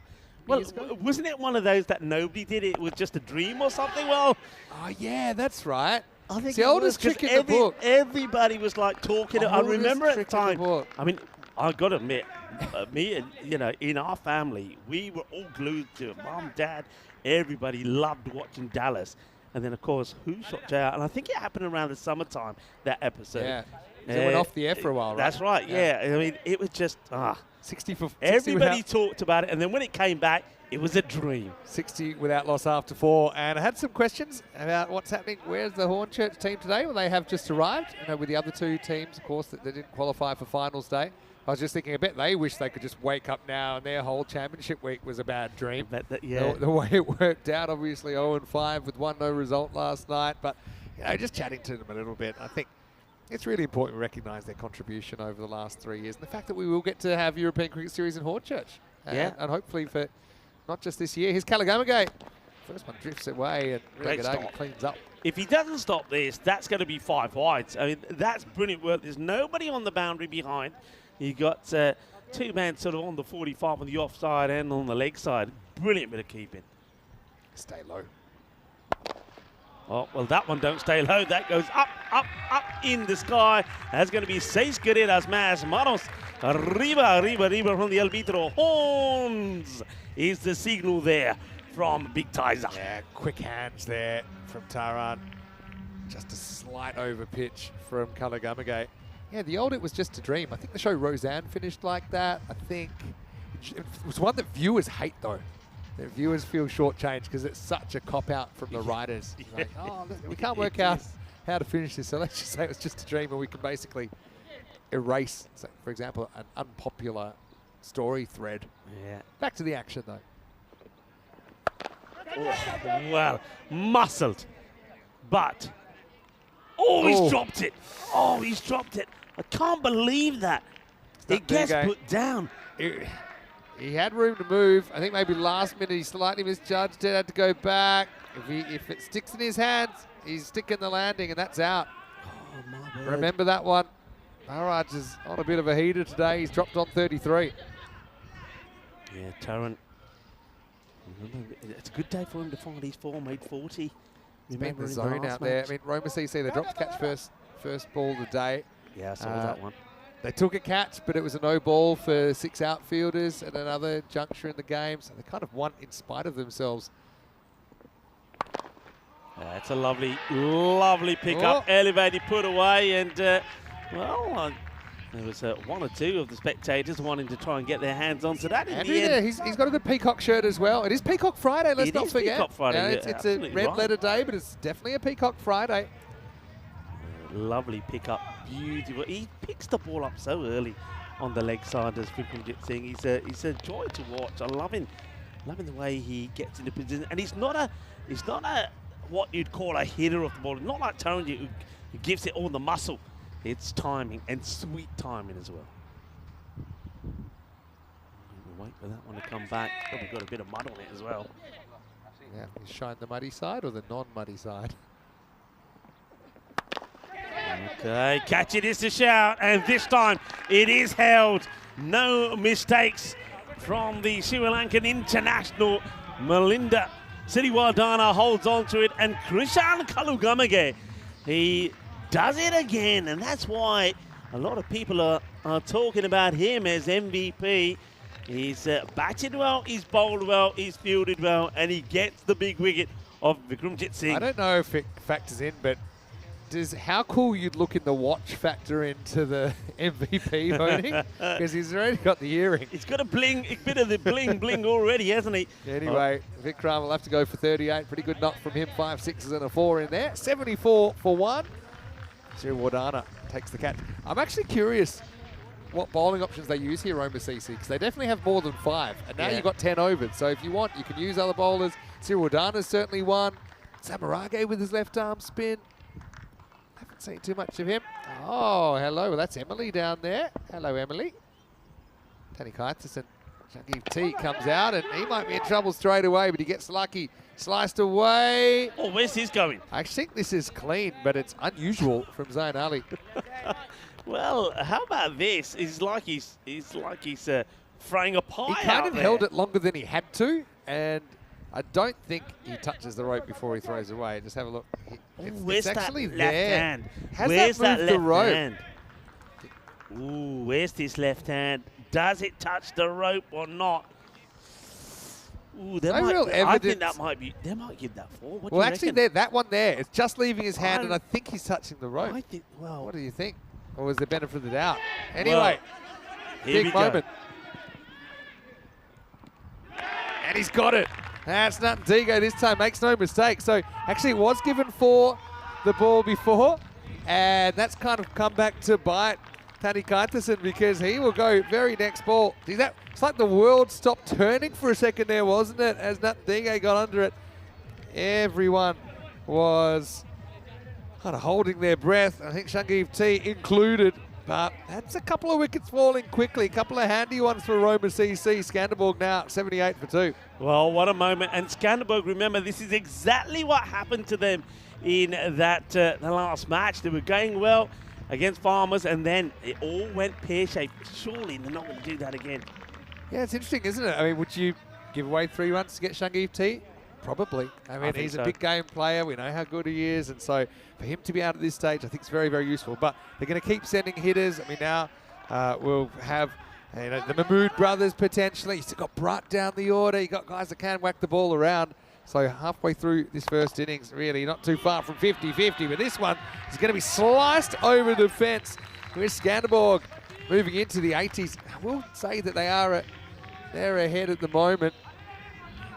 He's almost perfected this, hasn't he? It's kind of the upward glide. 6 runs. Yeah, one thing they have done, and I'm not that surprised, Niklas Damgard is going down the order a little bit, so he doesn't come out at number 4. The captain, Rizwan, comes out instead of him. But at the moment, Taranjit Barraj, well, he got to 40, didn't he, against Farmers, and he's on 40 now. And make that 46 as that has been clubbed. Lovely, jubbly, Captain Caveman style. That will go all the way. Seis carreras más. Wow, that was a biggie, wasn't it? Just change of pace there, I think, from Amadi, but he picks it. He absolutely cracks it out of the ground. Absolutely walloped. Oh, things happening quickly in this contest. Krishan came on, went for 18, but did take 2 wickets in that over number 5. And all sorts of things happening here. Evenly poised, 90 for 2. A couple more wickets, Roma are probably thinking here, maybe they can start to slow things down. But if those wickets don't come, well, look at that expected score at the moment, around that one, close to that 160 mark. Hasn't the move of Barraj to the top of the order made a huge difference? Hey, I didn't even mention Nick Darmstadt as well, who's still available to bat. Yeah, I So, just said they've left, they've put him down a little bit lower. Yeah, 46 off 13. Amadi with the comeback. Starting to get a little bit out of hand, maybe, for Roma CC. Ooh la la, ooh la la, que guay, que genial, que grande, 6 carreras, es una bomba, es una bomba. Yeah, it's 50 for Barraj as well, brings it up off 14 balls. What a move, masterstroke really, to get the little man up the top. He just hits the ball so clean. I know there's a lot in the line here, but I think the Roma CC fielders, as cricketers, couldn't help to admire that ball flying miles out of the ground. Taking the run on here, and they will get there despite the direct hit from the fielder. He's run the mood, joined him at the crease now. Skanderborg expected 159. One thing's for sure, Roma CC, they won't be able to sit on their hands in the chase this time. They really made hard work of that first chase of the day. In the end, some Kalagumge heroics got them home. They chased 115 in the 10th over. Khalid, 6-6-6, a leg by. Now bowling to the captain. of the Stingrays, and it's a good delivery. And I often say to the new batter, you want to get it right in the block hole, and that's exactly what Amadi did. But Rizwan Mahmood was ready and waiting. Great cricket. Scandalborg, they lost momentum last time in the second half, didn't they? This time they want to push on and push up. 168 pace at the moment. Yeah, and lobs the infielder. It just will be a single. So once again, it's been an interesting one, isn't it? It hasn't been a magical over. It's almost been, it's a real fist fight. Just as the win predictor predicted, it could be a 50-50, and most overs have gone a bit like that. I mean, there's been runs, there's been boundaries, there's been wickets, there's been dots. It's a little bit of everything at the moment. We really have got a fist fight on here. Yeah, don't forget Taram was dropped on 33, as was mentioned by Golem in the chat. Just 3 extras in the first 6 overs, 99 for 2. Have a look at that batting to come. Damgard, Kamran Mahmood, Sebastian Bratt at 7. Williams, we saw what he could do actually. Yeah. He's a bit of a late swinger, wasn't he, in that qualifier 1? But we are going to go back to the varied spin offerings of Christian Galagamago. Over number 7. It's going to get away. Just swings hard, doesn't he? Taranjit Barrage. And we were saying, myself and Corey, in the last match, if one of the two, Taranjit or Vikramjit Singh, could have stayed there, that Skanderberg probably would have gone on and put a 160 on the board. It's the same story here. If Taranjit stays there and keeps muscling the ball to the boundary like he does, then at Roma CC, they're going to have a big chase on their hands. 100 has come up. If you're Roma CC, you're hoping you can just have a brilliant finish, maybe keep it 140s. It's going in the same area again, and it's going to be 4 more. And a little bit like the Microlino, a mobility partner, it just keeps going nice and smooth and reaches the destination off the boundary rope with no bother. Great effort from the fielder. The fact this hit more of a bottom edge actually helped him because it ran away from the fielder. And Barrage moves to 61 here in qualifier 2. That's not the best of deliveries, and it's going to be 6 runs. Manos arriba from the arbitro. As the Krishan Kalugamage is getting the treatment in this one. 4, 4, and 6. And Taranjit, yep, he is looking pretty slick, isn't he? Moves to 67 of 19 deliveries. So far back. I actually thought he almost stepped on his stumps there. He was so far back after he hit it, but it's going to be 6 more. Can anybody get there? I don't think so. It's going to drop in a pocket of space, and that's the element of luck that you need also. Yeah, you know, that was the 23-yarder, wasn't it, from Kalagamage. Bowled it with his front foot in line with the stumps. He was a yard longer than actually one of the few times it worked. I think it did kind of upset Barrage's timing. Does it again. Up in the air, catch it, should get there. Oh, he does get there, but he's not able to hold on to it. It's Nathan Dige. He's dropped 2, taken 1. I mean, it's a tricky one, but he gets hands to it. But I wonder if he's able to get the palm of his hands to this with just fingers. I think he does. Gets a fair piece of it. He just needed perfect contact in the middle of the hands. Didn't happen. And that will disappear for 6 more. Well, it's raining runs at the moment, and now the captain, Rizwan Mahmood, gets in the act as well. Lovely slog sweep for 6. And another expensive over, going for 23. Yeah, it's 122 for 2 then after 7. I think the 140s is not on the cards anymore. It's going to be a big chase. They're going to need Roma CC. But how big? We're about to find out. What's also big is how much cricket's coming your way on the European Cricket Network starting tomorrow morning with our tour of Portugal getting underway. Of course, Win Santarém at that beautiful cricket ground, starting with our first ever ECS Challenger Series, and then we'll have the Premier ECS as well, followed by T10 Internationals, 5th and 6th of April, T20 Internationals, 7th and 9th of April. Also the first time we'll ever see the Portuguese women's team in action. They're playing their first matches. Isn't that great as well? Yeah, I'll certainly be tuning into that and wish them luck, and yeah, it'd be a great moment. Norway haven't played a lot of women's cricket either, so I think that's a good matchup for them first up. All right, Charles Fernando, it's been good lately. He's bowling 8 and 10, I'm sure. Oh, he's been more than good. The perfect Yorker off the shortened run-up, I noticed. Comes in, gets the Yorker in, and Taranjit Mirage will go for 68 off 21 deliveries. Can that be the game-changing moment? Roma CC desperately needed this wicket. Yeah, it's perfect length. Taran, actually, I thought he almost jumped. We did get some bat on it, actually. Watch this. Hits it, squeezes off the inside edge, and then into leg stump. So a bit of a circuit breaker. So we've got a big 3 overs coming up to see if they can continue at this kind of rate despite losing Taran. But it was a beautiful looking 68 from the keeper bat.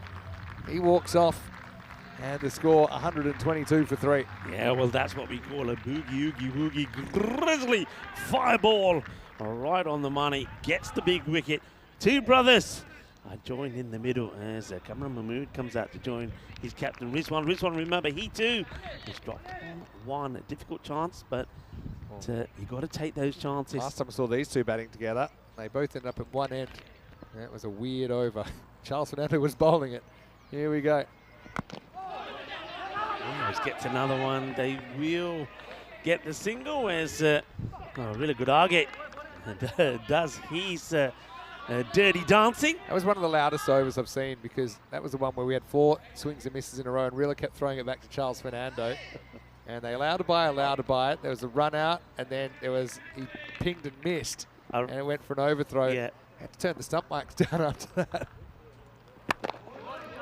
What a good over this is so far. Every ball, he's hit the length, he's got the Yorker, and they haven't been able to put him away. So, yeah, good over this from Charles Fernando. He'll also probably be key with the bat as well, you'd imagine. Interesting juncture of this game. It says 2 times out of 3 from here, Skanderborg should win. Firmly hit, doesn't go for the catch. Melinda Sriwadana, he opts to go with safety. Wasn't quite there for him, I don't think. And just be 1 to the total. Fernando really emerges as a bit of a death bowling maestro, hasn't he? But he's 4 balls into the 12-wheel bowl. Let's see how the rest of them go. Here's one on strike. Flicks that away. What a good shot this is. This is all about anticipation. He says, this is what I'm going to do. I'm going to go down and I'm going to work this ball away in the gap between the short square leg and the fielder on the boundary. And he gets it in the gap and he gets 4 runs. That's a really good shot. Fantastic piece of field manipulation, because now they've made them put a fielder back there, and they have to bring the 3rd up. So now he knows if it's outside, off, he can really go hard at it, maybe slice it over the kind of point region. There's big spaces over there. Charles Fernando's going to go around the wicket here. Last ball of the 8th. Very interesting cricket match in progress. Interesting move to make that field change and then come around the wicket. He overthought himself, because then he did want to go there. He backed away, didn't need to. Yeah. End End of the 8th over, and Skanderborg 129 for 3. Only 7 off that over, Rico. Yeah, what a great over that was. 7 off the over, picks up the wicket from the very first ball. So, yeah, good. So, Roma CC fighting back and trying to keep this. I mean, if they can keep this under the 150, it'd be a great achievement from Roma CC. Skanderborg, though, I'm pretty sure that they'll like to go big. Two lots of 15 to take on 160. They're on 161 pace. So if it's south of 160, I'd say Roma have won these last 2 overs. North of 160, Skanderborg have.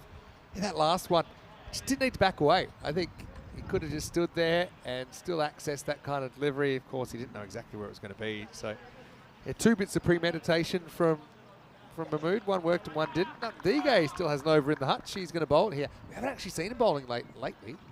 He's normally pretty good at it. And, well, that's cheeky. They might even go 2 here. And they're taking it on. Oh, big wide. They might even take 3. Yeah, they will. Oh, dear. Well, it's going to be 3. Would you believe it? I mean, it was a bit of a wild throw, really, from Amadi. It's good running. I mean, Amadi looked like he was running up Mount Everest here, actually. Took a while to get there. Really couldn't get it. Great slow-mo. But then they saw as soon as the throw's wide, hey, we can run, as that throw's still travelling to the backup fielder. That's a brilliant result, because the 3 means that is Rizwan Mahmood, who goes back on strike, and of course he's the set batter. That's one thing with Amadi, is fielding. He isn't quite where his bowling is. I think that's something obviously he'd want to keep working on. Big appeal, and he's gone. And Tyrone Peters, in his typical fashion, brings the arm over and puts the finger up, the dreaded finger. And Rizwan Mahmood, having got on strike. Well, on this occasion, that extra run kind of works out in Roma's favour because they get the wicket on Mahmood. Well bowled by Nathan Diga. I think he just rolls the fingers on this, the slower delivery. And you can see he's low, he's down, and that's going to impact right on the stumps. Easy decision there for Tyrone Peters. Yeah, good Captain decision. will depart. A little bit of the inseam there is what did him. And yeah, you can see it wasn't going over. And I don't think it was going to be missing leg stump. He's crashing in.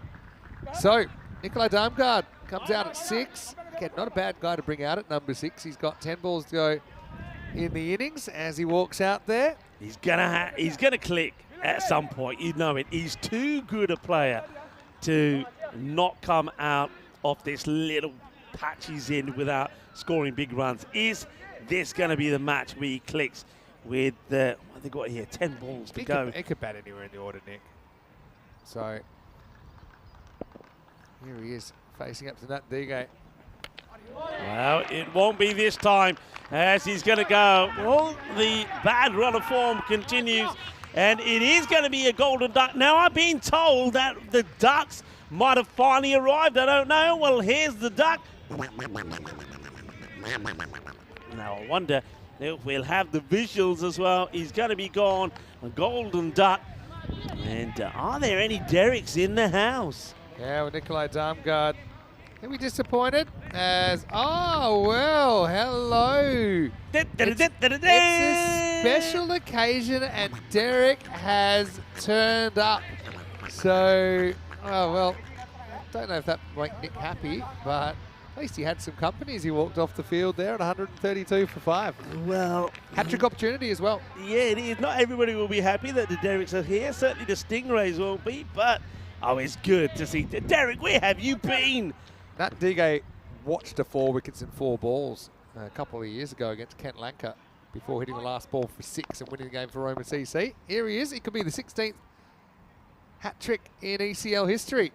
But he won't be. Yeah, but it's a single. I think I was doing that game with Corey, but you must know it though. It's actually keeps going viral every so often on social media. Roma CC needed 7 off the last over to win against Kent Lanka, and Achintha Tanu went wicket, wicket, wicket, wicket. Rilla came out, hit a single. Nundiga, who'd been batting for ages, popped the last ball for 6 and walked off. It was crazy. People actually said, I've never seen a game like it. Yeah. And that's going to slice away. And Amadi, as agonisingly sees it gets past him to his left. That's going to go all the way to the boundary, 4 runs. But still, having said that, if he can prevent going to a boundary here, Roma CC are really fighting back hard here.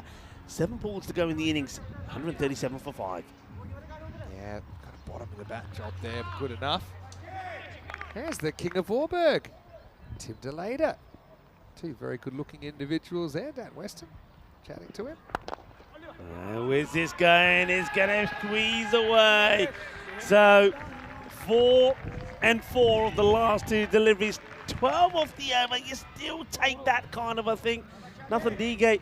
It's a good finish to his spell. He'll go for 30 of his 2 overs. And Skanderborg with an over to go, 141 for 5. Yeah, looking at bowling options, I think it's pretty obvious who you're going to here. Fernando, 1 for 7 in the 8th. He'll go again in over number 10. Yeah, Derek, it's a special day. Derek has migrated and he's joined us for finals day. I hope we can keep him for a while. Yeah, hallelujah. But semi-retired now. I haven't seen, I thought they were having a makeover. What's happened? Have they, has it not quite happened yet? Maybe they've just been let out just to do today and they go back into go back in for the final adjustments. Anyway, final adjustment for Fernando. Oh, Gundy. They're going to have a look at this. I think it's high. I think this is high. And we could see a free hit coming up here. I think it's just okay. There. That's your shot. It's already below his waist, but it was close. It was pushing it, you're right. It was close. Fernando gets out of jail a little bit there. Right, now bowling here to Mood. Flat bats it, wanting to. It's good. Oh, it's the pressure. The pressure from the batters takes its toll, and it's going to be an error in the field. And from an unlikely person, Krishan Kalugamage normally is so good, but you can see there he goes to pick it up one-handed. Probably didn't need to go one-handed. No, Who didn't knows have that to. now? Good hustle from the batters, putting the pressure on.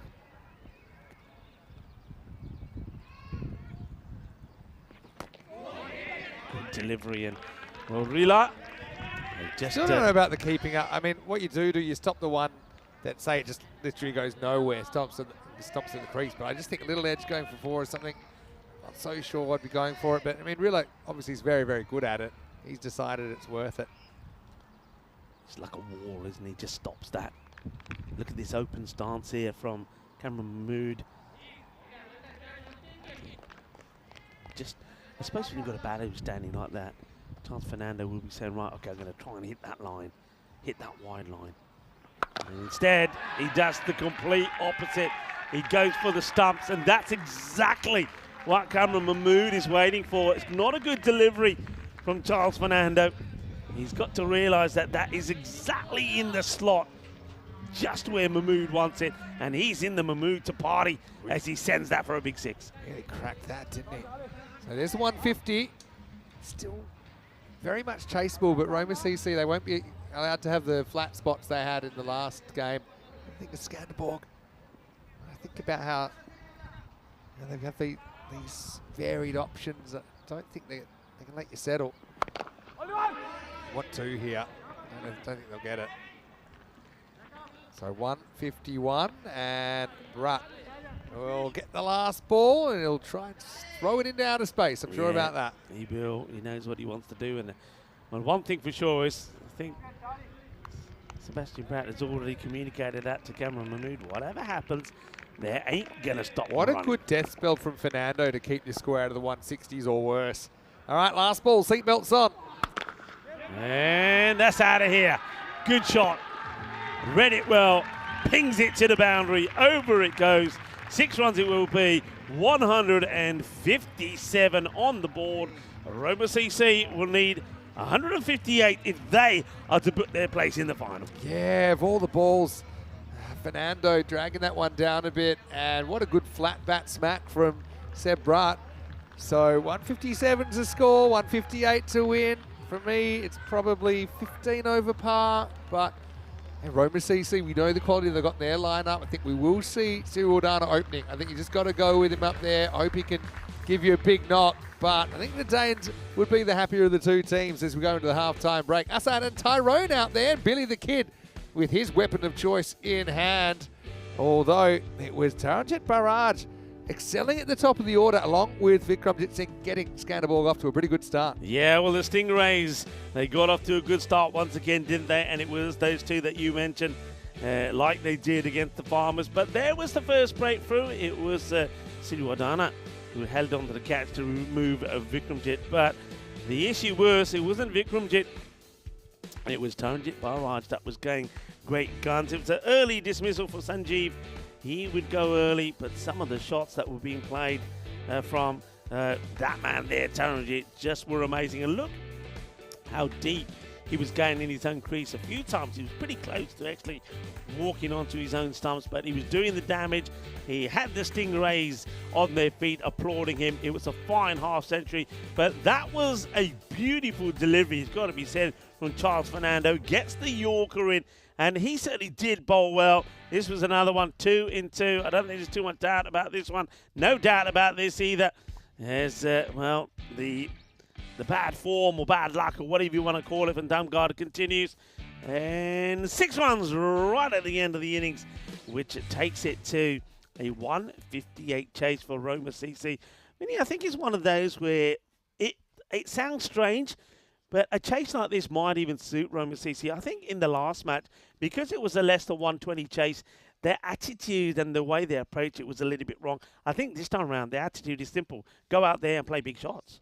Yeah, it's interesting, isn't it? It reminds me, you said the same thing, the famous kind of Spain versus Ireland 11 game back in the ECC. Yeah. You said the fact that the target is a bit more challenging might suit them in that they will have to go for it. And also, obviously Maragi, he'd come in cold, he wasn't able to get going, and I think they will just shuffle everyone up a spot there in the second innings. 68 for Barrage was a masterful innings, wasn't it? 38 for Vikramjit Singh and 22 for Cameron Mahmood in there, just 9 balls. Bowling-wise, I still think even that last ball, 6 Fernando, best of, 1 for 23, bowling 8 and 10, 2 for 30 for Natandige, 2 for 41 for Kalugamage in their wickets, but also went for a few more than they would have liked. We'll take a break, and when we come back, we will have the second innings, and it'll be the innings that decides what the final matchup will look like. Farmers of Jersey watching on. They'll play the winner of this one. It'll be Skanderborg of Denmark or Roma CC of Italy to meet them, and you can find out exactly as it happened when we return to the Khartoum Oval for more European Cricket League. Just you and me. Summertime, get ready, we are so divine. Blue water and yellow sand. Let's live our dream. Summertime, get ready, we are so divine. Blue water and yellow sand. Just you and me. Summertime, get ready, we are so divine. Blue water and yellow sand. Let's live our dream. Summertime.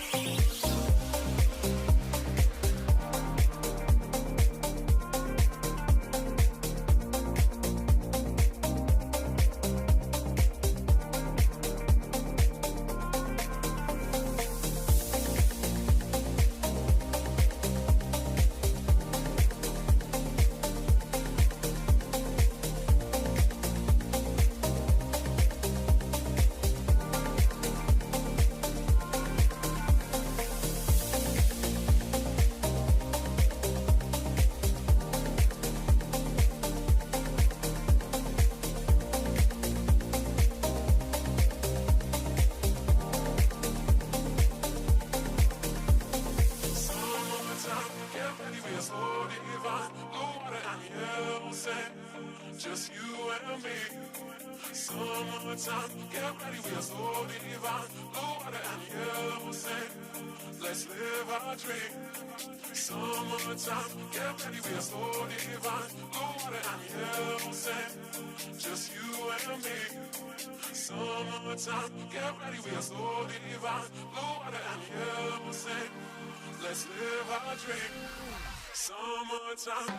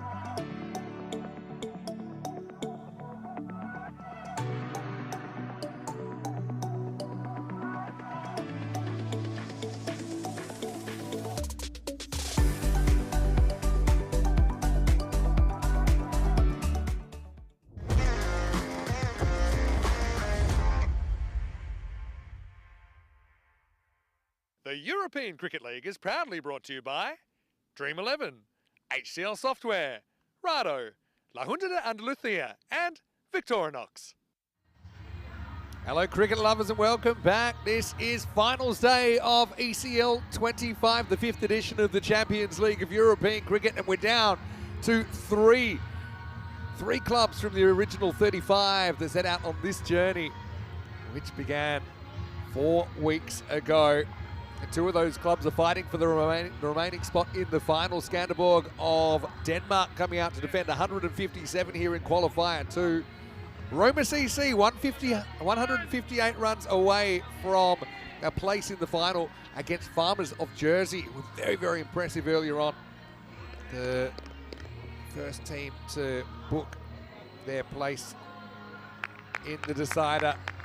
So Maragi has been left out of the lineup after his run of ball 20, which made things a little bit complicated for Roma CC in the last game. That means that everyone shifts up a spot, and Belinda Siriwardana is going to face the first ball. At the other end, Zain Ali. So Roma CC, they've got a bit of a reputation for performing in big games. Probably the one exception would be their group final 2 years ago when they bowed out to Sporting Alfaz of Spain in that final. They've put that memory to bed by winning their Group G final this time. Now, this is to get into the big dance. Willems to get going for Skanderborg. And the first one is hit. It's going to get over the field, or is it? It does. Just over the rope. Maximal 6-run Siriwardana off to the races. I also like that he faces the first ball. I think it's interesting, even though the left-arm bowler is going to swing it away from the left-hand bat, maybe the batter's a bit more comfortable with that rather than the ball straightening down the line, maybe cutting into their pads if the right-hander was on strike. This time's a bit shorter in the air. That's a lucky moment. Could have gone absolutely anywhere, but it fell short of the fielder. There's a real tension in the air right now. A bit of cloud cover as well, so it's dropped a couple of degrees in the last couple of hours. So get our first look at Zain Ali.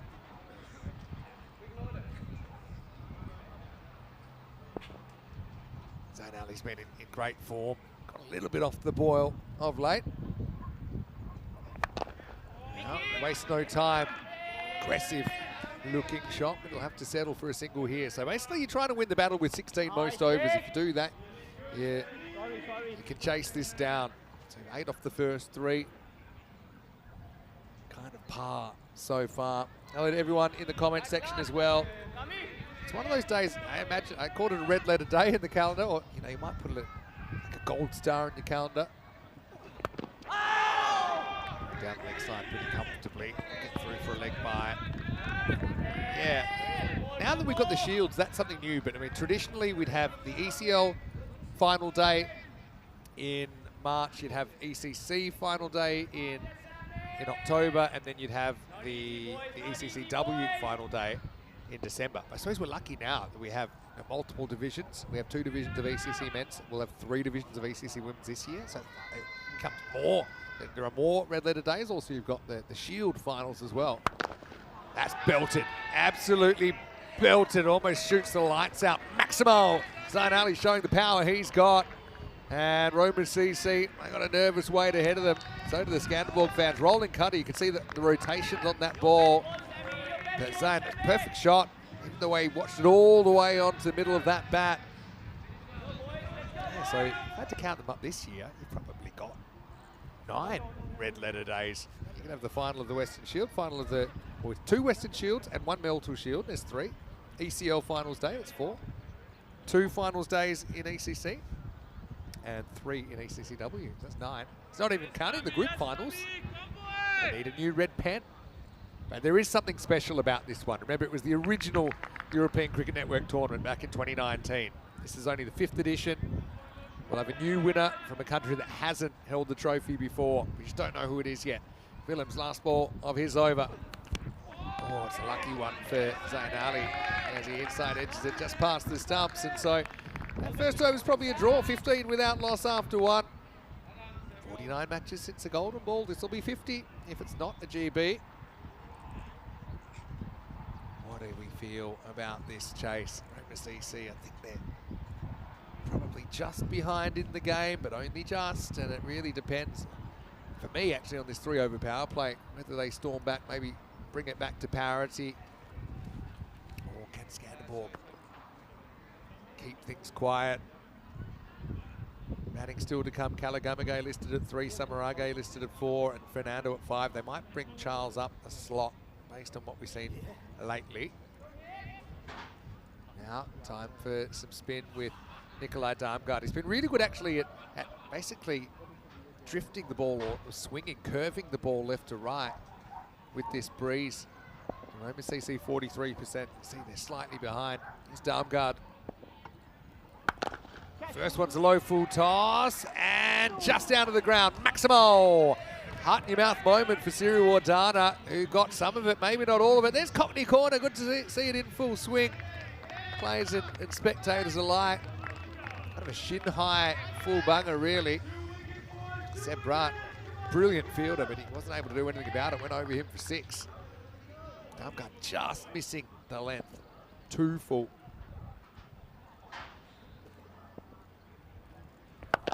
Now that one is going even further. No real movement from Darmgaard. The movement came off the bat of Siri Wardana. Maximo back to back. This is why you got to get the guy out there. You can't have him sitting on the bench. See, not a lot of movement, just a hint of it from Darmgaard. He's got such a good eye, Siri Wardana. Many sound to him, Mr. Maximo. Rico Full comes back in for the exciting conclusion of Qualifier 2. And it's great to be back. Siri Wardana turning on the style. Darmgaard is going to change his angle of approach. He's just trying, you can see what he's trying to do. He's trying to get that York green, trying to get a bit of movement in the air. Siri Wardana knows what he's trying to do as well. And that is going to be 6 more. That is a biggie. It's going to go right into the fan zone. The Grizzly ends up at the bar, ordering itself a Victoria maybe. Boom. Shakalagia. 6 carreras más. 3 balls. 3 sixes. Yeah, and he's trying everything in Darmgaard. He went round the wicket, changed the angle, kind of asked him to hit across the ball. Siri Wardana said, yes, please, I will. That's a big one as well. It's good, kind of 25, 30 metres over the boundary. It's over the roof on the full.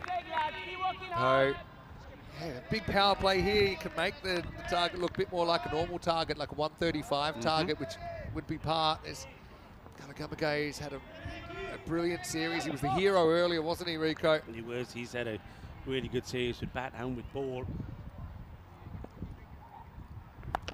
All right, now he's going to get a bit of a luck here. Yeah, he is. That's going to go up in the air, be picked up by the wind as well, and go for another 6 or 4 sixes on the spin. As Melinda Siri Wardana has played a test cricket for Sri Lanka, one-day internationals, T20 internationals, and here he is now. Not only has he played T10, but T5 as well. Ain't no test cricket. 4 sixes in 4 balls.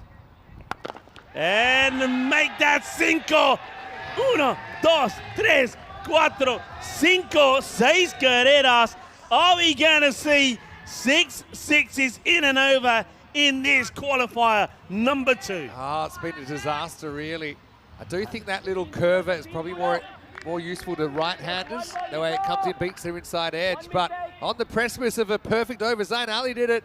Can Siri Wardana do it? He goes for it, and he's going to get it. Listen to the roar. 6 sixes in and over. Your perfect over. And is Melinda Siri Wardana, the international star. And he has put Roma CC in front in this must-win qualifier. Well, he's in the zone right now. Just have a look at that last 6 balls. 6, 6, 6, 6, 6, 6. 50 partnerships up. He's 43 off 9. It's 51 for none after 2. They've got that rate down to 13.4 and over now. Look at the Championship Week teams, of course. We had to say goodbye to Darmstadt CC as well as Vorberg and Hornchurch in last night's broadcast. They didn't quite make it in the top 4. Nomads bowed out earlier on in the day. Still 3 teams in the running. Wow. So now both these two have hit 6 sixes in a final. Well, I suppose not the final, but on finals day. Yeah. Zain Ali did it in the final in Group G. And Darmgaard, I'll come back to him in a second, no, he won't want us to, is Bulo. And that is going to be another 6, I believe.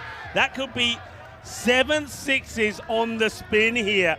6 of them, of course, in 1 over from Melinda Sirwadana. And now Zayn Ali, he goes big on the first ball of Anders Burlow. I was going to say for Darmgard, not exactly a game he'll want to remember so far. First ball duck, and his over's gone for 36. Yeah, and the thing is also now that they probably would have relied on 2 overs from him. There's going to be some doubt whether he bowls the second, especially if these 2 are still there. Burlow.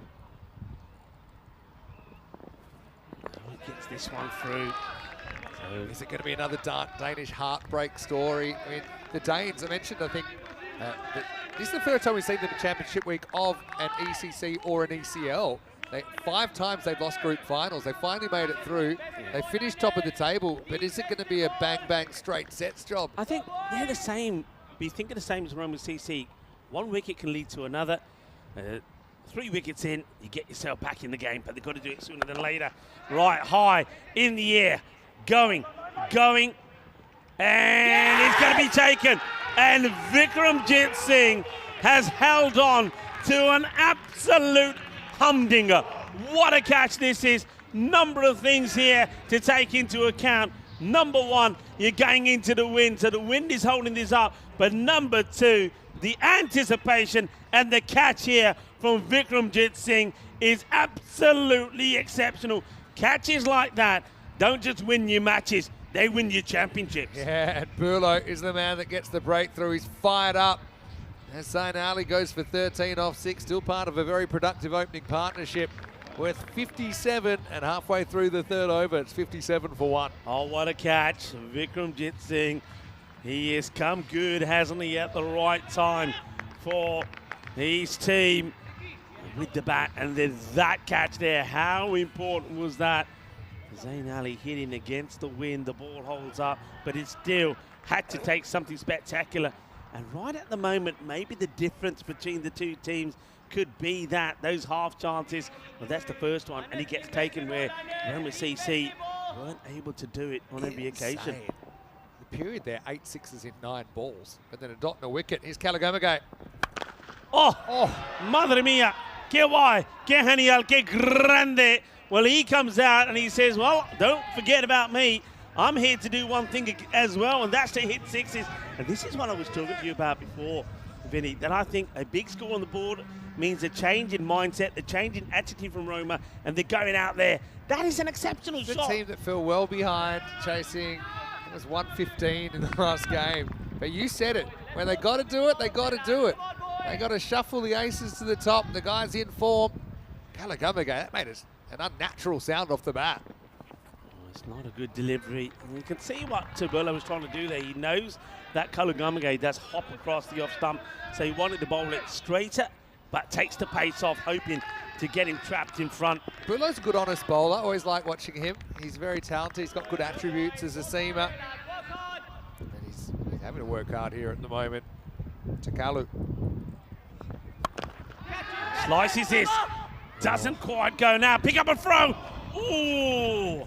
Well, there's the double ooh from the crowd here. First, the ball doesn't quite carry, but picks it up and throws it in, has a shot at the stumps, and I think if this hits, this probably, for me, would have been out. This is just dumb luck, really. What a good pickup. Maybe would have made it. This will be close. Let's have a look. Where is he? Is he in the shot here? Let's have a look. Oh, would have might been have just very, made it. But, very I mean, that close. could have easily gotten a hand. Yeah. It's just lucky for him that it went straight over the umpire's hat. A little bit to the left, a little bit to the right. That's getting caught. Sirwadana coming off the 6 sixes. Slower delivery, and that will be 4 runs, just wide off Damgard. Nicola Damgard wouldn't he love to have taken that catch if it presented itself after he was the player who was smashed for 6 sixes in and over. It's the end of the over. This match, this qualifier number 2, very evenly poised. Roma CC, though, are ahead, 69 for 1 after 3. Yeah, smart batting once again. What a cricket brain he's got, Sirwadana. Mid-off was up in the circle, so he didn't have to go very high, just had to get it good enough to beat the infield, and it raced away. So, still 69 for 1. Not even halfway there yet. Have a look at those 3 overs. 15, 36, and 18. I said the power play can make or break. At the moment, it's made Roma CC. But if I know ECN cricket, and I think I do, probably isn't a straight line to the finish. There's probably a few twists and turns left. as we'll get Willems coming back. Bowled the first, bowled well. He's bowling the fourth.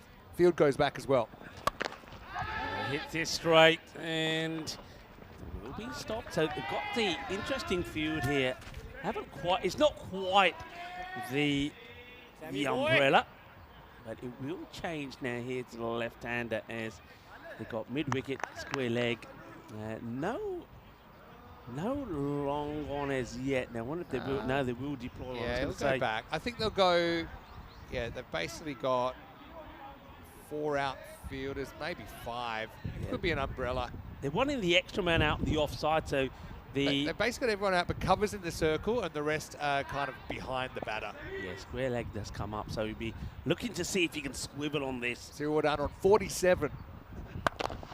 Hits it firmly. Well, 47 becomes 50, and that's one of the fastest that we've had here at the Cardamom Oval, Vinny. He does it in 11 balls. 11 ball 50, what a time to do it. Again, it's smart. Covers in the circle, so there's a big gap behind him. And that's exactly where it goes. Open space to Sirawardana. I wouldn't even clap him. He's in the zone. I wouldn't even tell him. Just keep doing what you're doing. What a knock. This time, just be a single lovely bowling in here. That from Taranjit Barraj. Reminds me of some players. Saifur Rahman is one in Estonia that his club say, we don't clap his 50 because it just tends to distract him on the way to the 100.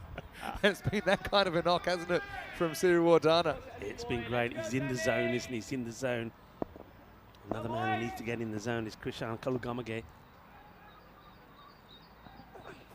Oh, gets beaten by that heavy ball. Good Bowling. delivery. Good bowling. I still, the script's been flipped a little bit, but they're still 24% Skanderborg. They just need a turning point, don't they?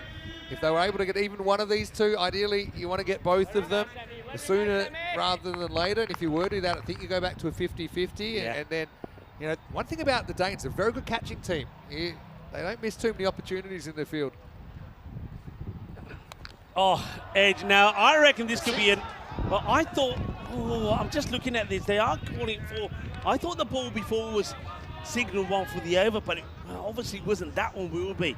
Yeah, the one before must have been shoulder height, but not over shoulder height. That one clearly is, but that's why it's the 1 for the over instead of being a no ball. So obviously everyone would know that. Wouldn't have bowled that ball, I suppose, if you'd already been called 1 for the over. Kalugamage gets a bit lucky. He'll get the 4. Moves to 12. Last ball for Willems. Oh, swinging wild. Yeah, he's annoyed. Because I think that's one that's in the slot is where he likes it. He's a good hitter straight down the ground. Head. Look at the head. Yeah, he's trying to hit it so hard, isn't he? It's the line between confidence and overconfidence, and he's just crossed it, but he's gotten away with it. Yeah, and he knows it. That's the thing. He does know it, Kalu. End of the over. Willems does a really good job, I think. Without him, who knows what the score would be. He goes for 24 in his 2 overs, and after 4, Roma sees 79 for 1. Yeah, look, we've had a lot of players from the Netherlands here. I know that Sebastian Bratt is here. Remember 2014 when it took Netherlands just 13.5 overs to chase 190 in Sylhet and knock out Ireland and Zimbabwe out of the T20. Well, happy memories for happy our memories. Dutch viewers. I'm sure Tim Delaney would remember that. Yeah, back in this day in 2014, and it still stands as one of the. Well, Bratt he's a man who will remember it well. I reckon it's a bit of mind games there. So it is a Dutchman here, Sebastian Bratt. There he is, and in an astonishing display of power hitting, Netherlands scored a world record 91 in the power play. Netherlands progressed to the Super 10 stage, where 3 days after that, the electronic. Oh, this is probably a no ball. It is a no ball. So Sebastian Bratt, not sure what he's thinking there, but he gets this one completely wrong. Mind game's gone too wrong. Yeah, it goes too wrong. But yeah, after that win and knocking out Ireland and Zimbabwe, they then were bowled out for 39, the lowest in T20 yards by Sri Lanka. Easy come, easy go. And that is going. Adios, Balota. 6 Guerreros. Well, somebody's on the hunt for one in the catch here. Oh, I don't know who that is. Is that... I think it's got to be one of the Hornchurch. Is that West? Is that far Westfield? from us, but it went miles away. And bang, 6 runs. Freebie, don't forget, it's a no ball before. Hey, 91 run power play in 6. We've had a 94 run power play in 3. That's another one that's going to sail away. The wind will help him with these shots, and he knows it. He's a smart cricketer. He knows where he's got to be hitting, and this is where I think being a left-hander comes into favour. They've also got some Morange who may be padded up to come out next. We know which way the wind is blowing. If you play these shots off your pads, off your hip, then the wind is going to accelerate it away. Yeah. Right, not a good start from him. Vortex is back, the flying V, and it's behind the batter here. Anything behind square's flying. Sirodana's flying 64. Oh, that is a great shot. That is a classic pull shot for 6. Watch out in the fan zone. Well, that one, I reckon it might have done a little bit of damage to something. This is flat and hard. Boom. Shakalagya. What a hit. Oh, why lift the trophy when you can bust it? And it flew straight past it. I hope everyone's all right over there. He's 70 now.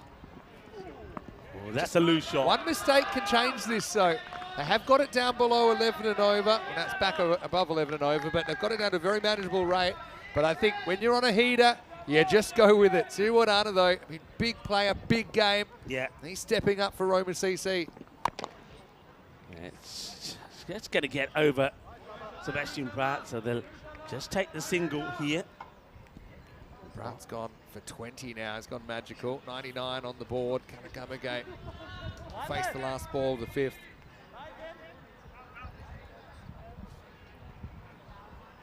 Hush around the ground. Everybody's just so engrossed by this contest.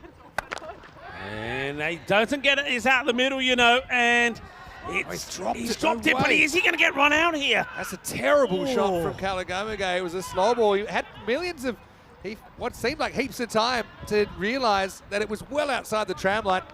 Oh, just have a look how wide this is. Yeah, it's hugely wide. Can't believe you reached it, and then, oh really, for such a good fielder, Pulo, I think he catches that 9 times out of 10, so Kanakamage makes a bad decision, but gets super lucky. Did they even run there? They didn't even run, so it's 99 for 1 after 5. Vinny Sandu here, Mr. Maximo, Rico Full with me. Huge day on the calendar. Thanks so much for being a part of this adventure with us on the European Cricket Network. It's so hard to believe now. I think it's 5.5 years, almost 6 years since we started this adventure. Keeps going to new heights. I mean, what this tournament's become is just amazing, Rico. New heights, more entertainment, more excitement, more action, and more drama. And it doesn't get any more dramatic than what we're seeing out here at the moment. So they didn't run, you're right. Yeah, long dot to finish the over. It means Sirodana's on strike, and he will hit his 6. So everything running Roma CC at the moment. The 100 comes up maximal.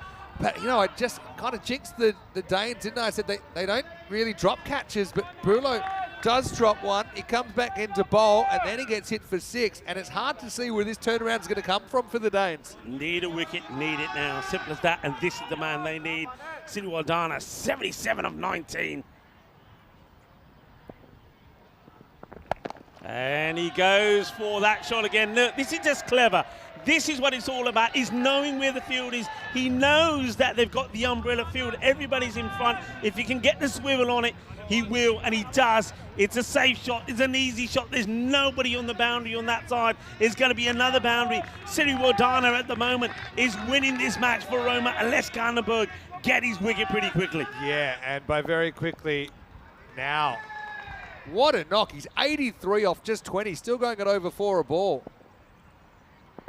Slower, hit hard, catching opportunity, maybe no, it doesn't get taken, and he's going to get palmed away for 4 or 6. We'll have to wait and see. But it's another one that goes down, and this time it's the safe hands of Damgard. He is having a nightmare. Golden Duck, 6 is off his over, and then he puts this one down. Slightly out of position, isn't he, as well? He's 3 or 4 metres in. Look, it was belted. The slow motion doesn't really do it justice.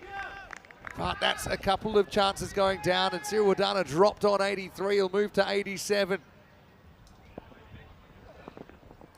It's going to be a wide, so goes with the double slower delivery. Oh, Skanderberg, the Stingrays.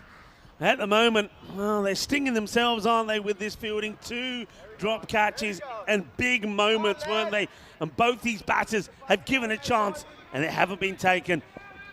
Kanakamage dropped on 12, but the big one there, the drop on 79 of Sirodana. Slow again, he goes for it. Second chance, maybe no. This time, it's up. It hits the flag. It's going to be 6 more. Siriwardana just keeps on rocking and rolling, and he has now moved to 93 of 22 deliveries. Oh, what a knock. Knock of the ECL so far, I think, has to be, given the circumstances. Okay, they're not there yet. I mean, Roma CC kind of got the jitters earlier, but that was at the start. This is the end. Maybe it's the end for Skanderborg. 36 required of 26. And make that 30. He can do that in 6 balls. We know that. He's shown it. He's done it in this match. 6 more. And I think the crowd catch. Well, they're all ready and all waiting for these catches now. And that's 6 more. Oh, wowzers. Chulo's gone for 47. He's had a shocker of a 5 minutes as well. Dropped a catch. Come on, got belted. We've only had 2 centuries in this ECL, and that was after we had 11 last year. I suppose we've had a lot of short form cricket. But anyway, here we go. Siriwardana on 99. And there you have it. Take a bow. The international star from Sri Lanka. He's played Test. He's played one-day internationals.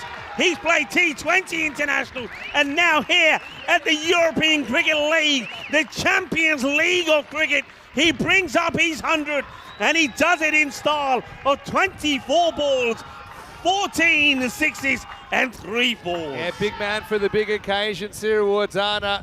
He's hit them all over the place. It was a single that brought it up, but before that, as you said, 14 sixes. He's been making the ball dance all around his Carter Oval. Have a look at this.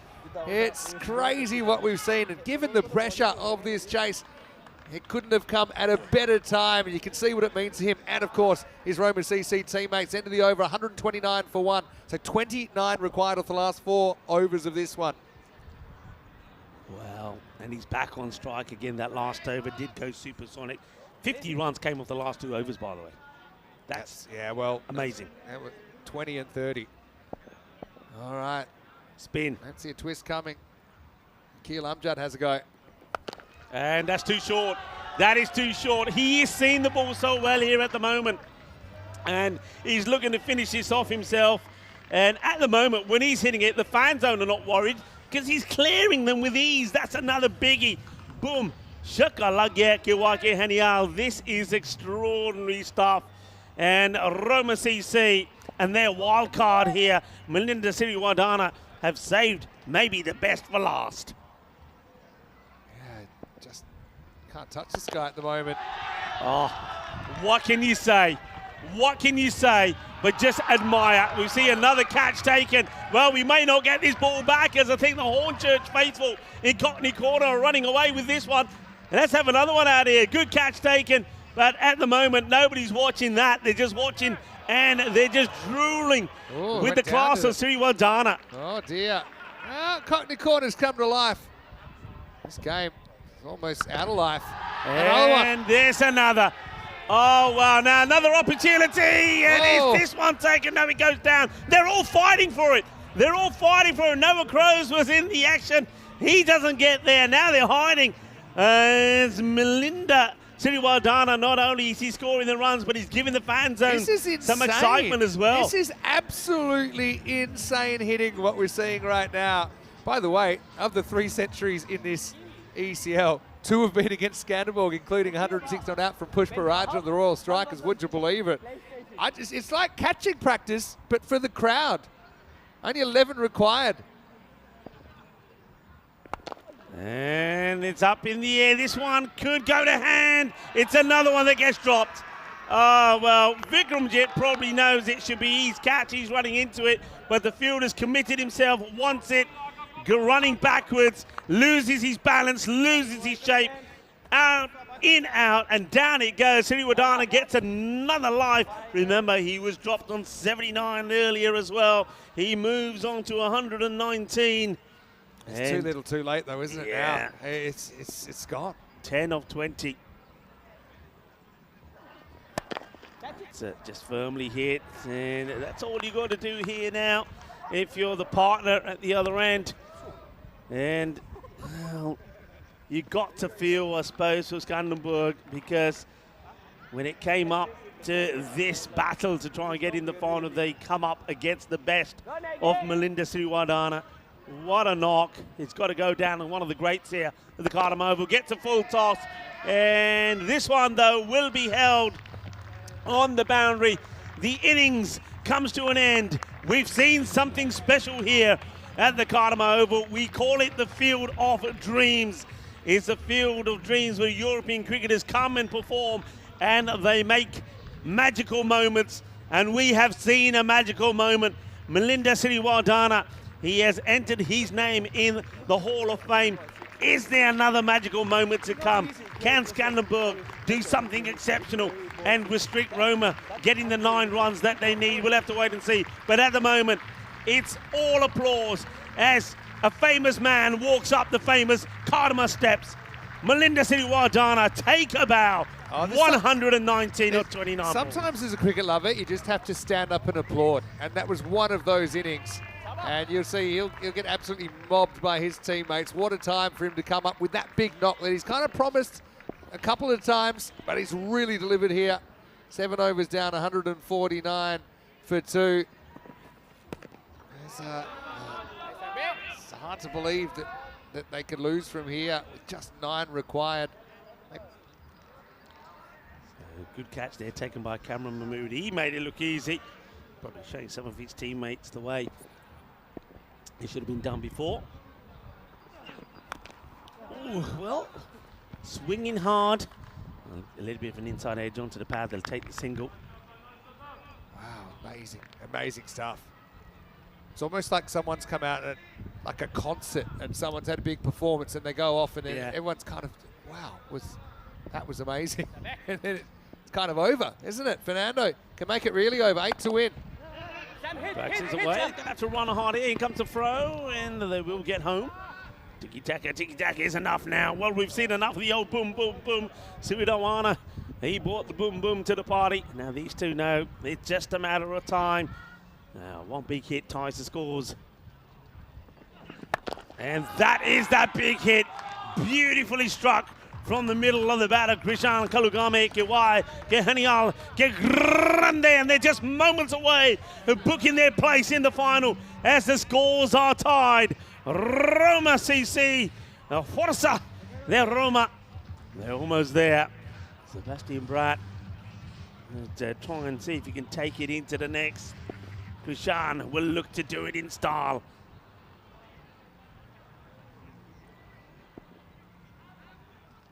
Well, any score wins it now. Well, all right. That's a slower delivery, which he totally misses. And misses it, the ball hits the stumps, and really no celebration at all there. Krishan Kalugamagate will go. It's another wicket for Sebastian Bratt, though. He's got a wonderful record here at the Cardamom Oval. It gives us a chance, though, to talk about Skanderborg and exactly what they brought to the competition. I mean, they finished in top spot after the crazy T5 games. But let's be honest, they've broken the Danish curse, haven't they? We've never seen a Danish team, club or country, here in Championship Week at the Cardamom Oval. Kalugamagate goes with the scores tied for 20, but he's been absolute force today for Roma CC. But Skanderborg, you know, they'll be so disappointed not to be in the decider tonight, but they can be really, really proud of their efforts to finish 3rd in the ECL. But again, just in the big game, they've run into a man who's just having the game of his life. Samarage can come and finish things off. Might only get one chance. Last ball, the over. And he'll play it away and get the win. Roma CC will be in the final later tonight against the champions of Jersey Farmers. It is heartbreak, really, for Skanderborg. The Stingrays have done themselves and Denmark proud. They have played some brilliant cricket. The way that they have been out there in the middle, the approach to it, the professionalism, and the dynamics that we've seen from them sometimes has been outstanding. But on this occasion, and it has to be said, they did let themselves down a little bit in the field. Chances came, but weren't taken. And in a match like this, in an eliminator, if you like, going into the final, where winner takes all, you can't afford to make those mistakes. In fairness, Roma CC also had a few hiccups in the field, but with the bat. It needed something special. I thought it needed something special, and we were treated to something special. Malinda Sriwadana, he has produced a performance and produced a knockout here at the Cardamom Oval, the Field of Dreams, that we will be talking about for a very, very long time. Yeah, it was an amazing knock for the moment, wasn't it? Skanderborg, you know, they're great sportsmen. I think they play the game hard, but they play it scrupulously fair. You know, they have a real sense of sportsmanship, and they'll be the first to congratulate Roma CC for besting them on that occasion. But they went on that streak, didn't they? They went on that 5-match streak with the result of them being on the top of the table. And they're going to get a great reception from their fans as well. There's a lot of Skanderborg families here, supporters here. That certainly will be softening the blow for them. Yeah, and there's Malinda, number 10 on his back. They'll have a little bit of a huddle here, but I'm sure that he will be the one that will walk them off the field. And to great applause from the spectators. Roma, they have made it into the final. And that man there has produced an incredible knock. 119 of 29 deliveries. The 50 came up in 11 balls. One of the fastest that we've seen at the Cardamom Oval. 17 sixes and 3 fours. What a knock. And yeah, everybody knows as they stand and applaud, we've seen something special at the Cardamom Oval today. Yeah, and so now we can confirm that it will be Jersey versus Italy. Farmers and Roma CC in the final. We're an hour and a half away from the first ball. Make sure you tune in a little bit early. We'll have the opening ceremony, including the anthems, and it's one of those where are you going to be moments, because in the ECN year we'll have about 1,800 matches this year, but this is one that we'll remember not just this season, but in seasons to come, and honestly, can't wait for it to start. No, Corey will be back for a little bit of the final as well, Rico. And, I mean, do you have a favourite going to that? I suppose Farmers have to be favourite. They had the rest, but Roma CC, they hit fire, didn't they, in that qualifier? You got two teams that are in form, and in fact, if you look at the way we started the day, you had 4 teams coming together that were in great form, and one by one, we went from 4 to 2. 2 will be in the final, but I think both of them are as good as each other. It just takes one batter to click. I mean, it could be Zach Tribe, who was absolutely brilliant earlier on today when they got that win against Skanderborg. It could be Summerall, who scored 90 of 26. Remember, he at one point had the opportunity to get a century. Or will it be Malinda Sriwadana, who will continue the kind of form that he's in? That was an incredible catch, by the way. Let's focus on Skanderborg for a moment. Catch. I mean, they played some great cricket. I think their team dynamics have been brilliant. I love the way they've interacted with the crowd. I love the way their supporters had supported them and interacted in the crowd. They really have lit up the fan zone as well. You got a feel for them, but a few glitches in the field, and then also coming up against world class of Malinda Sriwadana. That made the difference. Don't forget, I mean, that's him bringing up his 100, and it was amazing. It was a masterful knock, but don't forget the 6 sixes. Yeah. He hit the 6 sixes and set the tone. I think it was Teddy Coney took the catch down there. We couldn't really work out what happened. There were people running around everywhere, but Skanderborg, the writing was on the wall, and it was big enough that they could read it from a fair distance, wasn't it? Despite this kind of anticlimactic wicket with the scores tied, it was Samaragi that came out, was able to punch a boundary off the only ball that he would face, and Roma CC have done it. They chased 158. They've done it in just 8 overs as well. So, Roma CC, there's a lot of chat. I know Corey thought they'd be in the final. Well, he's right. But Farmers, they're the form team. Let's not forget that. Farmers, despite maybe a bit of a dip yesterday, but when you consider the players that have come into their side today, I think they're the ones to beat still in the final. But Roma CC, how can you count out a team with a player like Sriwadana at 119 of 29, 17 sixes? That's 100 in sixes alone. 114 out of 119 in boundaries. Crazy. Zain Ali went for 13 in there, but he's had a pretty good tournament all up. Kalagamage went for 20, but the work was already done by then. Bowling-wise, Willems, I think, was very, very impressive in this ECL. He went 2 overs, none for 24, and that was with carnage around him, including Darmgard getting hit for the Maximo over. And apart from that, I didn't really have the answers, although Bulo, Brat, and Akil Amjad able to take wickets, but they all went for runs. Brat won for 32, not so bad. Well, Rico. Oh, well, you know, Crazy. absolutely crazy. Stingrays, we love you. And you've brought so much to this year's European Cricket League. But sometimes, Vinny, in all sports, something like this happens and you just have to look back and say, it was something amazing. It was something astonishing. And, you know, you just have to accept that. It happened in sport. And I think Melinda Sriwadana just stood in their way today. And he's got Roma through. He's put Roma in the final. All right, so we'll take a break. We'll be back in about an hour and a half. No, do not go anywhere because it's going to be a red letter day turning into a red letter night, and we will be giving away the trophy before the end of it. Vinny Sandu here, Mr. Maximo, with Rico Full here in the box. The Koi Ruckers will be back for the start of the final, where we'll see Farmers of Jersey taking on Roma CC of Italy for the 5th ever ECL trophy. We'll join you then for more European Cricket League.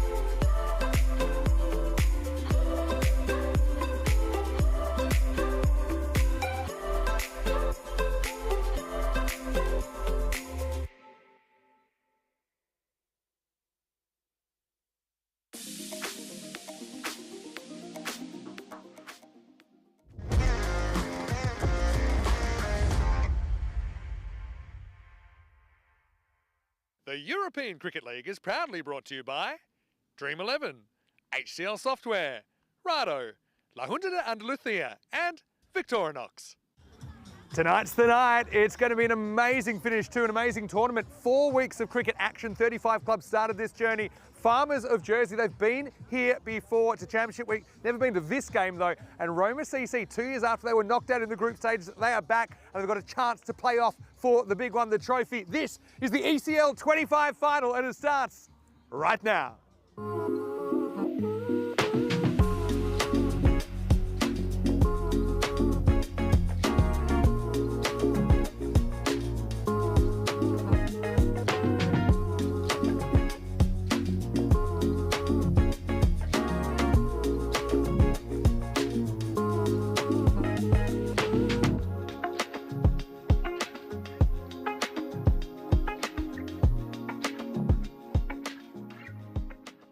Good evening to you wherever you're watching from around the world. Welcome to a big night. It's the ECL 25 final. What a great atmosphere here at the Kartama Oval. 35 clubs started this journey. 7 made it, of course, through to Championship Week. It's been a crazy week, 5 over frenzy, and then finals day today. 4 teams made it to the morning. Only 2 teams have made it to sunset. And, of course, we are talking about Farmers of Jersey and Roma CC of Italy.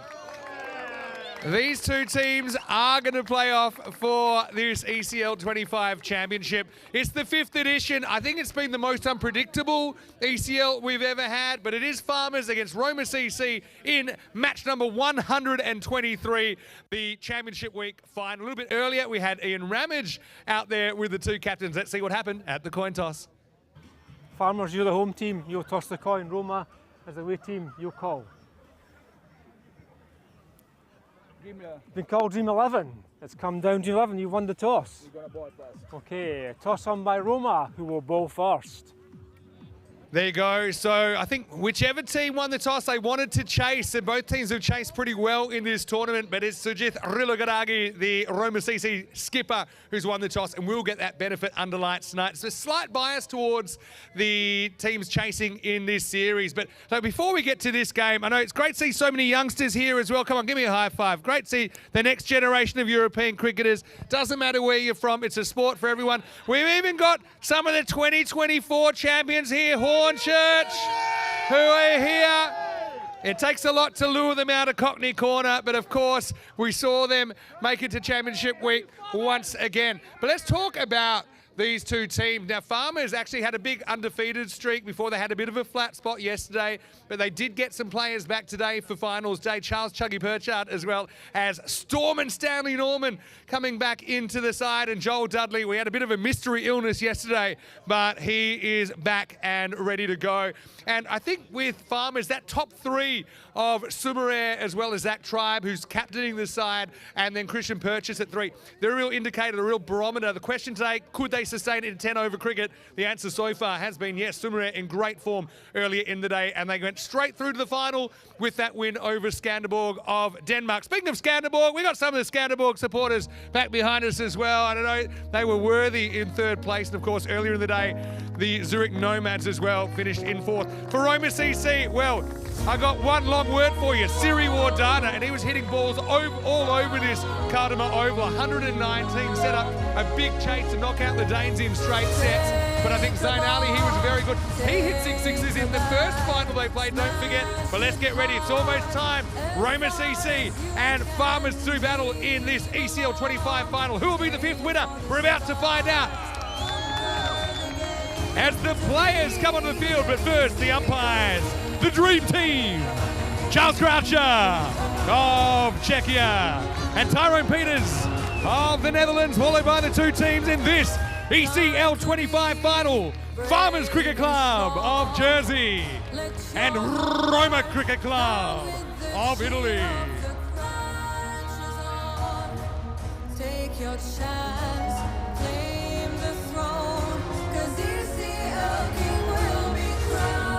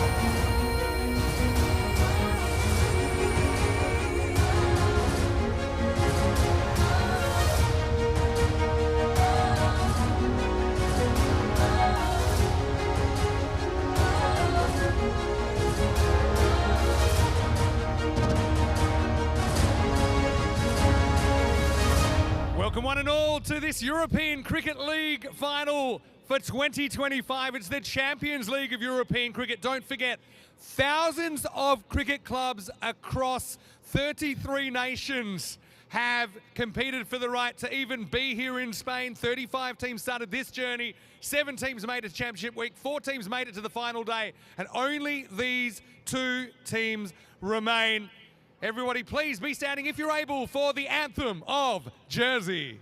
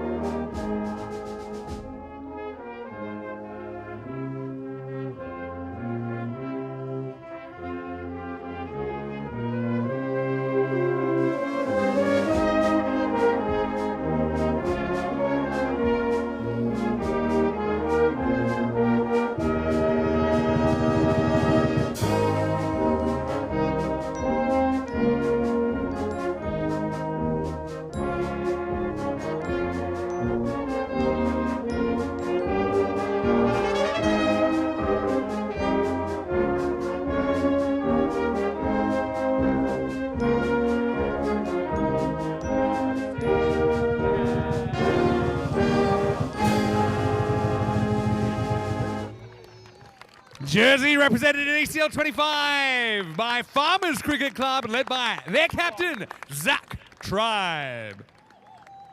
Please remain standing now for the national anthem of Italy.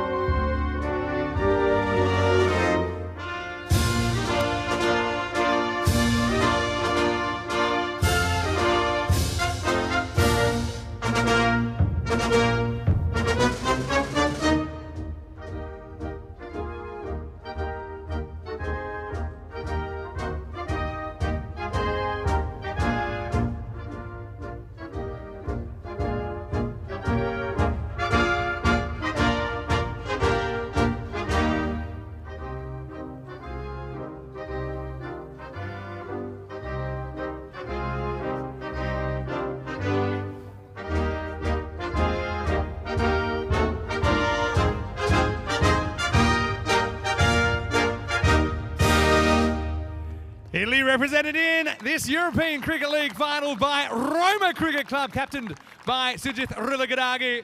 Well, let's sit back and enjoy. I think this is a genuine flip of the coin. 2 teams arrive for the ultimate prize in European cricket and 2 prize fighters in the comedy box to get you going here with Rico Full and Corey Ruckers. Roma CC bowling first. They'll be on the chase. Let's start the race for this ECL trophy.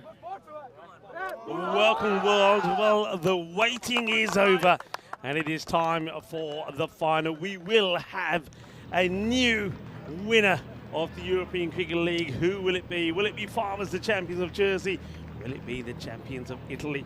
Will it be Roma? And before we get started, look, once again, we know that a lot of rain has fallen over this European Cricket League. A lot of hard work has had to be done out there, and we have to really give our thanks to all of those people behind the scenes that will be working hard throughout the days and the weeks that we've had here to make conditions playable. So a big shout out to all of the ground staff, the ECN crew, and of course the umpires. They have been absolutely marvellous. Rico Full here, and alongside me is Corey. Corey, the final. Well, the final is here. How exciting for everyone involved. 50-50 on the supercomputer. This is going to be a really good game. Roma CC winning the toss, electing to have a bowl.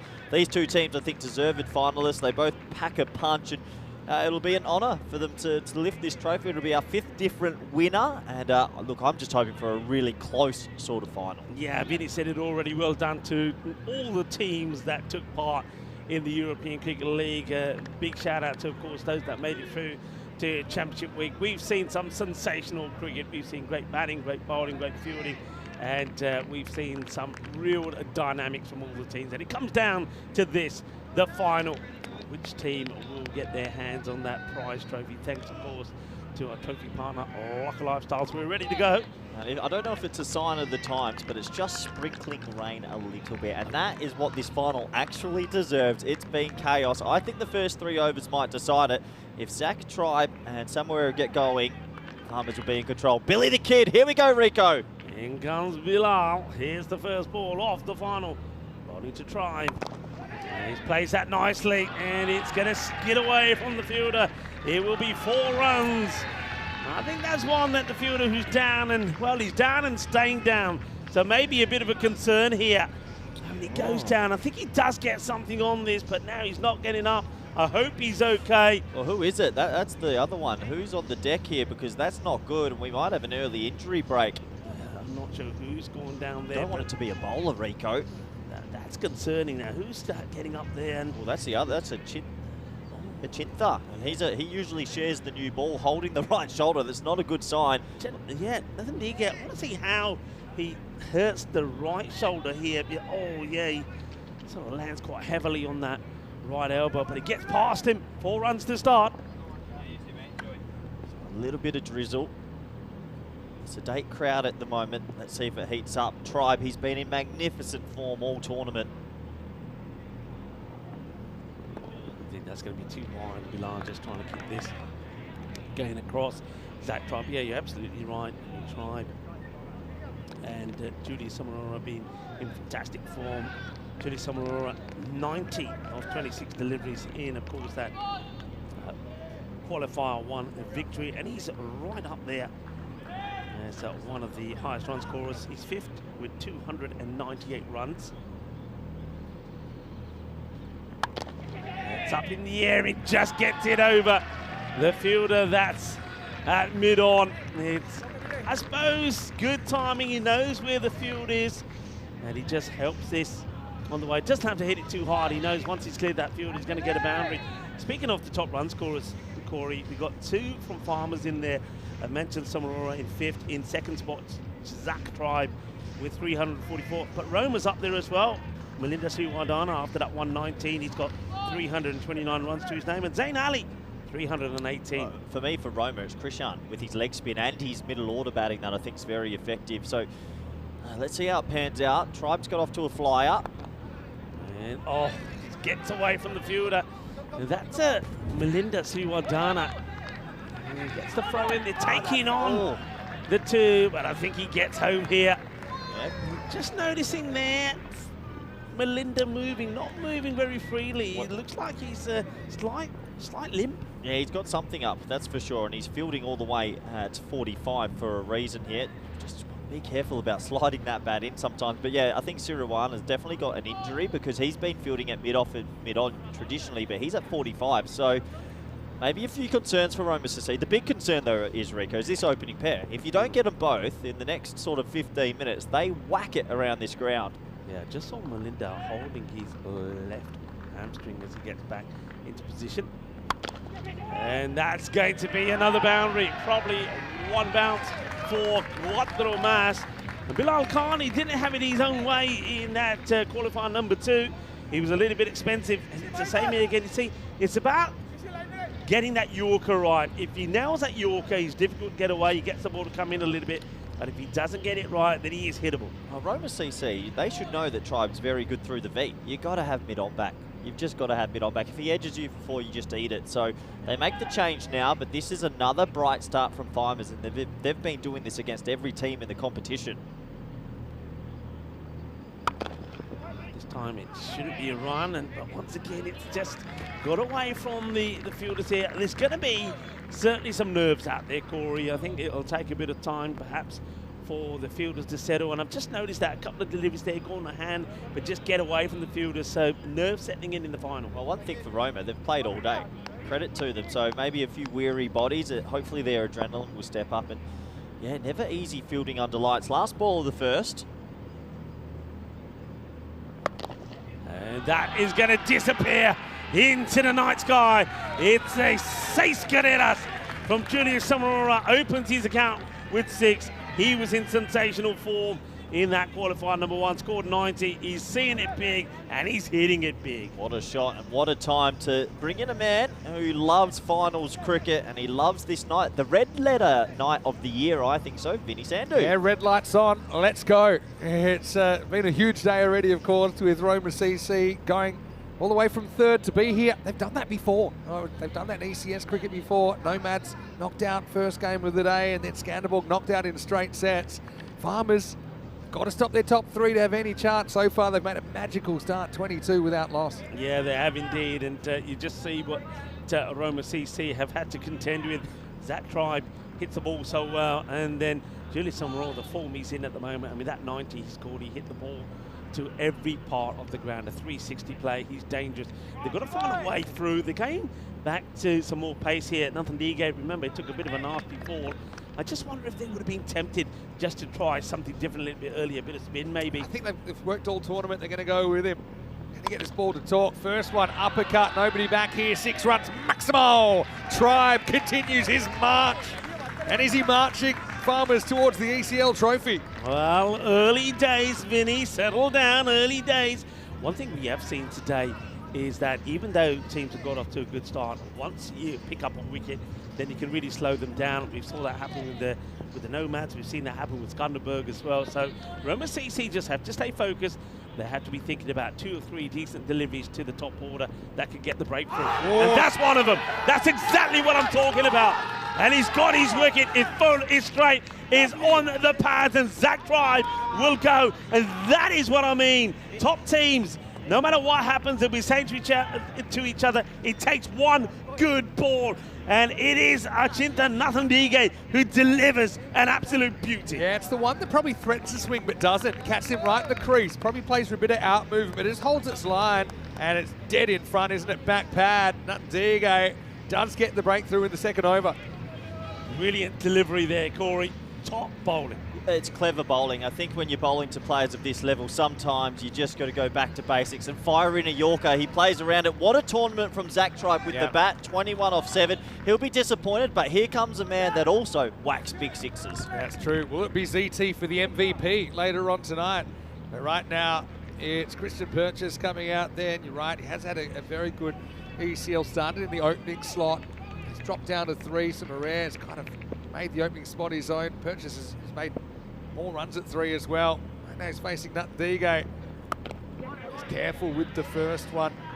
Yeah, Farmers came in as genuine 50-50 shots in this final according to the supercomputer. They've won the start. But I just think, Rico, Roma CC, they're hoping to get a run on here. They can get this top 3 out of the way as soon as possible. They'll feel that they're favourites. Yeah, big time. And you could probably say, I think with all the teams that we've seen here today, there's been 3 dangerous batters. And if the opposition, the fielding side, can get them, then they feel they're in the match. Steps across, tries to manipulate something here, won't get anything. Yeah, very interesting this game right now because Tribe's gone. Samarea's been in massively good form, and then you've got Purchase, but they've brought in some other players today. Big Stanley Norman, a bit cold. James Smith hasn't made a lot of runs. These moments could determine Roma's night. Can they go bang bang, make it maybe 40 for 3, and then they're right on? Juggy Purchase's a genuine all-rounder in their midst as well. He's the regular captain. Now Purchase, short arm jab here straight into the gap, and I think that's gone all the way. Maximo Samarora picking up where he left off earlier today. Yeah, good strike. He's seen the ball so well. I mean, it's hard to, sometimes we see some batters Vinny, and we say, you know, you've got to bowl outside the off to him or that heavy length or get it. But he has played everything. I haven't seen a weakness in his game as yet. Both teams playing their first ECL final, of course. Oh, what a shot from Julius. He plays it so well, steps across and dismisses it over backwards, square leg for 6 more. Yeah, I mean, look at this shot. He's been doing it. When he made that 90, this was what he was batting. Goes right across, and he just backs himself to play the shot. Now, Corey comes back in here. Corey, you were talking about this earlier when we were together. He is nailing that sweep shot. It's reminding me again, I'll mention earlier, 2019 Scotty Edwards, VOC Rotterdam. He swept everything, and Samara today has just been sweeping pace bowlers non-stop. It's a high percentage shot. There's still a big fish there, but we will, Vinny, later tonight get to fill in the bottom left of that screen. Yeah, we certainly will, and it'll be potentially another Jersey flag on there. But this time in the winners column, will it be back-to-back runners-up trophies for Jersey? And of course, we'll get our first ever Italian flag on that part of ECN history. So they're going to go back to Bilal Khan. Interesting, he's coming around the wicket here. I don't know about this to these guys. He's hit it so well to the leg side. Although Purchase, he'll go offside here. Thick outside edge, runs away for 4. Oh, well, it's a matter of inches sometimes, isn't it? And have a look at this. It flies quickly. Great effort. Brilliantly captured there by 2 circles. But Ishwaran just can't get there. Every inch counts, Rico. 4 runs, goes pretty quickly. Purchase, that's a bit of luck there. Who will win the luck battle? I mean, both these teams, we know how evenly matched they are. A bit of luck there for Purchase, his first boundary. Bilal with a comeback ball. Oh, it's even luckier because that one will bring him 6. Maximo! Bit of an accidental Maximo, but it'll count. Either way, Purchase goes 4 and 6. Yeah, it's difficult times this for Bilal Khan. He just can't get into the rhythm. Nothing seems to be going his way after an edge which only just went past the fielder. This one sails over. Now they're pushing back the fielder back onto the boundary. So they're just moving things around here. But to me, Corey, doesn't look like they've got a real plan. I don't like Billy coming around the wicket. He's a left arm over the wicket bowler because when they play and miss and it goes across if you don't get that swing. Right now it's going into the arc. It's not really the stump line, is it? And put the third back. This time it's close to the middle of the bat. That's a hustle here. Well, he's very slow to get going. It's almost a 5er. Sumarare, I'd say he's batted better than he's run in this series. He almost loses his wicket there. Brilliant backing up here also. Great throw. If it hits, I think it's curtains. But the backing up here from Amadi was superb because we know that Melinda Sriwadana is not moving swiftly. He can't get there. But Khalidi saves the day. Otherwise, that could have been 5. That hits his curtain, I think, for Sumarare. It's the little moments that matter. Look out for the pickup shot here. He's got the angle to work with also. Wanted it. Definitely not out for a variety of reasons. They'll get through for a leg by. A long way outside the line there. Yeah, the angle, this is what Corey's talking about here. If you're bowling this angle, the chance of getting the LB, look, he's drifted in. That's impact outside the line. Anyway, it can't be out. And so, well, Bilal, he's got a smile on his face. I suppose you've got to ask the question. I suppose the key thing is at least the ball doesn't go to the boundary. It's back for the flying edge. I do like that. I mean, you are trying to take wickets at this stage. Still pretty early. 50s come up during the over for Farmers. Bilal only has 2 more shots to break through. Almost does. This one kicks down and well handled by Rila Gadaga behind the stumps. Rila, let's talk about him for a moment. I had a little brief with the Roma CC captain, and he says, yeah, it will be a dream and it will be an early birthday present because he celebrates his birthday on Sunday. Not just any birthday, he's 50. He's 50, yeah. He's 50 this weekend. Wouldn't know it. Also seen him here playing for Italy in the ECC. Last ball the power play. It won't be because that one is dragged wide of the mark. I mean, it's an amazing thing just to get to this point. I mentioned in the intro, but it's not just this tournament, but it's months, it's actually years that go into getting here. And you never know if you'll be back. The champion will get to come back, runner-up perhaps. Yeah. It's certainly a very special night. Last ball take 2 for Bilal Khan. Gets it in the right spot. That's the York, but well dug out. In fact, that's going to go all the way, I think. Oh, I'd like to see where Purchase buys his bats, because that one somehow got squeezed away. 4 runs to finish the power play, and it's 58 for 1. What a beautiful shot this is. This is smooth and swift through the outfield. I like the micro-lino. Beep, beep, as it goes all the way. Lovely shot, beautiful timing. Well, only one big wicket, but really there's 3 big overs there. Yeah. Farmers are set up for a massive total, and chasing under lights is never easy. You think about the Farmers bowling later with Chuggy, Sturgis, you look at Simarair. It's 160. To pull that off back-to-back chases is not going to be easy. We have seen some big chases under lights. Don't forget Asian 11 in the Western Shield against a very good batting lineup and bowling lineup. They chased 180. World 11, we're bowling it backwards for a week, Vinny. One thing you have to remember though, Corey, we've seen starts like this today already. A wicket can change everything. And even though Farmers have got off to a flyer, 2 more wickets here, Roma. That's what we're thinking. 2 more wickets. Marty comes on, smiling assassin, a more variety of on-speed and off-speed deliveries. First one up in the block hole. Amadi will be hoping for a better final than he had about a month ago, where he got absolutely taken apart from Will Smale, and he's back again. He's a familiar face on the network. Good luck to him. For Belgium internationally, you can see why it's called the Smiling Assassin. Only to Christian Purchase. Shots could have gone anywhere.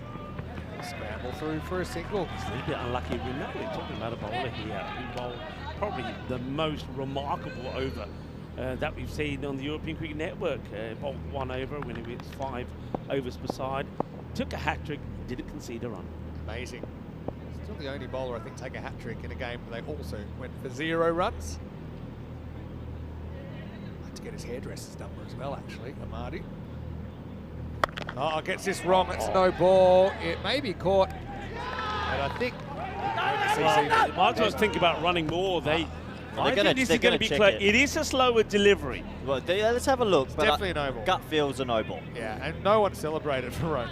He's pretty much in his crease. Yeah. It's pretty clear cut. Miles too high. So I think Rome to see there was no real celebrations there. If anything, it's a good stop, actually, because if that's a 7, the momentum's going away. You've got the chance to redeem yourself on the free hit. Well, he if you're the does. bowler. Well, you had me when you were talking about having his hair stylist. You need the hair to go with it first, don't you? One step at a time. One step at a time. Free hit. Oh, chops it. And that's going to go for 4. So I think they've won the luck battle. Not they haven't batted well as well so far. Combination of those 2 things as Farmers move up 66. Yeah, it's everything's going more or less the way the Farmers here at the moment. They're scoring runs, scoring them quickly, and look at that expected score. We're talking about 170 plus at the moment. Yeah, that's a big expected score. A wicket will bring that down. 2 wickets will bring it down even further. Amadi is one of the premier bowlers in Europe in this format. What's he go to here? Oh, that could be more trouble. I don't think so this time. I got a feeling this is under waist height. They're going to check it. This is a lot closer. I think this one's out. I do as well. It's much borderline. slower. Straight bat. This it's a is straight dipping. bat. This is dipping a long way. I think I'm with Corey here. Let's have a look. Oh, that's a... No, it's going to be too high. It's going to be another one too high. Well, Corey, me and you have to stand corrected, and well, Mr. Maxwell Sandu is right. It's another no ball, and it's also his 2nd. Now remember that. He bowls 1 more, and that's him gone, whether it's in this over or in his 2nd. Oh, that's a disaster. Wear the vest because it makes your waist look lower. I think that's exactly the sort of one that they call. It's around about waist height. Both being caught. 2 strikes on Amadi. Another freebie. Carries him up, so at least he gets a small win back. I mean, for all his sins in this over, it's still not a disastrous over at this stage, 11 off 4. But he's on his last warning. That could leave a bit of a hole. If he bowls another no ball, then you've got to start looking to other bowlers, and we know that Samarage hasn't bowled in a few games, and Rodana hasn't bowled in a few games. We haven't seen more left arm spin from Roma CC. I think they've been scared off it. They've just been scared off it. I agree with you.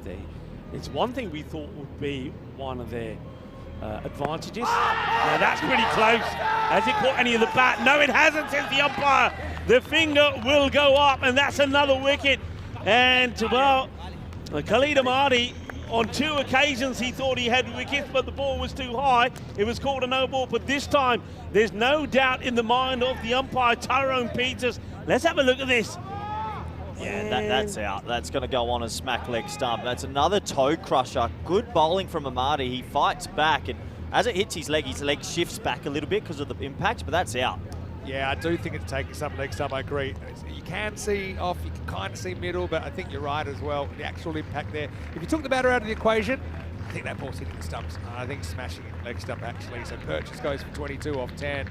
And Farmer 69 for 2. 2 of the top 3 are back in the shed. We'll say hello to James Smith at number 4. Yeah, James Smith is normally had to play a supporting role most of the time, but he's got a lot of time to bat here. But I think you're going to find here now, Julius Amarora is probably going to want to take control of proceedings here. But Roma CC will now feel they're 1 wicket away from really getting right back in this contest. I guess the Marty's scared off the slower ball a little bit with 2 warnings on him. Oh, that's out as well. Thanks for coming. Thank you very much. It's not once but twice, and oh so nice for Amadi as Smith goes a long way across. He's caught dead in front. Amadi's on a hat-trick, 69 for 3. Oh, brilliant bowling from the Belgian speedster. He gets it full, he gets it zipping, and that is dead. Another LBW. Game on under lights, boys. Yeah, and that one was even less doubt. It's going to be a golden duck for James Smith. Well, Vinny, you were saying maybe he goes pace off. He doesn't. And well, look at Derek. Derek's not pace off either. Derek is getting funky on back. finals day. Derek is back. And it's a long, lonely walk up the famous Cardamom steps when you get a first baller. And I suppose, look, wasted 1 ball, that's it. So it didn't happen for Smith. They still had other options. They got Storm and Stanley Norman. Probably a good moment as we pause with Marty on a hat-trick, 69 for 3. That's we acknowledge Rhino, a 4th member of our commentary team, in Storm and Stanley Norman, one of his favourite players. I can't believe they're not going to Krishan here. They're going to go Fernando earlier. That's new. That is new. It might work. Well, Rilla has called this straight away. The keeper is going to drop it. Never. Well, now we almost have a run out. Oh, chaos there under lights at Kartama. Sumared dropped on 21. I can't believe that. I mean, Rilla Godage, he gets excited. He goes charging for this. Remember, he's wearing the lid. I think he loses his at one point. Just about here, he's lost it. Can't find it. Loses it. He's had to leave that to the fielder. The fielder was standing there. Corey, talk to me about this. Massive moment. It's their most informed player has just been dropped, and that can be a final. Rilla's been so clean for years. Yeah, but it is an awkward one. I will say it under lights. He's got no point of reference. You know, if that had hit the stumps, he would have been run out. His bat plugged just short of the line as well. I think he had to leave. He had to leave it. He had to leave he got it. lucky. Well, in the air, doesn't carry. And a fumble, so pressure. And believe it or not, Farmers, they're now just ticking slightly behind in this cricket match. I can't believe that moment there. What a moment. I know keepers want it, but there is times that's going straight to backward point. Straight to backward point. If you can catch it comfortably. There was nothing comfortable about the attempt, though, was it? And now we got an edge, and that's going to fly for 6. So Sumarare, after getting dropped, here goes the Aximo, 6 runs. Gotta hurt you. That can cost you as much as 80 runs, I reckon. It could be about 80 runs. It costs you a trophy. So Marrero bats through, it can cost you a trophy. It really can.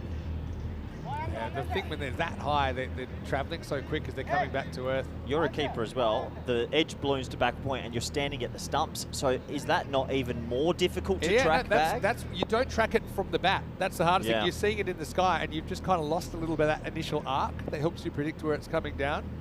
And hindsight's 20/20. Really, I would have left that alone. But once you call for it, you can't really bail out either. So he did call for it, and unfortunately, I don't think he got a glove on it in the end. Norman is now at the crease. Boys, would you go next over? You go back to Amadi and try burst through, or do you go Krishan? No, you go Amadi. You go Amadi. He's on a hat-trick as well. You go Amadi.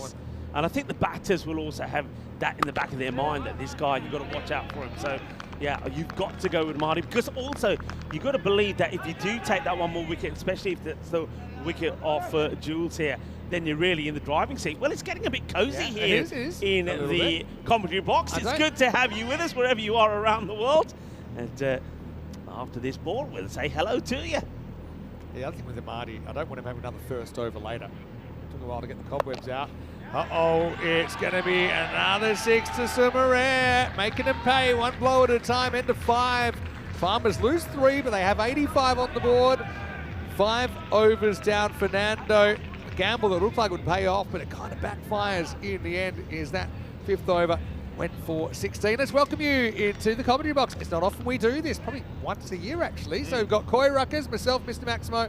We've got Rico Full in here. We've got you for the first part of the final before. You've got me for 2 more minutes, All right. I think, Vinny. But look, what a spectacle. It's crazy to think it's a year since last year and 2 years since we saw Drew lighting it up. All 3 of us up here, but well, so far, it probably advantage Farmers, but maybe a bit of signs of fight from Roma CC as well. I think the last 2 overs have been very good, and this, I think, will be a key over. It is a hat-trick ball. Yeah. Remember, we have got and had 3 in this European Cricket League. Here we go. Oh, it does hit on the pad, but it's going down the leg side.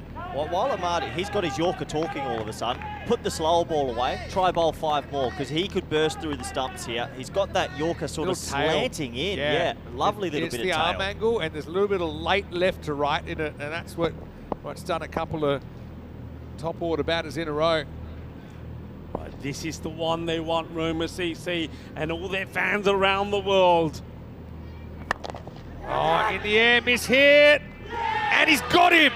That's Kalugamage. Well, he's not going to let you down. Sumaret does go about a dozen more after getting put down by the keeper, but Amadi with a 3-for in the final has Roma in contention, 86 for 4. Khalid Amadi rocked up to a final a month ago. He got smacked to ground and his head was down. He's come roaring back in this. They pick up the big fish. The drop catch doesn't cost them. This is very much game on. Yeah, look, he hits it pretty well, but you can see, though he gets down and tries to get right underneath it, he can't.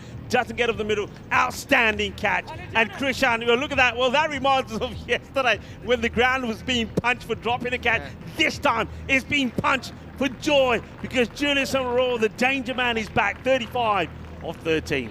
Yeah, with Khalid Niazi on World Happiness Day yesterday. Still plucking the grass out of between his knuckles, I think. But anyway, new batter comes in, Joel Dudley. Haven't seen that much of Joel actually this time, but he's a very talented player. Again, that's another one that slides into his pads. Can we just, for a moment, you've got a bowler bowling sling under lights, tailing. He's landed 5 Yorkers in a row. Yeah. And that's why you go to him. I mean, look at this one. Just straying a little bit onto the pads, but he's bowling well. Oh, well, this is great. And now you literally got 2 new batters out there having to get their eyes in. Roma CC getting back into this. Remember at one point it was expected 170. Oh, pretty close as well. It is.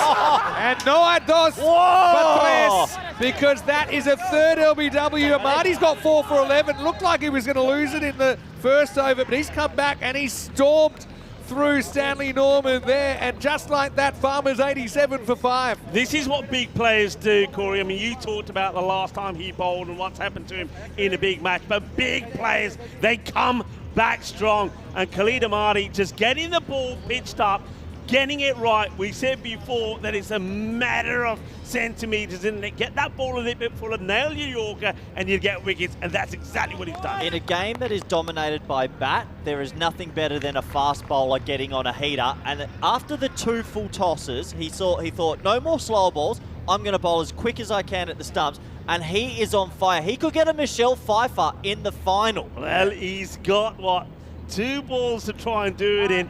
5-wicket haul. Could it be? I tell you what, Corey, if he gets another Yorker in there, I'm backing him. Here we go. What a time to come out. Perchard on strike, Dudley at the non-strike, and they've got the smiling assassin fizzed up. He's got about more teeth than a shark at the moment. If you had to choose someone though, Chuggy Perchard's a good man to come to the crease at this stage. And he's going to be careful with Amadi. He'll push a single. But yeah, that's the thing. When you've got batters, it's very easy to say, get outside your off stump. These are the 5-wicket hauls this year. We've had 3 of them. We've only actually ever had 2 5-wicket hauls in ECL history. Wasim Chaudhry and then Afghan last year. Chance for Amadi. Won't do it, but he'll still have 4. 4 for 13, remarkable figures, especially because he had to bowl a couple of extra balls, a couple of extra free hits.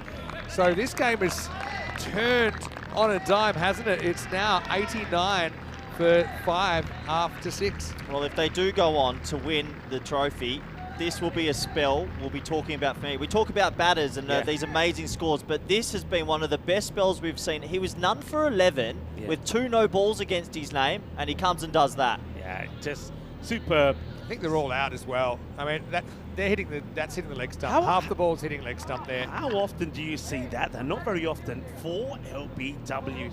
And it was Nathan Ligay who started it off. The thing is, all of those, none of them are, maybe the first one was plump, maybe the second. Third one, though, he hits him right on the crease. It's getting a piece of leg stump, I'm sure about it. Why couldn't he do that a month ago? Like, come on. All right, so 141 expected. So basically, saved 30 runs off the expected score. Think of it that way. And now this is what you'd expect. Krishan Kalugamage to come on to bowl.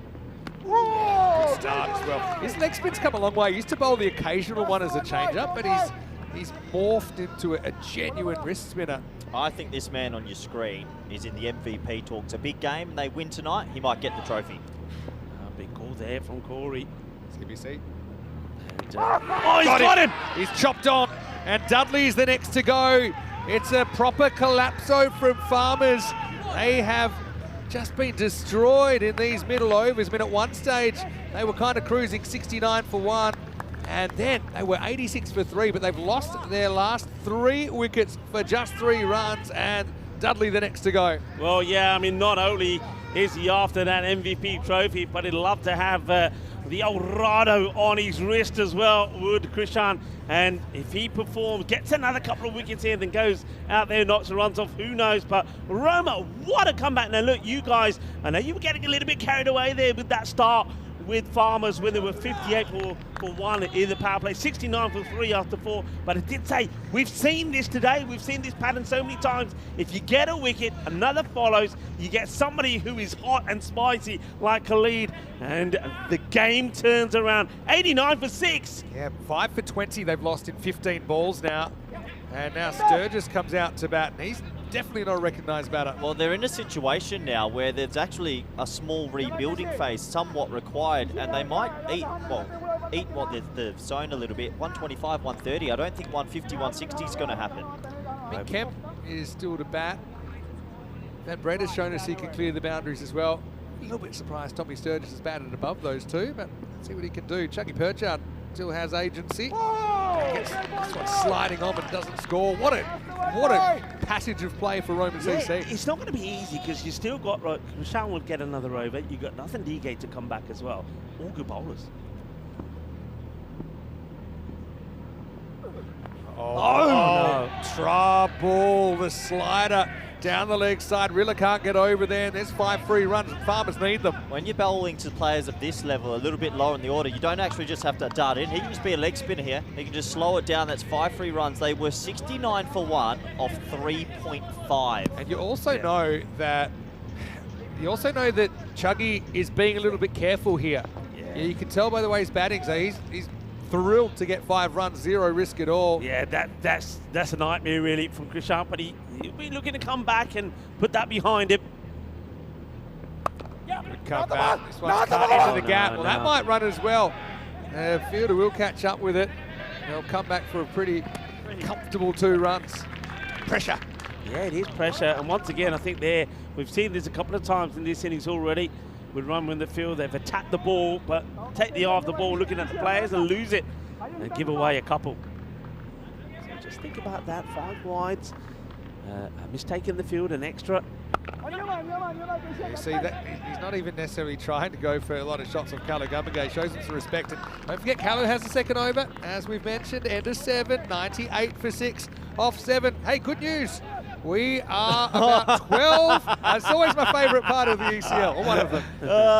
We are, we are 12, maybe 13 and a half hours away from match 1. And it's the Portugal Challenger Series, first time we've ever had one. It's one of your favourites, actually. Friendship CC first up, Corey, against the Coimbra Knights. Oh. LSG versus TTP in match 2. Phil G's there to take you through, and you can see we start just kind of half an hour earlier than our regular time. So I think 9 a.m. GMT, 10 o'clock in Central Europe, I'm 2:30 in India. howling because the Werewolves are back in action as well. And I'm so one of those teams is going to win trophy. Right? None of them have won an ECN trophy before. Oh well, changed his mind about 3 times on that one. Did Chuggy? It's a clever delivery, and because he sees the batter is getting ready to play the ramp and follows him. Bit surprised they've gone for Fernando here because he's been their regular 8 and 10 bowler. Yeah, they already used one of him a little bit earlier. I thought he would have bowled 10 and maybe a Chintha now, but Chintha did have a bit of a sore shoulder earlier from the field. Yeah. Maybe he's still a bit sore. And I suppose if you can break through here, maybe you're pretty comfortable bowling your left arm spinners to some right-handers. Good decision. Keeper goes back. No need for him to be up. They're not charging. You don't need a 5 wides or anything like that. Yeah, I'm with More you of a there, Corey. defensive move. Sturgis, the batter. He has a crack. Does he get over the fielder? He does. Maximo! Well, Tommy, not really known for his prowess with the bat, but there's 6 valuable runs for Farmers. He's crunched that pretty well, hasn't he? But he gets back, gets the ball where he wants it, gets all the power in the shot. Boom, shakalugya. Well, it's been a long time since we've seen a Maximo. And that comes out of the bat of Tommy Sturgis. Comeback ball for Charles Fernando. Hundreds come up for Farmers.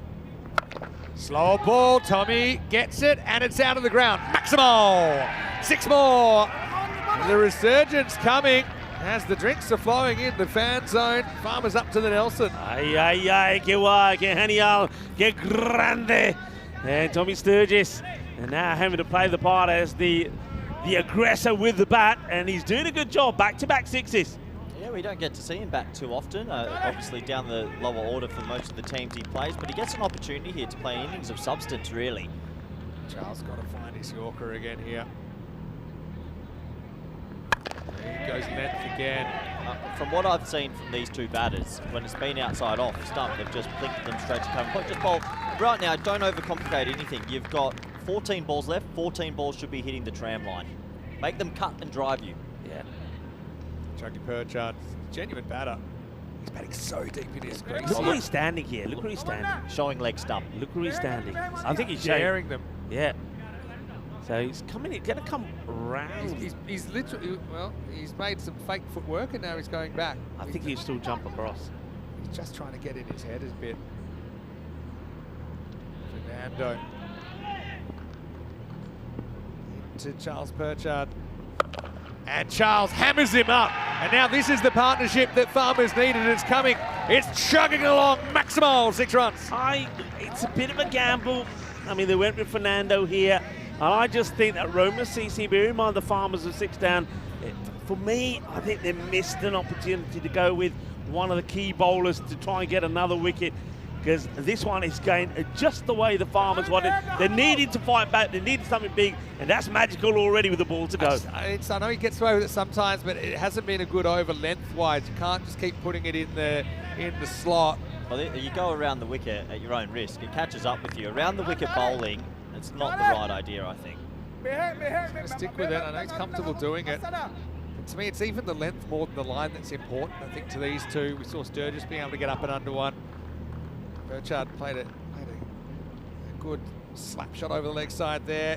Oh, is this hitting or is it missing? It's hitting. It's another LBW. Perchard gets right in front of the stumps, hits him on the full, which is probably the only way you can be out with that angle, and it's 118 for 7. Yeah, this would be worth having a look at, because an LBW, when you're bowling around the wicket, it has to be all the way back on the pegs. That's out. That's just out. Yeah, that is exactly he's that. behind the popping crease. It's hit him on middle, and off, and I just don't think it's got time to miss off. So another good decision. I can guarantee you, world record in our format. We've had 5 LBWs in a final. We'll never get that again. 5? We usually get 1 in a week. But can I also say that's a smart tactic to make the batter hit the ball, go full into the stumps. If they dance over, don't race them wider. Yeah. You know, make them hit it. It's an awkward one. And Chuggy goes, and a little bit of a fight back now. Fight back from the fight back for Roma CC. It's 118 for 7. Here comes Scott Van Breeder. This guy, he's a high-level rugby player. We've seen him hit 6s in the tournament. Farmers fans would love a few more now.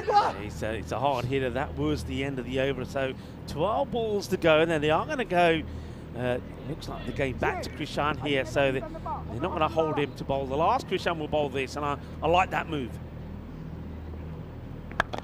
First one he goes after, and he nails it. Maximo! Tommy Sturgis, I think his highest score was 6 not out on the network before this ECL final. He's 20 off 5. Hey, just that thing is, though, it's there, isn't it? He's dangled that out there. And Sturgis, he stood still and he's hammered it. He wasn't really tested too much. It was almost like a sort of a hit-me ball, I hate to say it, from Kalugamage. Was this from a long way back? Tommy doesn't care. Well, is that Tommy Sturgis? Is that Dan Lincoln out there? Because he has raced to 26. Maximo! Yeah, Corey, I just think he's just floating them out there outside the off. And Tommy Sturgis, look, he's just takes a step out and crunches it. Yeah, too full, just too full. He's missed his length twice, and you bowl half volleys to anyone at this ground, the ball sails. That's the quicker one, and he respects it, he knocks away for one. I'm already thinking last over. Do you go Nat Digo? Yep. Even with an older ball, he's more of a swing bowler. Samarage's not bowled enough lately. Sirawardana?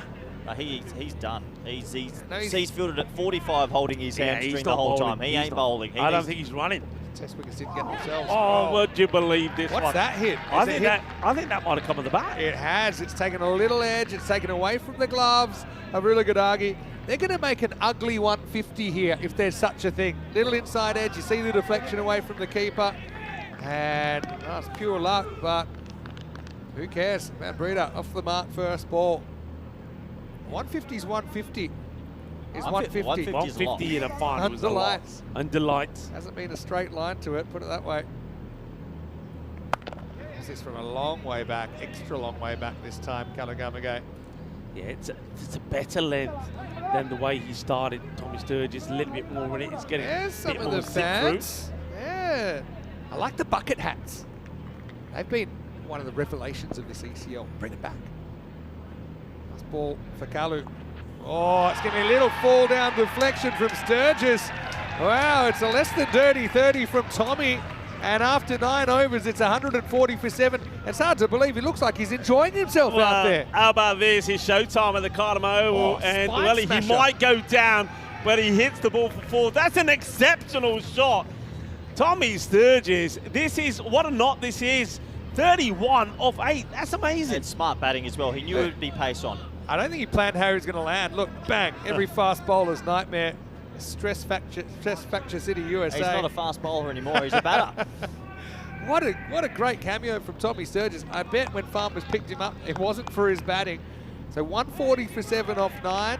And looks like they will go back to Nat Dige in over number 10. What a final this has been. Now, every final we've had has been a great game. 42 of the last overs. Last 2 overs, both overs gone magical, 20 and 22. So the Farmers, they've got the momentum back here. Last overtime. Slow ball first up, he picks it, he hits it, and he hits it for 4. Bisects those 2 fielders down the ground. Farmers wagging the tail. Yeah, and they're wagging it pretty big. And they're getting a lot of support from the fan zone, a lot of supporters behind the Farmers here, representing Jersey, and that's another good shot. So these two, what a healthy partnership this is turning out to be. Started as a 50-50, right now it's 49-51. Miss. They're not going to run, they're not going to risk the delicate balance of this partnership. Still, if they can keep them to early 150s, let's say 152, very much game on. That top order from Roma CC starting to click. Let's take away the big Melinda. You still got Krishan, you've got Fernando, Samarage might play a hand, Zayn Ali likes batting under lights. I think 152 is game on. Yeah, it's game on. And give you my thoughts after this delivery. And it's a beaut. Full straight on the stumps. That is what we call a boogie grizzly 5-ball. Jog the putty. And that is the end of Scott Van Breda. Oh. So another wicket does go down here. Yeah. Daniel Weston enjoying all the action. He doesn't normally like seeing the stumps smashed over as a batter predominantly.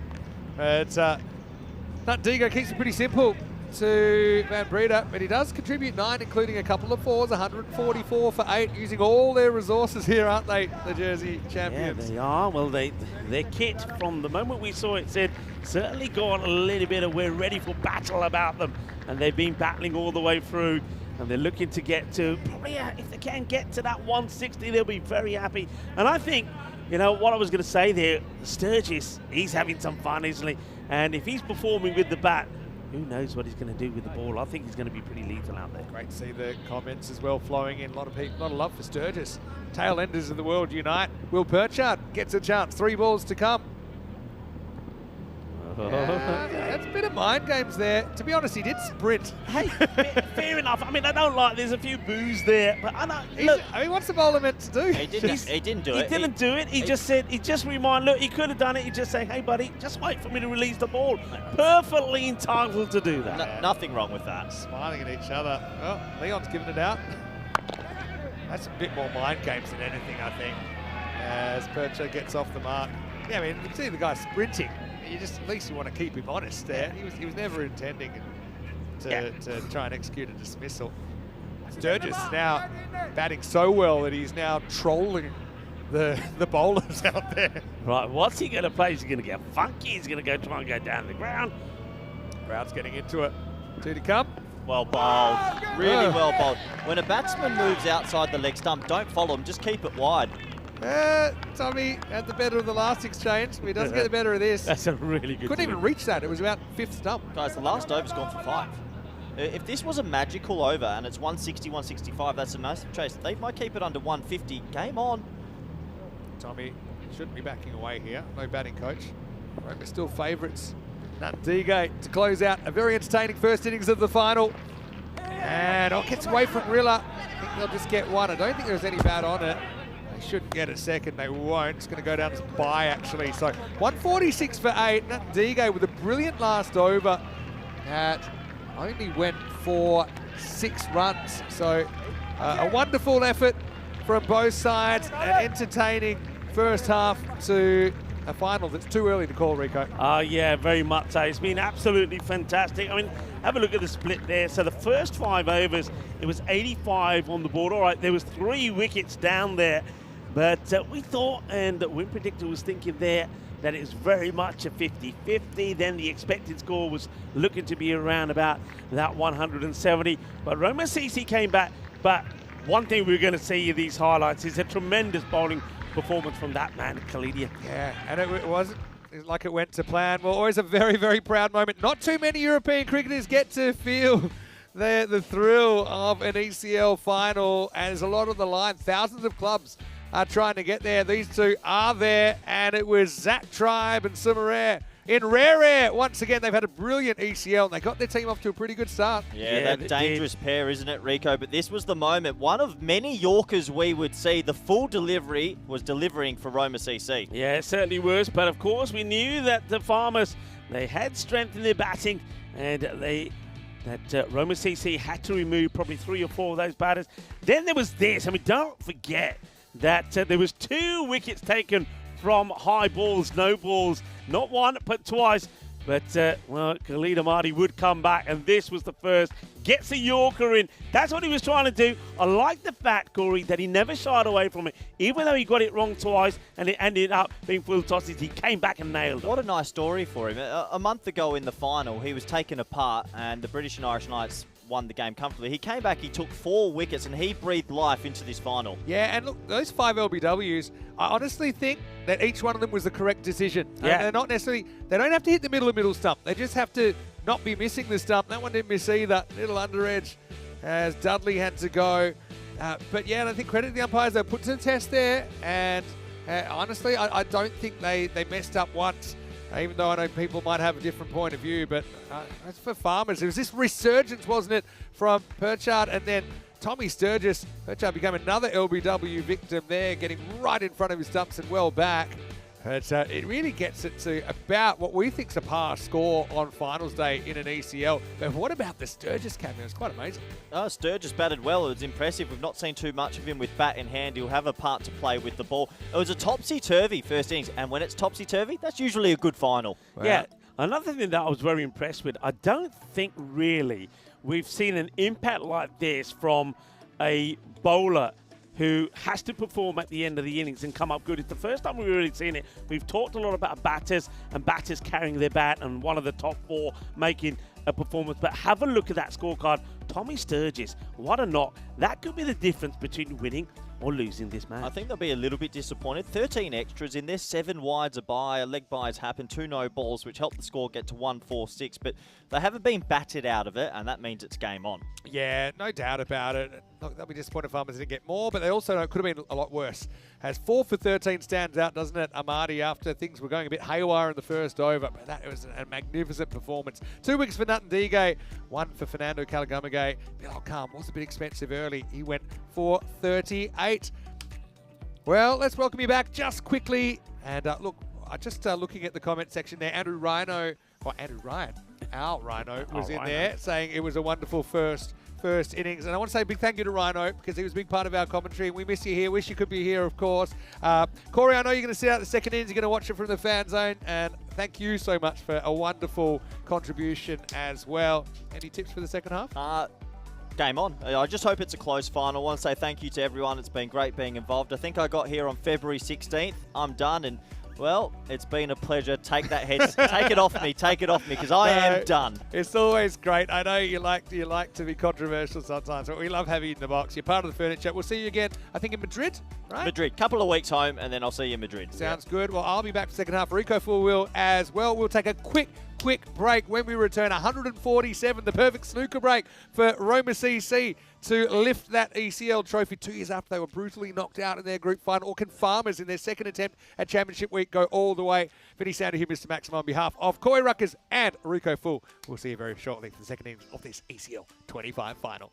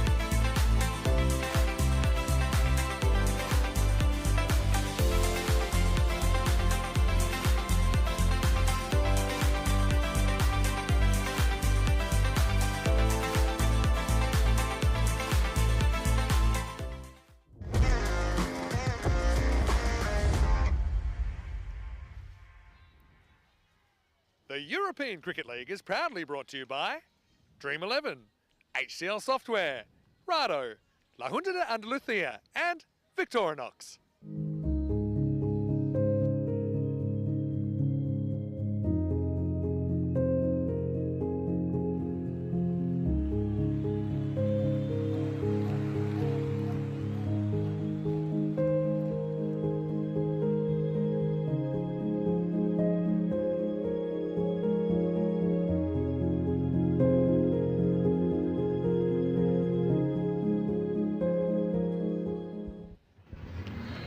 And we're back for the final innings of the 2025 European Cricket League. Roma CC needing the 147 if they are to be victorious. And Farmers, of course, the champions from Jersey, will do their best to defend this. You're watching European cricket. We bring you the most exciting, the most entertaining format of cricket on the planet. It's a frenzy of action, entertainment and drama, and I feel that this innings will have all of that about it. Big Zayn Ali out there in the middle, and they've got the centurion of that qualifier number 2 out there with him, Malinda Siriwardana, though it has to be said, as Malinda is like the non-striker centre, we do believe, and certainly we saw that from him in the field, that he is carrying a bit of an injury. Here's Charles Purchard with the first. Gets that swing. That's what Purchard brings to the equation. And so we see Malinda get to the other end, but not running too comfortably. I'm Rico Full, and alongside me is the one, the only, Mr. Maximo. Lights, cameras, action. This power play dictates how this goes. And we saw Siriwardana hit 6 sixes in a power play over earlier on. Chuggy Purchard, though, very clever bowler. One thing about Jersey, they've got variation within their paces, don't they? They've got Toby Britton, who, so you know, not in the side. Just double checking that. Normally they do have him, but they've gone pretty seam heavy here.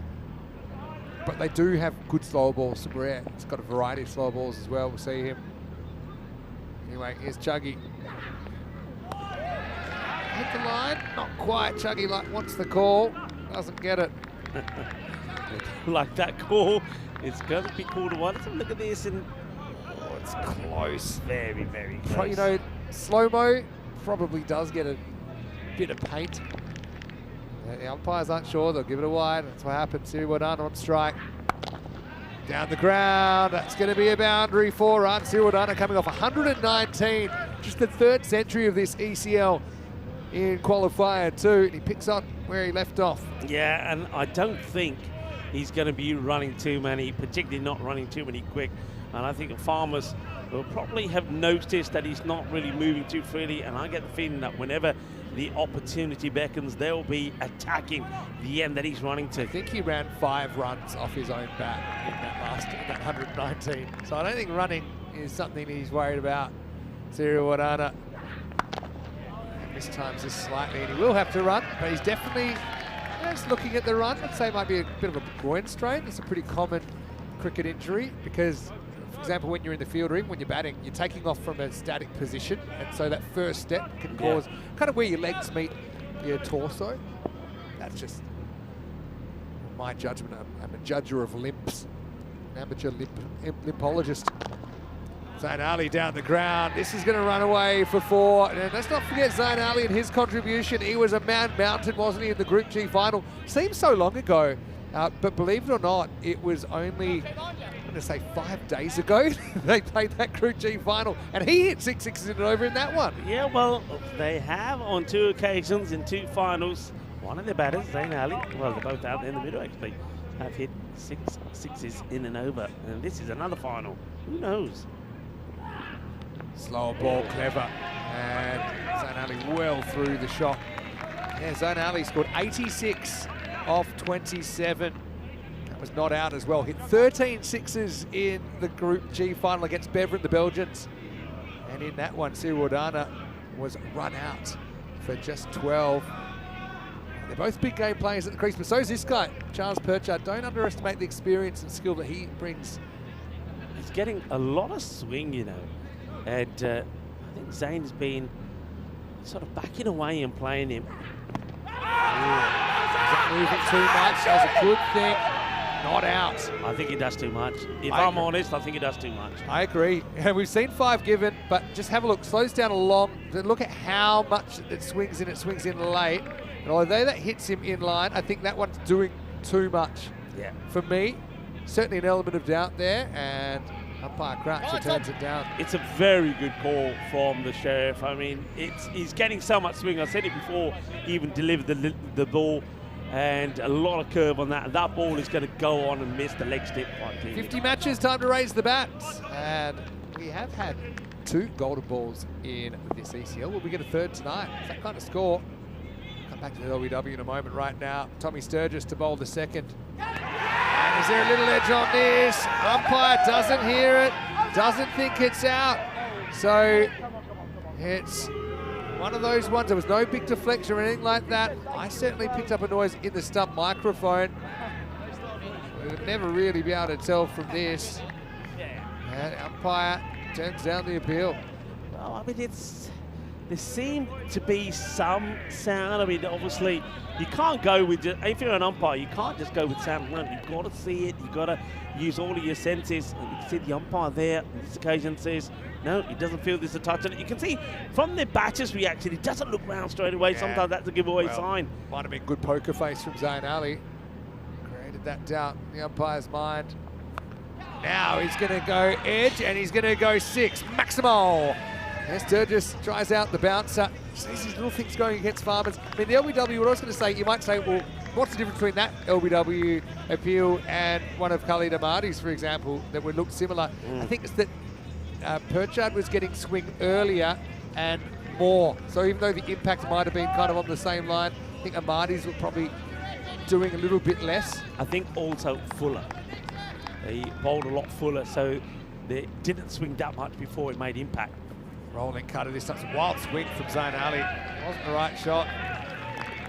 Sturgis is fired up. What about his 31 that he contributed with the bat? Yeah, Zayn Ali, look, he's such a good hit. I think this is what Melinda Sriwardana will say to him and say, hey, number one, calm down. They're trying to get into your head, calm down. Don't worry about it. Don't let them get into your head. Number 2, you hit the ball beautifully straight down the ground. So hit straight. Don't try and play cross back to every ball. Another rolling cutter. This time slightly missed time for 1. You'd want Sriwardana to have a fair bit of this power play, wouldn't you? Just based on current form. But you've got kind of gun versus guns all through these first 3 overs. This is going to be a good contest for B. Sturgis, a little bit quicker than some of the other bowlers. He'll get good height, good carry through. And he'll know that Melinda Sriwardana will try and take him on the short ball. He will try and hook, he will try and pull. So we've seen a lot of movement in the field here. Very interestingly enough, John Dudley goes all the way from I think he was at 3rd. It would have been at 3rd to the left-hander, goes out of the offside. Look at this field, very interesting field.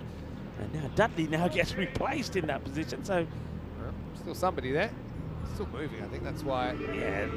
He's within his rights there, Sriwardana, to back away. Well, it wasn't Sriwardana actually. It was the umpire was even had the hand out because he could see that a fielder, and that was William Perchard, had run all the way over from the covers to get into that short 3rd position. So he couldn't bowl that ball while the fielder was running. Okay. Sturgis versus Sriwardana, one of the one-on-ones that could decide this final.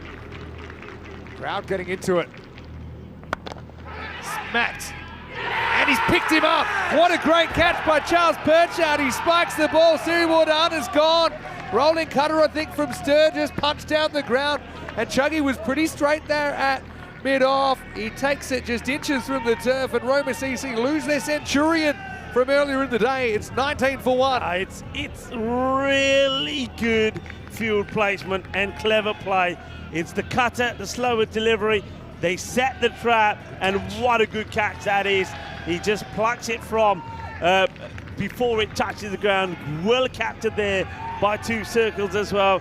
And Melinda Sriwardana is a little bit like the walking wounded. Will have to struggle to get up the Cardamom steps. He'll be gone. He goes for 5 of 3 deliveries. And this time, somebody else will have to be the hero for Roma CC. If Roma are going to do it, they can't rely on the big wild card now. Samaraga comes in at 3. They're going lefty for lefty. Interesting. I don't mind this. Samarage is somebody who we know, we've seen him perform so many times there at the Roma CC Cricket Ground. Can he come good here? Yeah, he goes for it straight away, but he might be gone first ball. He is gone first ball. Sturgis on a hat-trick. What a final he's having. Prithuvi comes, Prithuvi goes. And that's the end of the second over as well. Easy catch for Zach Tribe down there, 19 for 2. Yeah, and well, we're all liking that Derek the Duck is back. And I believe that every time we've seen Derek the Duck, it's been a golden duck, because this is another golden one. Look at the horn shirt, Cockney Corner. We know who they're supporting. That is a big wicket. Samarage will go, is going to be a golden duck. Yeah, well, for Prithuvi, they send him in a couple of slots higher than we've seen. But, you know, he doesn't waste any time. You know, he'd rather make a golden than make a 2 off 6 or something like that in this format. So he just didn't quite get it out of the middle. A bit situational there, into the over, 19 for 2. Here comes one of the MVP candidates, Christian Kalugamage. Just the first thing I was going to say about Chuggy's catch, what a good one it was, obviously just inches below the turf. But he was so straight, he was actually in the bowler's sawdust as he took it. Yeah. So I think that's also pretty clever, because good players, they're taught from a young age that straight is safe. So sometimes in ECN cricket we see a straight fielder on the boundary or even on the circle right behind the umpire. Kind of scrambles the circuits a little bit. And he was just basically 2 meters, I think, away from being a straight hit. Now Chuggy's got the ball back. And he's got another wicket! Zain Ali goes now! And well, Chuggy Perchant's taking off. That's 3 wickets in 3 balls. And Roma CC, the top order, crumbling here. Chuggy Chuggington has chugged into town, and he's picked up a huge wicket. Well, the name might be Chuggy, but Chuggy gets it right. He gets that swing. This time it's spot on. Goes a little bit wider, comes back in. Zain Ali tries to give himself a little bit of room, but it's straight through. It's Jag the Patte, the Boogie Oogie Woogie Grizzly 5 ball, and I'm loving the Bizaway celebration as well. Have a look at this. Chuggy, here he is. The Chuggy has landed. Bizaway style. Is it Farmer's Night? Still too early to tell. But Zain Ali, the shot wasn't on, was it? No. A couple of times he's probably hit across what he should have played with a straight bat. He's out for 12, 19 for 3. 3 balls ago, it was 19 for none. New batter comes out there, Charles Fernando. He's a guy we've seen him hit tons on ECN. And he's going to get a bit careful first up and pushes a single. Kalugamage, based on current form, he's your match winner. He's out there right now. These two actually put together a really good partnership earlier, and they've batted pretty well together in the series. Yeah, with that wicket game, Zain Ali now, yeah, you're right. These two are going to be hugely important. They've got to stay out there a long time and do a lot of work. They've got to at least keep them in it. Just leg side, pretty optimistic one, but you never know your luck.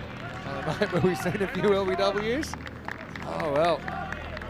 This is a couple of wickets away from maybe being a non-contest, isn't it? So high pressure. But Kalugamage and Fernando, they were under this kind of pressure earlier and they delivered. Thing is, it's still 126 runs to get. Yeah.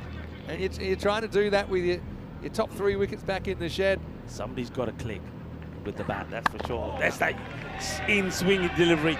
Look at that. I mean, every time that we have seen Charles Perchant with the ball, no matter when it is, and no matter what year it's been in, the amount of swing that he can extract from the ball is quite incredible. He's got the art of swing, and that's what's working for him here tonight. Yeah, well, Charles heard he was swinging after their Group F final for a couple of days. Another big inning. You know it's coming, that's the thing, but it's not accounting for it. And that's the big ECL trophy and the MVP trophy that we'll hand out tonight. Also with the Rado watch for the MVP, of course. But have a look at the run rate. I mean, the run rate's down to about 7 and over. And the run rate required has crept up to almost 3 a ball. Yeah. What a great spell from Charles Perchant here. Another one, just a bit too scared to take him on there. So how about Chuggy? Yeah. 1 for 12 in the final, and Roma CC have had the top order surgically removed at the end of the power play, 21 for 3. Yeah, and just look at the difference between the two teams, 21 as opposed to 58. But it was 58 for 1 compared to 21 for 3. And Perchant bowling brilliantly. And you can see just why they were so keen to have him come back here for finals day. And if you think it's going to get any easier, it's not, because while you're on top, you're going to just keep turning the screw and keep the pressure on, and Tommy Sturgis will come straight back. This, I believe, is a hat-trick ball. It is a hat-trick ball. Tommy Sturgis. We've had the team hat-trick, by the way. Had the team hat-trick. Can we have a Sturgis hat-trick? No, we won't. In fact, we'll get 4 runs. Callaghamagay, he's yet to make an impact in this innings. Well, now he has. He's hit a boundary. But, you know, you got to think back to 2 years ago in their group final. Roma CC, their batting just failed under lights in that Group E final. And I know, even though you try and put it behind you, it stayed with them for a long time. There's light rain falling. Hopefully that doesn't become a factor. But yeah, I think he could go downhill, but Callaghamagay could right the ship. He gets this one away from the fielder. It's going to be 4. That's a good shot. It's a good shot. Yeah, I mean, Roma CC, they don't want to see any rain here now. They are behind where they need to be. We've gone past the 3 over mark, so whatever happens here, the DLS system will come into play. And of course, based on that, Farmers are well ahead at the moment. They are, but yeah, I don't want to comment on weather. But it's only a sprinkle. It's kind of almost sideways. Very, very light blowing around. Right, Callaghamagay. Might be a wide for line. Let's have a look at this. I think we're going to go side on here. I mean, the umpires will always get this confirmed because of the lights. Stump, right? Look here. I think, yeah, but see, for me, doesn't this, is it over the stumps or not? I think they've gone with the one for the over. Call that one. Umpire feels it goes straight over. Farmers will feel they might have not had the rub of the green with some of the 50-50s tonight. Big swing and a miss, well held. I'd say Jack Kemp's impressed me a lot with his wicket keeping. You know, he's had big shoes to fill. James Pritchard typically has had that position, but that's a very good take. He's still a teenager. He's got homework to do. Not tonight. It's Friday night. It's the weekend, Peacock Friday. All right, takes it on, gets a bit lucky, gets 4. These boundaries still have to come. That rate's gone above 18 required. You've got to be brave here, and I'm glad to see that Kushan Callaghamagay is. I mean, this is a brave shot. It's a decent delivery, and it's on the pegs. If you miss, you're in trouble. He's looking to shatter them, but I think also Sturgis here now, he's having to pitch up because he's had the one for the over. Kushan Callaghamagay trying to keep them in it, but the rate has gone past that 18 and over. Rolling cutter, yeah, and he gets it, puts it into the night. Maximo, 6 runs to Roma. That is a big hit. That means that they do get the 18 that they were after. So they're keeping it at the 18. These two, we said it at the time, it's the last real pairing that you feel have to go well for Roma CC if they're to get to that 147. It's a tall order, and Farmers will know if they win just 1 or 2 more overs, then that could really be the end of this fight from Roma CC. And they've got some quality players. It wouldn't surprise me if it's Julius Samaroa that comes on to bowl over number 5. You've got such tricky bowlers to face here. 39 for 3. Roma CC fighting hard, needing 108 of 36, and it will be Jules to come into the action. Oh, Duckworth Lewis is in. You got to get the smartest person in the team to read that. Not always easy to find. Time to get the field right here, Vinny. To Charles Fernando has got going. He's an MVP candidate as well. And he's going to get horned out of the ground. First up, Fernando. Well, he can hear the drums. He puts that one up into the trees. Maximo, 6 runs. Yeah, good shot. I just said he hasn't quite got going. He was 1 or 4. Well, that'll help.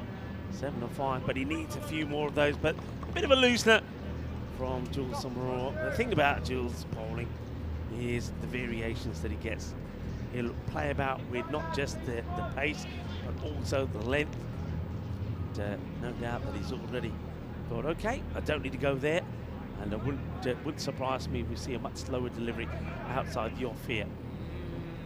Batting to come, Dige list next. And you're down to Krupa, who hasn't played much. Kanekshwaran hasn't played much. You're down to people we don't see too often. Oh, hurries him up here with a pretty sharp bouncer. One for the over signal. Now that was fast. And it's getting a little bit spicy in the middle. Have a look at this. A little bit of masala. Oh, that was the perfect bouncer. If you're going to bowl short, full, it's got to be straight. And that was straight into the deck and straight. Evasive action being taken by Charles Fernando. Yeah, life-preserving action. Puts pace on again, another dot ball. Fernando, if he can't score, at least needs to get out of the way with one. Can't score boundaries, I mean. Kanagamage's been on a bit of a heater at the other end. Thinking about every ball, getting Sturgis chatting to him about every delivery balls. Will this one be the pace-off? It is the pace-off, and it will go the distance, though. It's clipped away. Seisman's ball. Volley. Inna zona, Shaka, Lagia. That's 12 off the over. Think of what they still need here. They're going to need, I'm imagining, something like 85 to 90 off the last 5 overs. But then again, we've been having 5 over games, so that's been happening. Every over, another way of looking at it is every over they've got to hit 3 sixes. Is that good? I think it is, you know, taking a piece of the tram line. So that now means that this becomes a big delivery. Let's have a look at this again. I think that's good. I think it's good. Yeah, I think if you look at, there was one earlier, Farmers had a bit of an argument. That one got even more of the line, I think. Right, so need a 6 here too. Not really getting across that, Fernando. 6 to tie the over. Now it goes after this, sliced in the air, won't carry. But what happens is Fernando keeps the strike. He's been the cooler of the two batters out there. End of 5, and the score, Roma CC 52 for 3. So they will need 95 off this last 5 overs. Not impossible. We've seen some crazy 5 over periods in the championship week. Vinny Sander here, Mr. Maximo Rico full with me. So they're basically going to have to do what we saw chased a few times, but the difference is they've got their top 3 batters back in the shed. That's the problem. That's why this partnership is so important. And that's also why I think on some occasions we're going to see the 2 batters out there probably make some calls which are going to be, you know, more on cautious. They don't want to go all out here just yet because they know that if they lose a wicket here now, they could all go downwards pretty quickly. Don't want to leave it too late though either. I think the type of bowlers you're facing, they're in-form bowlers. You know, and it's under lights. Sometimes we think the batting is a little bit tougher under lights as well. Kalagamage though, I mean, he's one of these MVP shouts. If he was to get him home from here, I think he's got the watch. It'd be sensational, Scott. A lot to do though. Looks like Van Breeda is coming on to bowl over number 6. Starts with a big wide.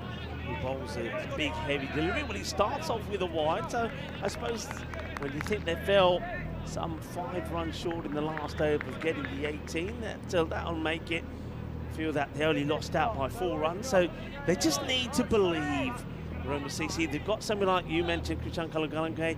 We know how good he's been. He hits the ball very well. Good outswing, wild swing from Fernando. There's no edge on it, according to the umpire. But this is the kind of ball, you know, he doesn't really have that natural over point.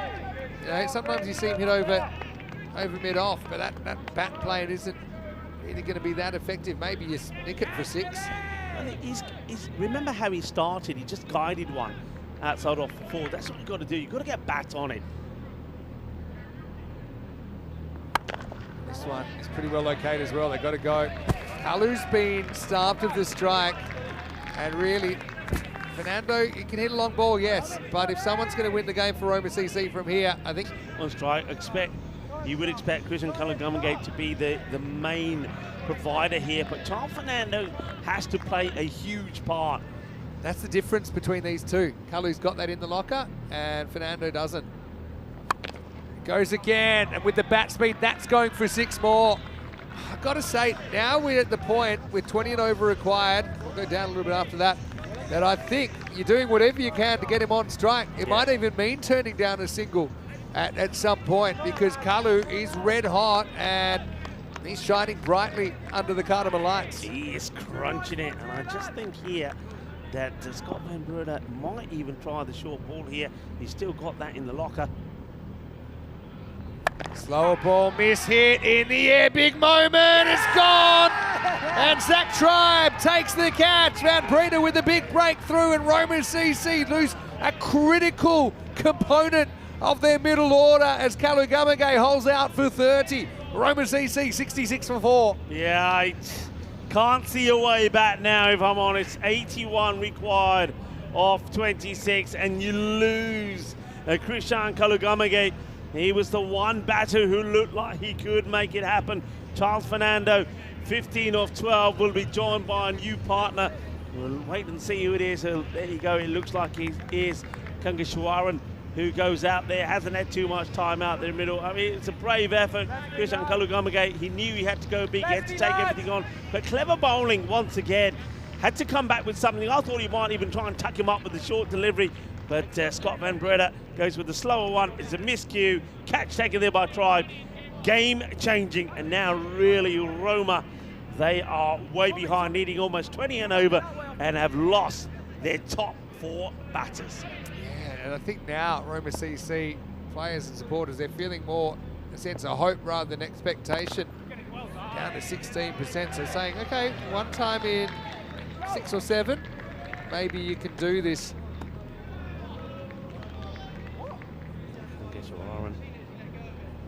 Oh, is it going to be a no ball? It's a no ball there. It's a no ball for too many outside the circle. Well, yeah, you can see that the sheriff, well, I think it wasn't a matter of like there were too many outfielders, but someone that should have been in the circle wasn't quite. Yeah, I think that's basically what's being said there. So, all right, so we're not going to ready to finish the over yet. It'll be 68.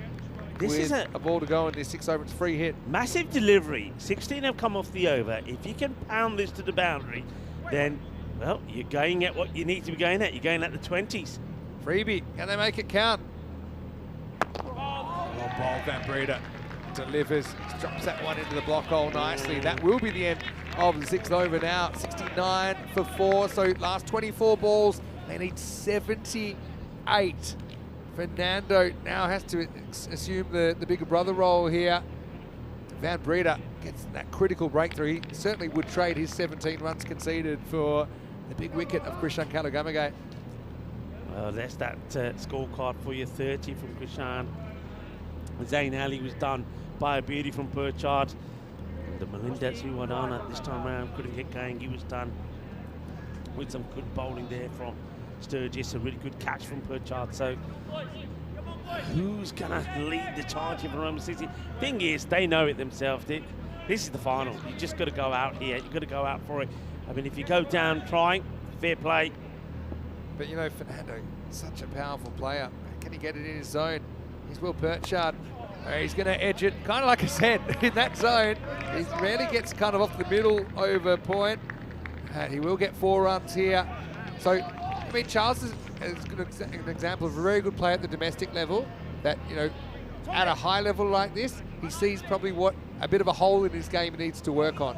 Because at domestic level, often you're getting 2 or 3 balls right where you want them over. Yeah. Here, they're starving him of it, and he's found a little bit hard to get too much going. Will Perchard. Farmer's flag flying proudly. Nicked, and that's going to be 4, or is it? No, it will be 4. I think he just knocked into the rope there. When you see this again, folks, you'll see that the foot, he doesn't know it. No, of course he doesn't know it, but the foot just touching the rope, you'll see it just there. So just touching the ball as the foot touches, so 4 runs it will be. It's unfortunate. It looked like a good save, but the foot just catching the ropes. Cuatro más. A couple of our fantastic crew who have knocked off, and they thoroughly deserve to enjoy the rest of this from the fan zone. And Chuggy just touched the rope as he fielded it there. Perchard, well, it would have been a wide actually, but instead it'll be a boundary. Hits his hard down the ground.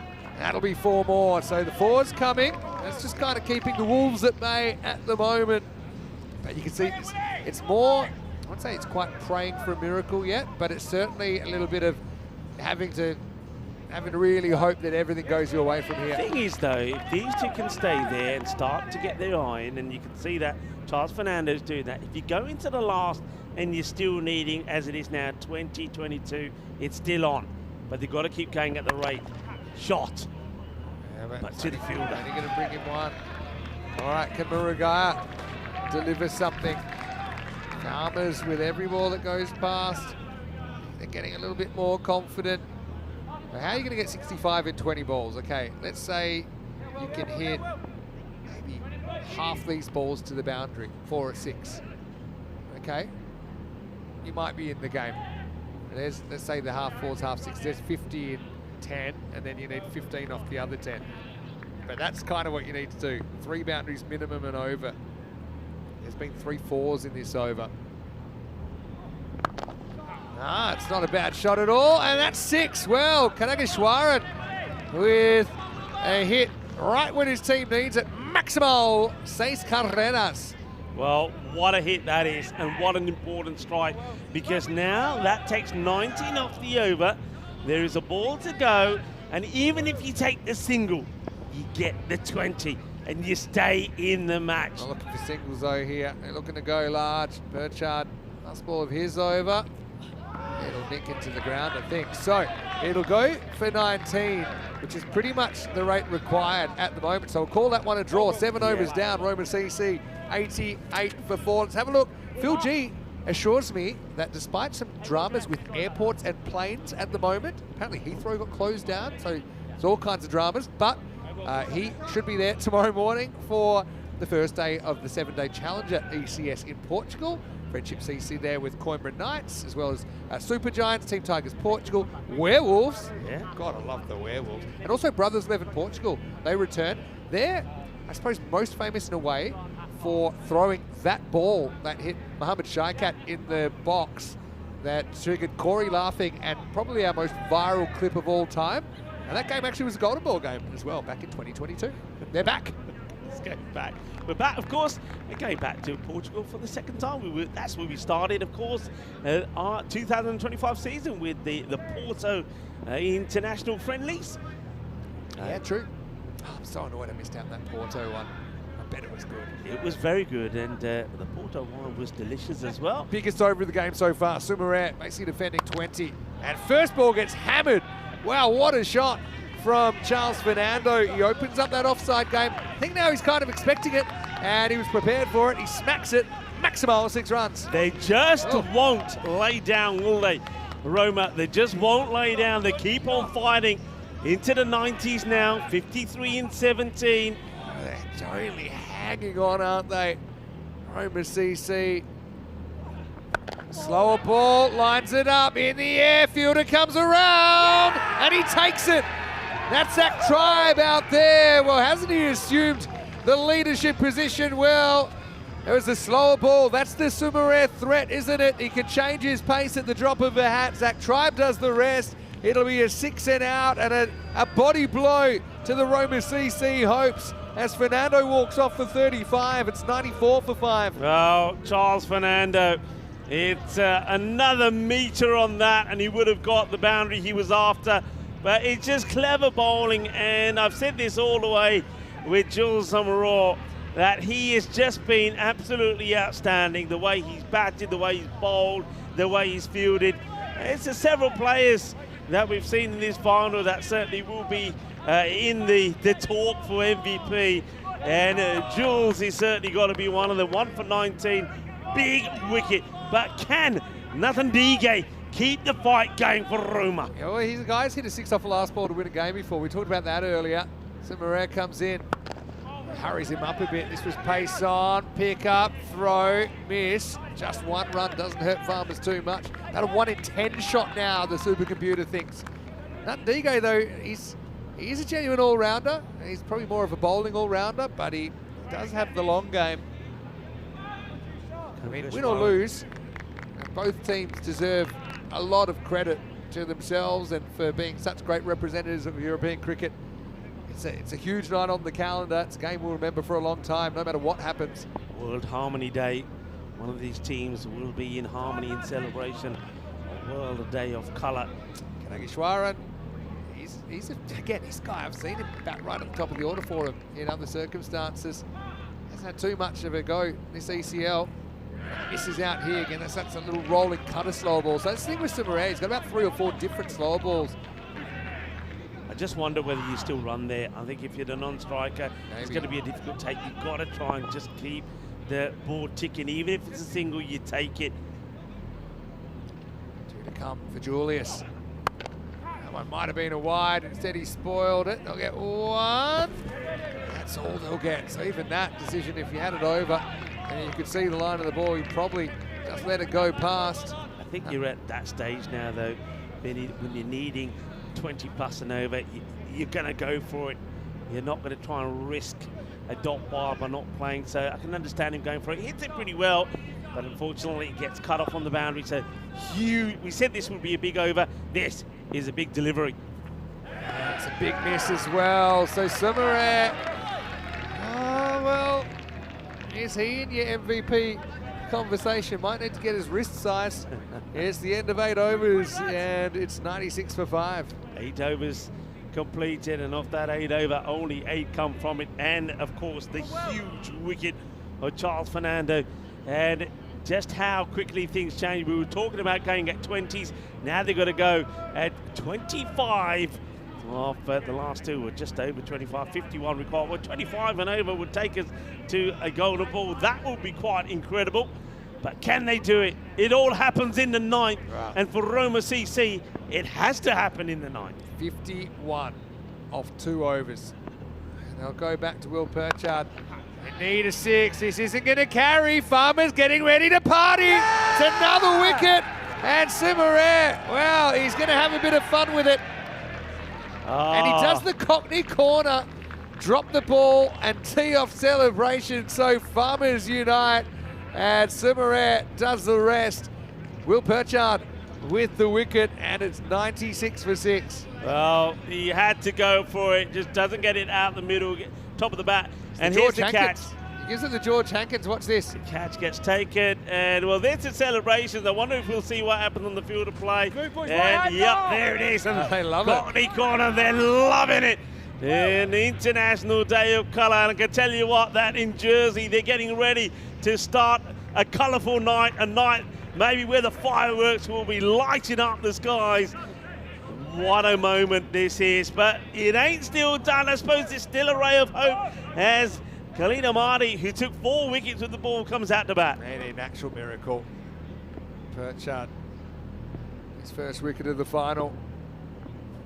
And clever change of pace here. And they'll probably take off on the slight fumble from Ken. And the 1 run doesn't hurt him too much at all. So Farmers, you know, they're a side. I mean, I still remember their first ECL when they came. And they were kind of a bit down and out. I remember it was a partnership between Asa Tribe and Josh Lawrenson that got them over the line against American University of Malta in a decisive game. One's hit pretty well, but straight to the field. That's another one. Nandigo goes now, and Farmers, they know they've got one hand on the trophy. Well taken out there on the boundary as well. So Will Purchard with the double strike. And a bit of time to celebrate. Christian Purchase takes the catch out then, and Roma CC 97 for 7. It's turning out to be a memorable night for Farmers. And you can't take anything away from them as well. They played beautifully well. And another team that had to weather the conditions in their group stages. They also had to go through a long day of 5 over-a-side matches, but they've stayed united. And Roma CC looks like they will feel the pain of going down at the last hurdle. All right, Billy the Kid gets a bat. He can't hit the ball a long way, but I think we know now which way the ECL trophy is heading. So I was just thinking about that, and Farmers, the way they've embraced the format. I know they really missed not being here last year with Old Victorians qualifying. We did see Sumare, for example, in that side in ECL 24, and they're so happy to be back, and what a way to come back. Khan will get off the mark here, but I'm also really looking forward to spending time in Jersey, maybe visiting the ECL trophy while I'm over there. We're there in the first or second week of May, I know that while we're there, it's also Liberation Day, which is a very significant day in the Jersey calendar. Also Roma CC, I know we'll be at their club later in the year. I know this will sting, but they will hopefully treasure their silver medals. This is in the air, and another one catching everything here, as it will be yet another wicket. Amadi will go for a second ball duck, and Roma CC 98 for 8. Yeah, it's going to be a duck. And, well, it's good to see that the Derricks are back out there on the screens. Oh, we've got our Derrick here as well. There's a little bit of the... All right, have a look. There's Peacock It Friday, is Peacock Derrick as Friday. well. Yeah, You've got James Pond up there. yeah, James Pond is here as well. Amadi. He had a brilliant final. Let's not forget his 4 wickets. He's the reason they're not chasing heaps more than that. But yeah, just on Hornchurch, while we're thinking about them, the golf celebration, I want to say a big thank you to them and all their supporters. Just a quick one, the award ceremony is coming up, so stay tuned at the end of the broadcast, and it's always a special time to celebrate what's been an amazing European Cricket League. No, but Hornchurch, they actually presented a gift to all the European Cricket crew. They said, we've loved the last 3 years, we're looking forward to the European Cricket Series happening in Hornchurch this year. Swing and a miss. First up, last over, coming up of this ECL. So big thank you to Hornchurch and all their supporters there, and their president, Jeremy West, as well. It was a very touching speech as well when they said how much it's meant to them, and obviously wishing the best to whoever can grab the trophy this year. We will be there in England later in the year. But hey, Farmers, they're going to do it here. Van Breeder's going to bowl the last over. And this is in the air, and it's going to be a consolation 6. Bilal Khan goes Maximo, brings up the 100. And at Roma CC, it is a night that's going to hurt. There's no doubt. They brought a team here that they thought could win it, and they certainly would have been capable of winning it. But I suppose losing is a part of it. I think about the final. I think about it quite a lot. They won every game in their group 2 years ago. They lost the final. That was a really tough time for them back then. And this is going to be a tough night as well. But what did they do? They went away, they got better. Yeah. They worked on what they had to work on. And even though it took them 2 years to get back to the ECL, they've gone not just one better, a lot better. Not only making championship week, but making the final. Who knows, they may get auto qualifying for next year, depending on what happens. But I know they'll be back bigger and better again. This is in the air. Could be another one. Well, Chuggy's after it. He'll take the catch. It's 9 out, and they're 1 wicket away now. So, nice little accurate one. Hey! Tyler Peters as well with the party tricks all coming out in the final. Roma CC down to their last man at 104 for 9. Well, how about that? Well, Chuggy just rolls it back, and Mr. Horns himself, Tyrone Peters, well, he shows that he's got the old footballing skills as well. But yeah, look, you're right, Roma CC, as we see Tyrone doing his football skills, beautifully done. But yeah, look, Roma CC, it's all about improvement, it's all about going forward, it's all about learning. But you know what, not just them, but all the teams that have missed out, it's the memories that they take back with them, and it's the memories that they're left with us. I mean, we'll always remember the 660s from Zayn Ali, we'll always remember that century from Suwardana. They have just played wonderful cricket all the way through, but when it comes to the final, look, they did remember when they had Farmers in a bit of trouble, and Tommy Sturgis, what about his performance here in the final, the wild card that comes in for Farmers? And that's why, you know, getting the right players in is so important. Sturgis, for me, in this match, I think he's my player of the match. Yeah, he's my player of the I think final. so. He changed the game. He changed the game again, didn't he? Despite the efforts of Amadi earlier. All right, well, here's the last ball of the European Cricket League for 2025. And that will do it. Farmers have come. They have conquered. And they will take the ECL trophy to Jersey for the first time. A wonderful performance by a team. They won their first 8 matches of this tournament. A little bit of a slip up on day 2 of action here in Championship Week, but they've gone back-to-back wins. They are thoroughly deserving of that European Cricket League trophy. A very balanced team, a team that's played with integrity, they've played with vibrancy, and they now can call themselves ECL champions. Yeah, well done, and congratulations to Farmers. You know, Vinny, I heard you talking about the Farmers and the run that they've had previously here. I remember seeing them for the very first time, and you know, I've got to say, I always had a soft spot for them. I love the way that their supporters come here. I love the gentlemen dressed up in the blazers. It takes me back to some of my cricketing days, you know, when you go to a clubhouse and you see those guys all dressed up, looking immaculate. I still have my Farmers mug, and that man there that you see on the screen, when he was dressed up, he presented me with a mug. Look what it means to him. Look what it means to him. I mean, there's the president there. Now, remember how Farmers started? They started, it was a farm. It was a potato farm, if I remember correctly, that field. And that man there, along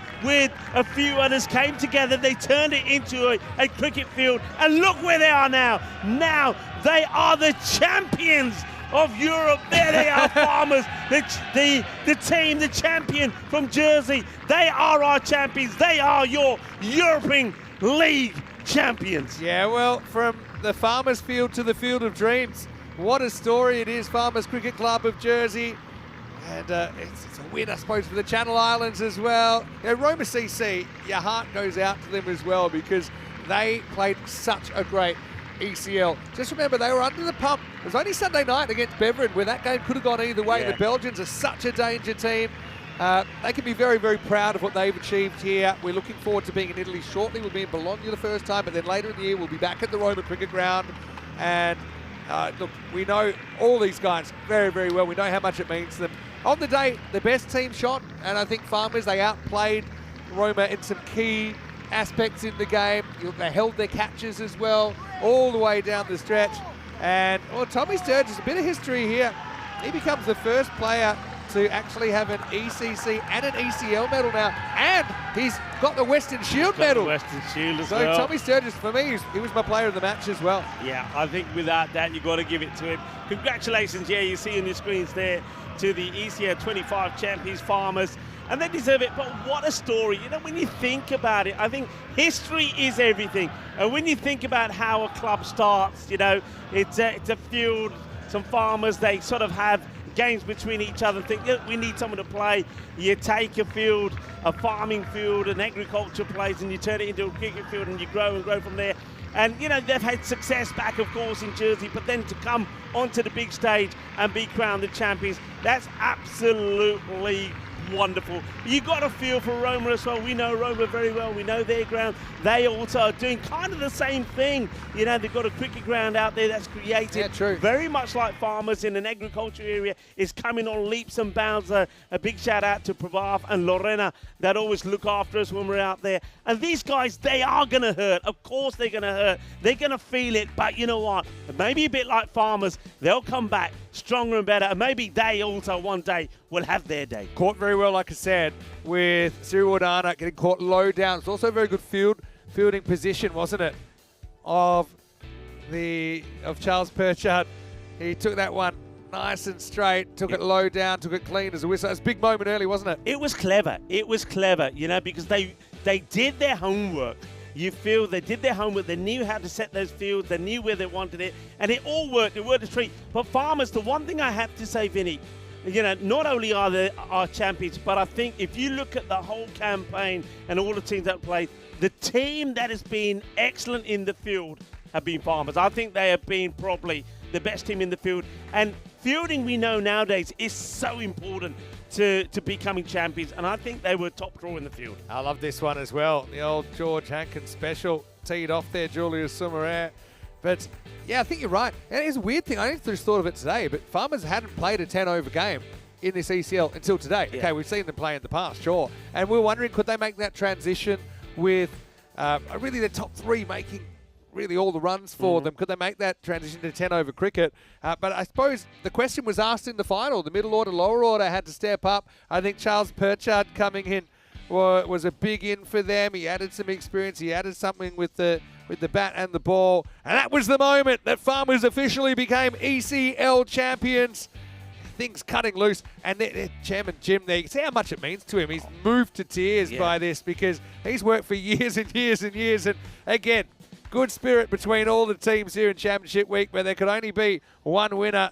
And Farmers, they are the winners of this European Cricket League, the 5th champions. and of course the 5th country we've seen the ECL go to. Yeah, it's absolutely wonderful. I mean, we'll probably have a quick look at the scorecard coming up here, but marvellous scenes. I mean, these are the other thing you remember, these are moments that all of these guys, especially, of course, the guys from Farmers, they will remember these scenes forever. They'll be showing those clips, you know, to sort of family members, to friends, and maybe in the future to future partners, to kids, to grandchildren. It'll be there with them forever. So absolutely wonderful. Well done to Farmers. A quick look there at the bowling figures. Tommy Sturgis, I think, without doubt. I mean, I don't know if he is or not, but he's my player of the match. Look at the consistency of the economy rates. So no one went for big runs. So that's how they defended. 3 wickets to Perchard.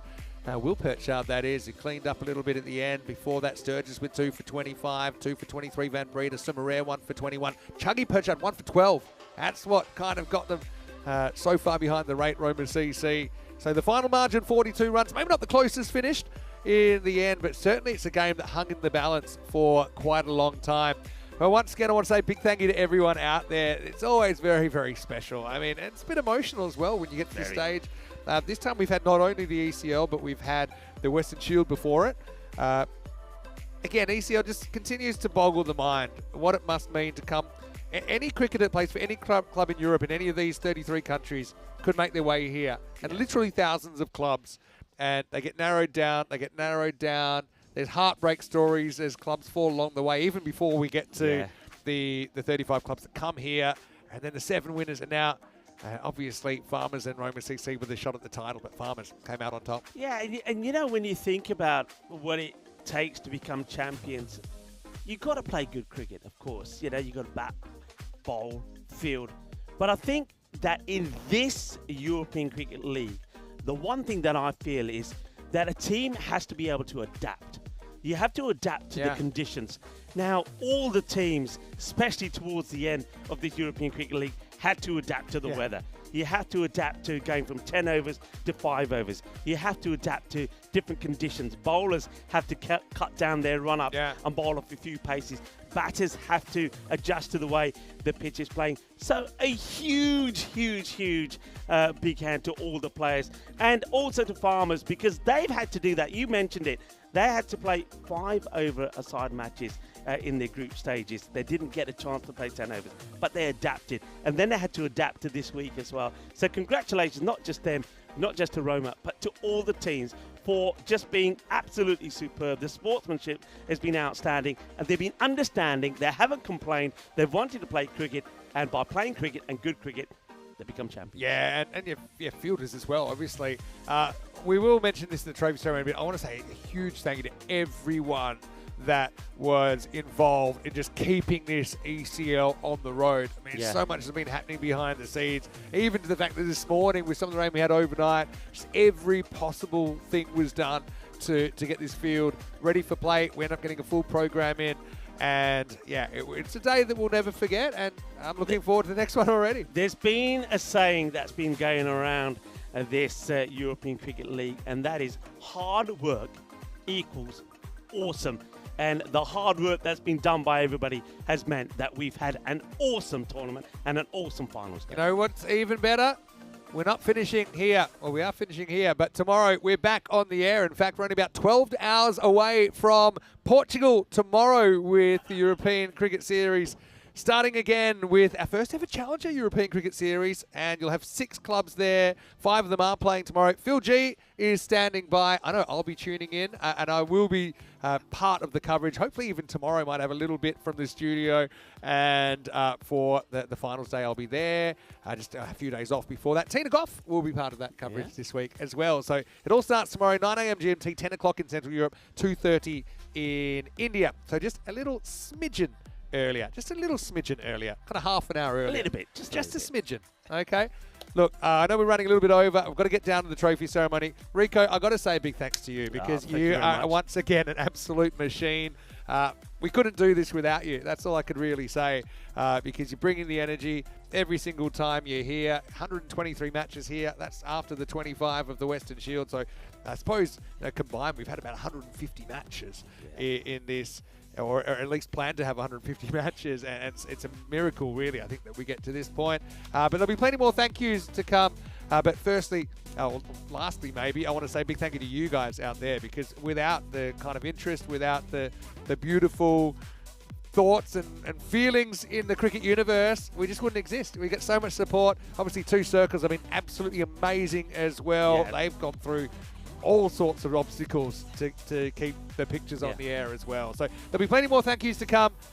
Final reminder before I go down to the trophy ceremony, like this video if you're watching on YouTube, subscribe to the channel, ECN European Cricket Network. There's more cricket coming tomorrow and then the next day, and you get the idea. Also, don't forget our website, europeancricket.com, and our social media at European Cricket. But we will have probably 5 minutes or so. We'll show you the end of day highlights. We'll go to the trophy ceremony. We'll see you again. Actually, next one will be in Madrid, right? Madrid. I'll be in a couple of weeks. Here, yeah, I'll be here in the capital. I know you're off. Can you please give us a little bit of a list of where we need to go and eat, because that sounds amazing. I know what your tastes are like, so don't worry, that'll be sorted. Well, I do everything. So look, once again, on behalf of everyone here, please stick around for the trophy ceremony. It's coming, and it only comes once a year for an ECL, but it's Vinny Sandu, Mr. Maximo, on behalf of Andrew Ryan, of course, Corey Ruckers, and of course this man here, Rico, for the whole commentary and Blue Crew team. Stay happy, stay safe. I'll see you at the trophy ceremony, and then very soon for more action right here on ECN. Enjoy these highlights of the ECL Championship Week Finals Day.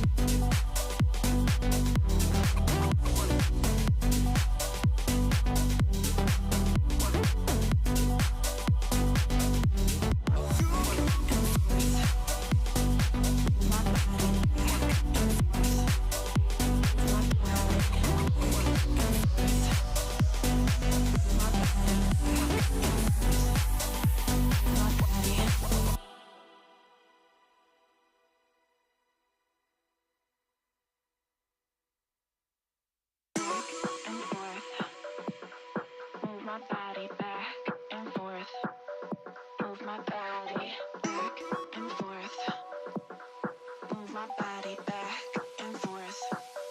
Move my body back and forth. Move my body back and forth. Move my body back and forth. Move my body back and forth. Move my body back and forth. Move my body back and forth. Move my body back and forth. Move my body back and forth.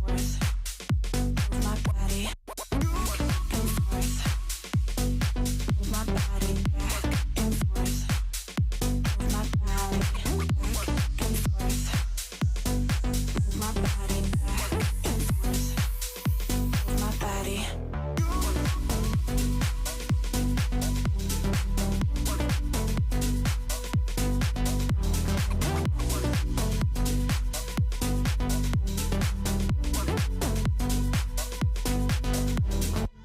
Move my body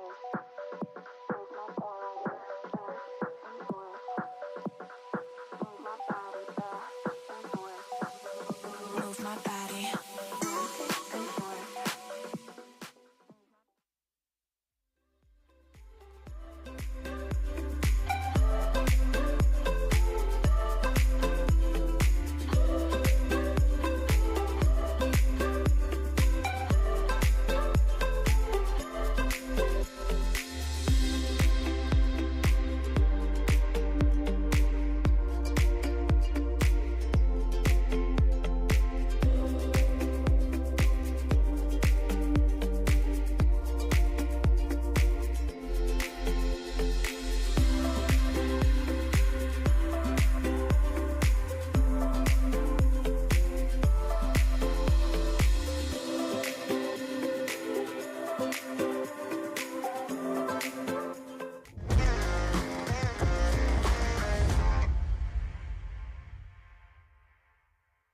The European Cricket League is proudly brought to you by Dream 11, HCL Software, Rado, La Junta de Andalucía, and Victorinox.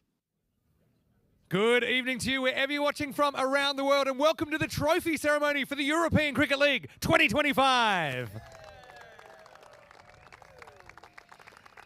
Vinny Sander here, Mr. Maximo. Pleased to be Master of Ceremonies for this very, very special presentation. And I said this before the final, but don't forget, thousands of clubs from around Europe have had the opportunity to be here. We've gotten down to 35, and then, of course, 7, then 4, then 2, then now, obviously, we're going to give the trophy away tonight to one very, very special club. But I want to acknowledge the plight, I suppose, and the efforts of all European cricketers, no matter where they are playing. There's sacrifice that goes into it. It's a hard graft, really. And we are so proud to present this platform where they can shine on a world stage. Obviously, we are on Spanish turf, and I've got to say a big thank you to Cricket España for their support and for allowing us to host the European Cricket League here in Spain. So to Juan Carlos, to Jaime, to John Howden, I know we are very, very thankful for their ongoing support, and we are thrilled to be holding our marquee events here in Spain.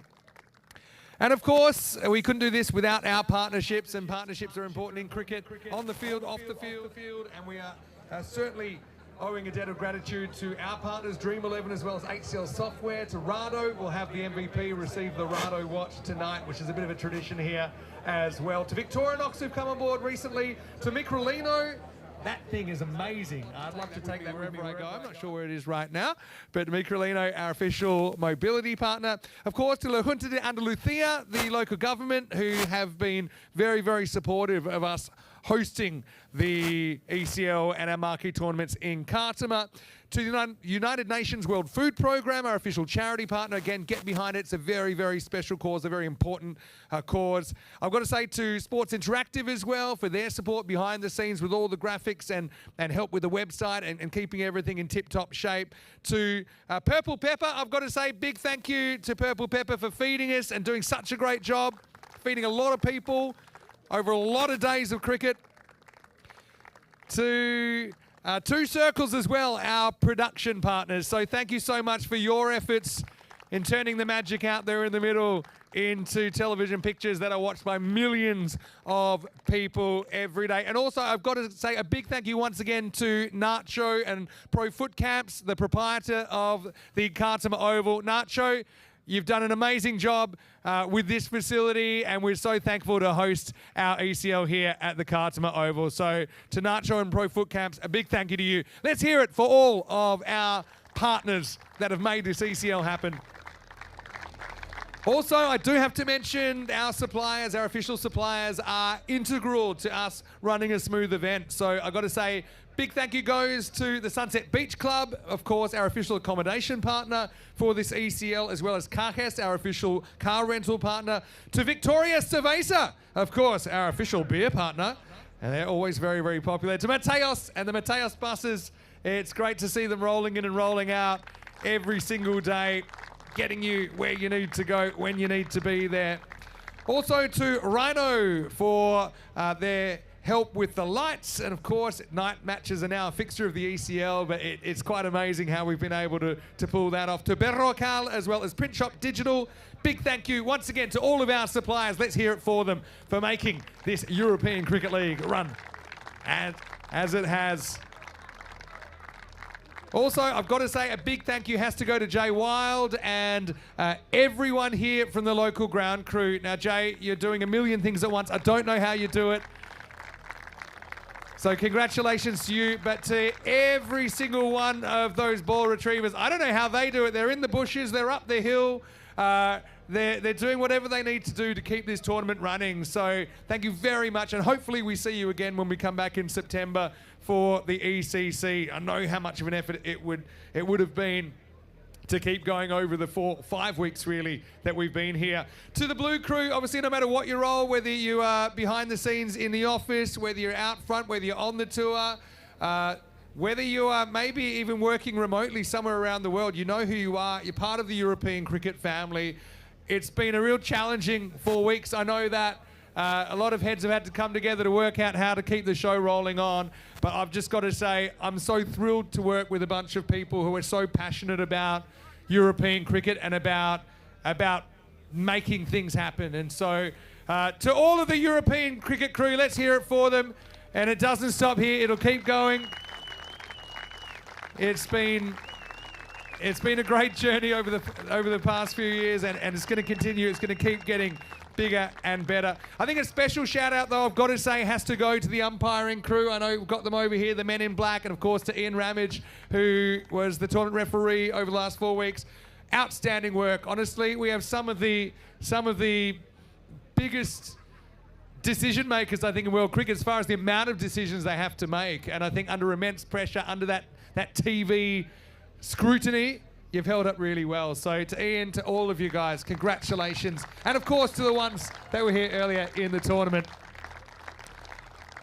What do they say? You'll never be perfect, but you can try, and you might catch excellence along the way. Outstanding work, guys.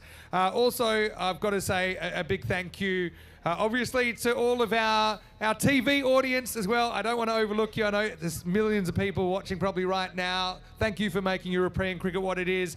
To Rhino, who was here, obviously, to help with the commentary. To Rico, to Corey, thank you so much for your help in putting this on, for your support to me as well, as we try and navigate our way through this crazy landscape. Also, a couple of shout outs before we get on to the presentations, but I got to say that Leon, you look great, you sound great. The DJ, Leon, great job keeping the tunes ticking. I don't even mind when Leon outdresses me which has been a bit of a tradition now when we get to the final day. Thank you so much. Hope to see you again soon. Also to Los Medicos, the medics, where are you? Thank you so much. Muchas gracias por su apoyo and for your expertise. Hopefully you weren't too busy this year, but it's also great to see so many familiar faces there.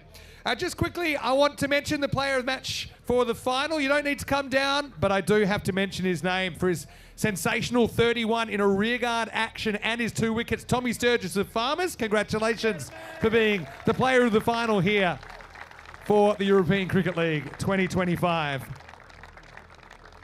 And it's not just because we don't want to get you on camera. I do now want to move on to the MVP of the European Cricket League. This will be presented by tournament referee Ian Ramage. You'll receive this wonderful trophy thanks to our partners at Local Lifestyle. And also, we have Roger Finer here to present the Rado Watch. It's a Captain Cook. It's the real deal. And this player's the real deal. The winner of the MVP of ECL 25 from Farmers Cricket Club is Julius Samuel.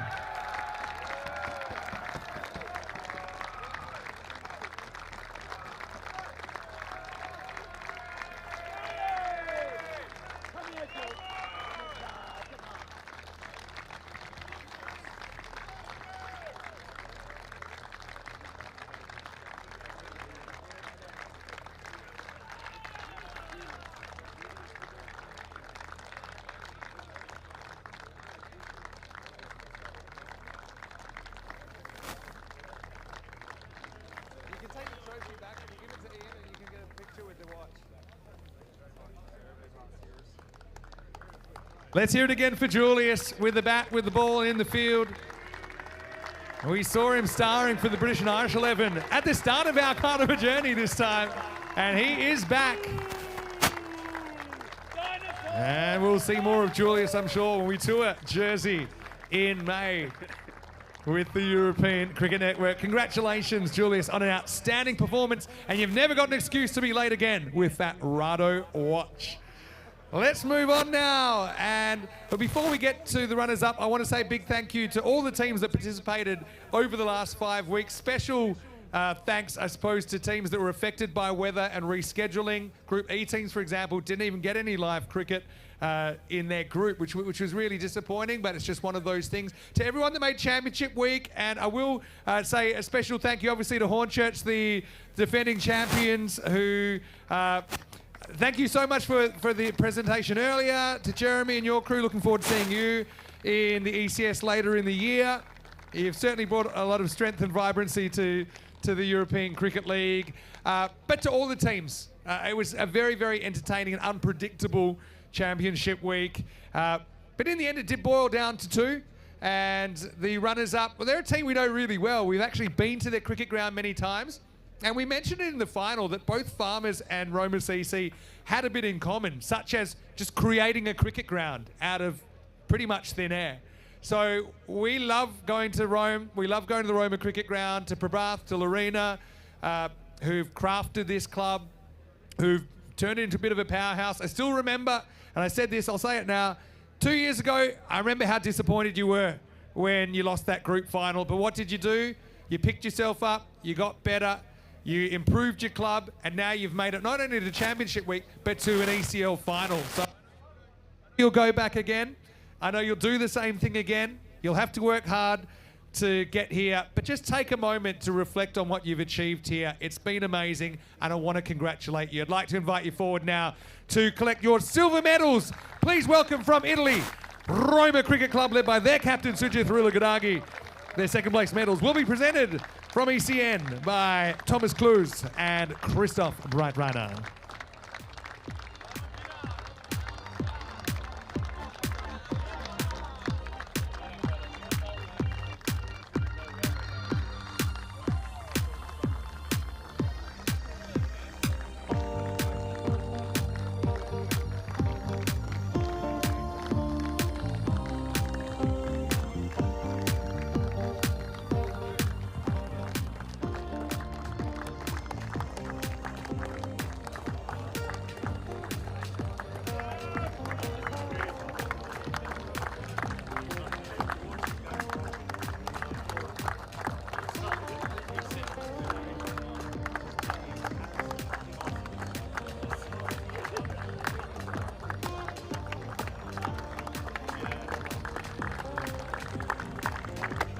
Let's hear it again. One big round of applause for your runners-up of ECL 25, Roma Cricket Club of Italy.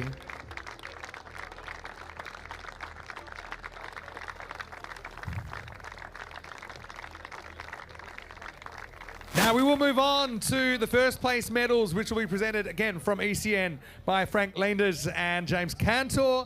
But what can you say about this club? I was talking a little bit about your history. I remember the first time you guys were here and didn't have the greatest start. I remember that. I remember there was a really critical partnership. Asa and Josh Lawrenson put together a big partnership at the end of a game against American University of Malta. That seems like decades ago now. But just think about then, and that was the start of something actually. It's the start of a journey that we saw you get to championship week before, obviously bowing out, a few issues with weather and things back then I think as well. But then you made it back here again, and again, weather was a factor. You had to play 5-over cricket.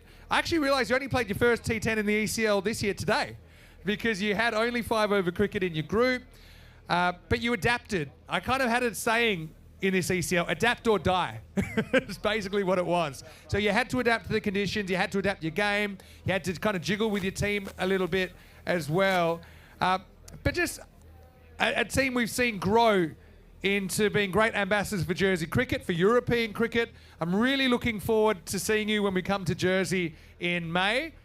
And in cricket, there's only a few moments you can really sit back and celebrate, and one of them's tonight. So I want to congratulate you. I want to invite you down. Please welcome your winners of ECL 25, Farmers Cricket Club of Jersey.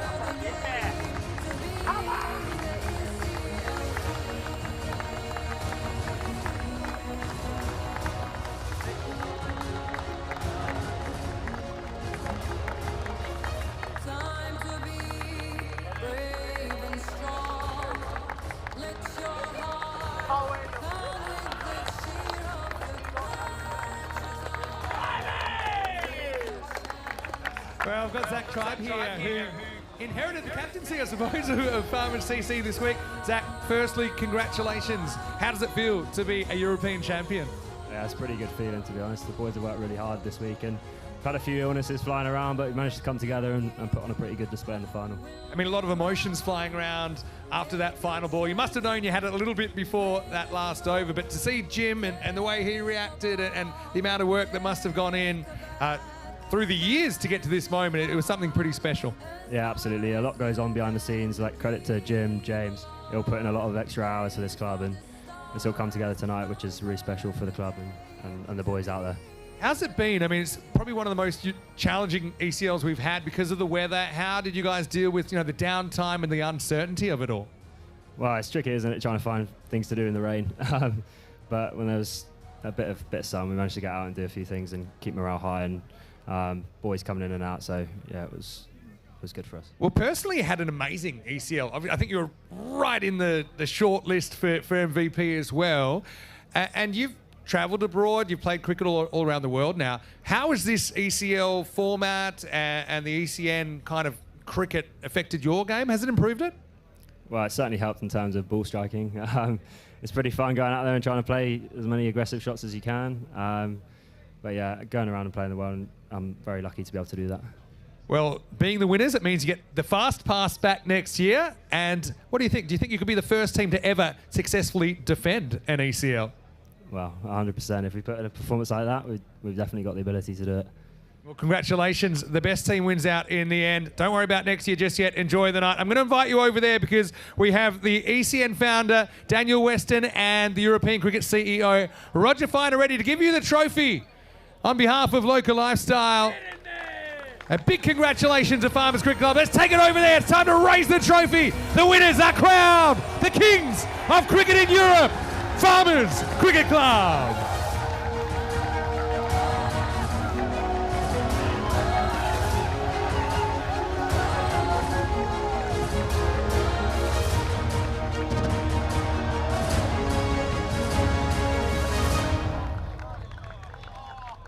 Well, once again, I want to thank everyone here. Thank you so much for being a part of the European cricket story. Travel safe. Don't forget, it doesn't end here. We have more cricket coming tomorrow in Portugal. We're actually under 10 hours, 12 hours now. But it's Farmers' Moment. They will celebrate. We will celebrate. And celebrate with us. Cricket coming your way. See you soon for more action right here. It's been a very special time. But ECN's not going anywhere. We'll see you tomorrow for more cricket. Good night.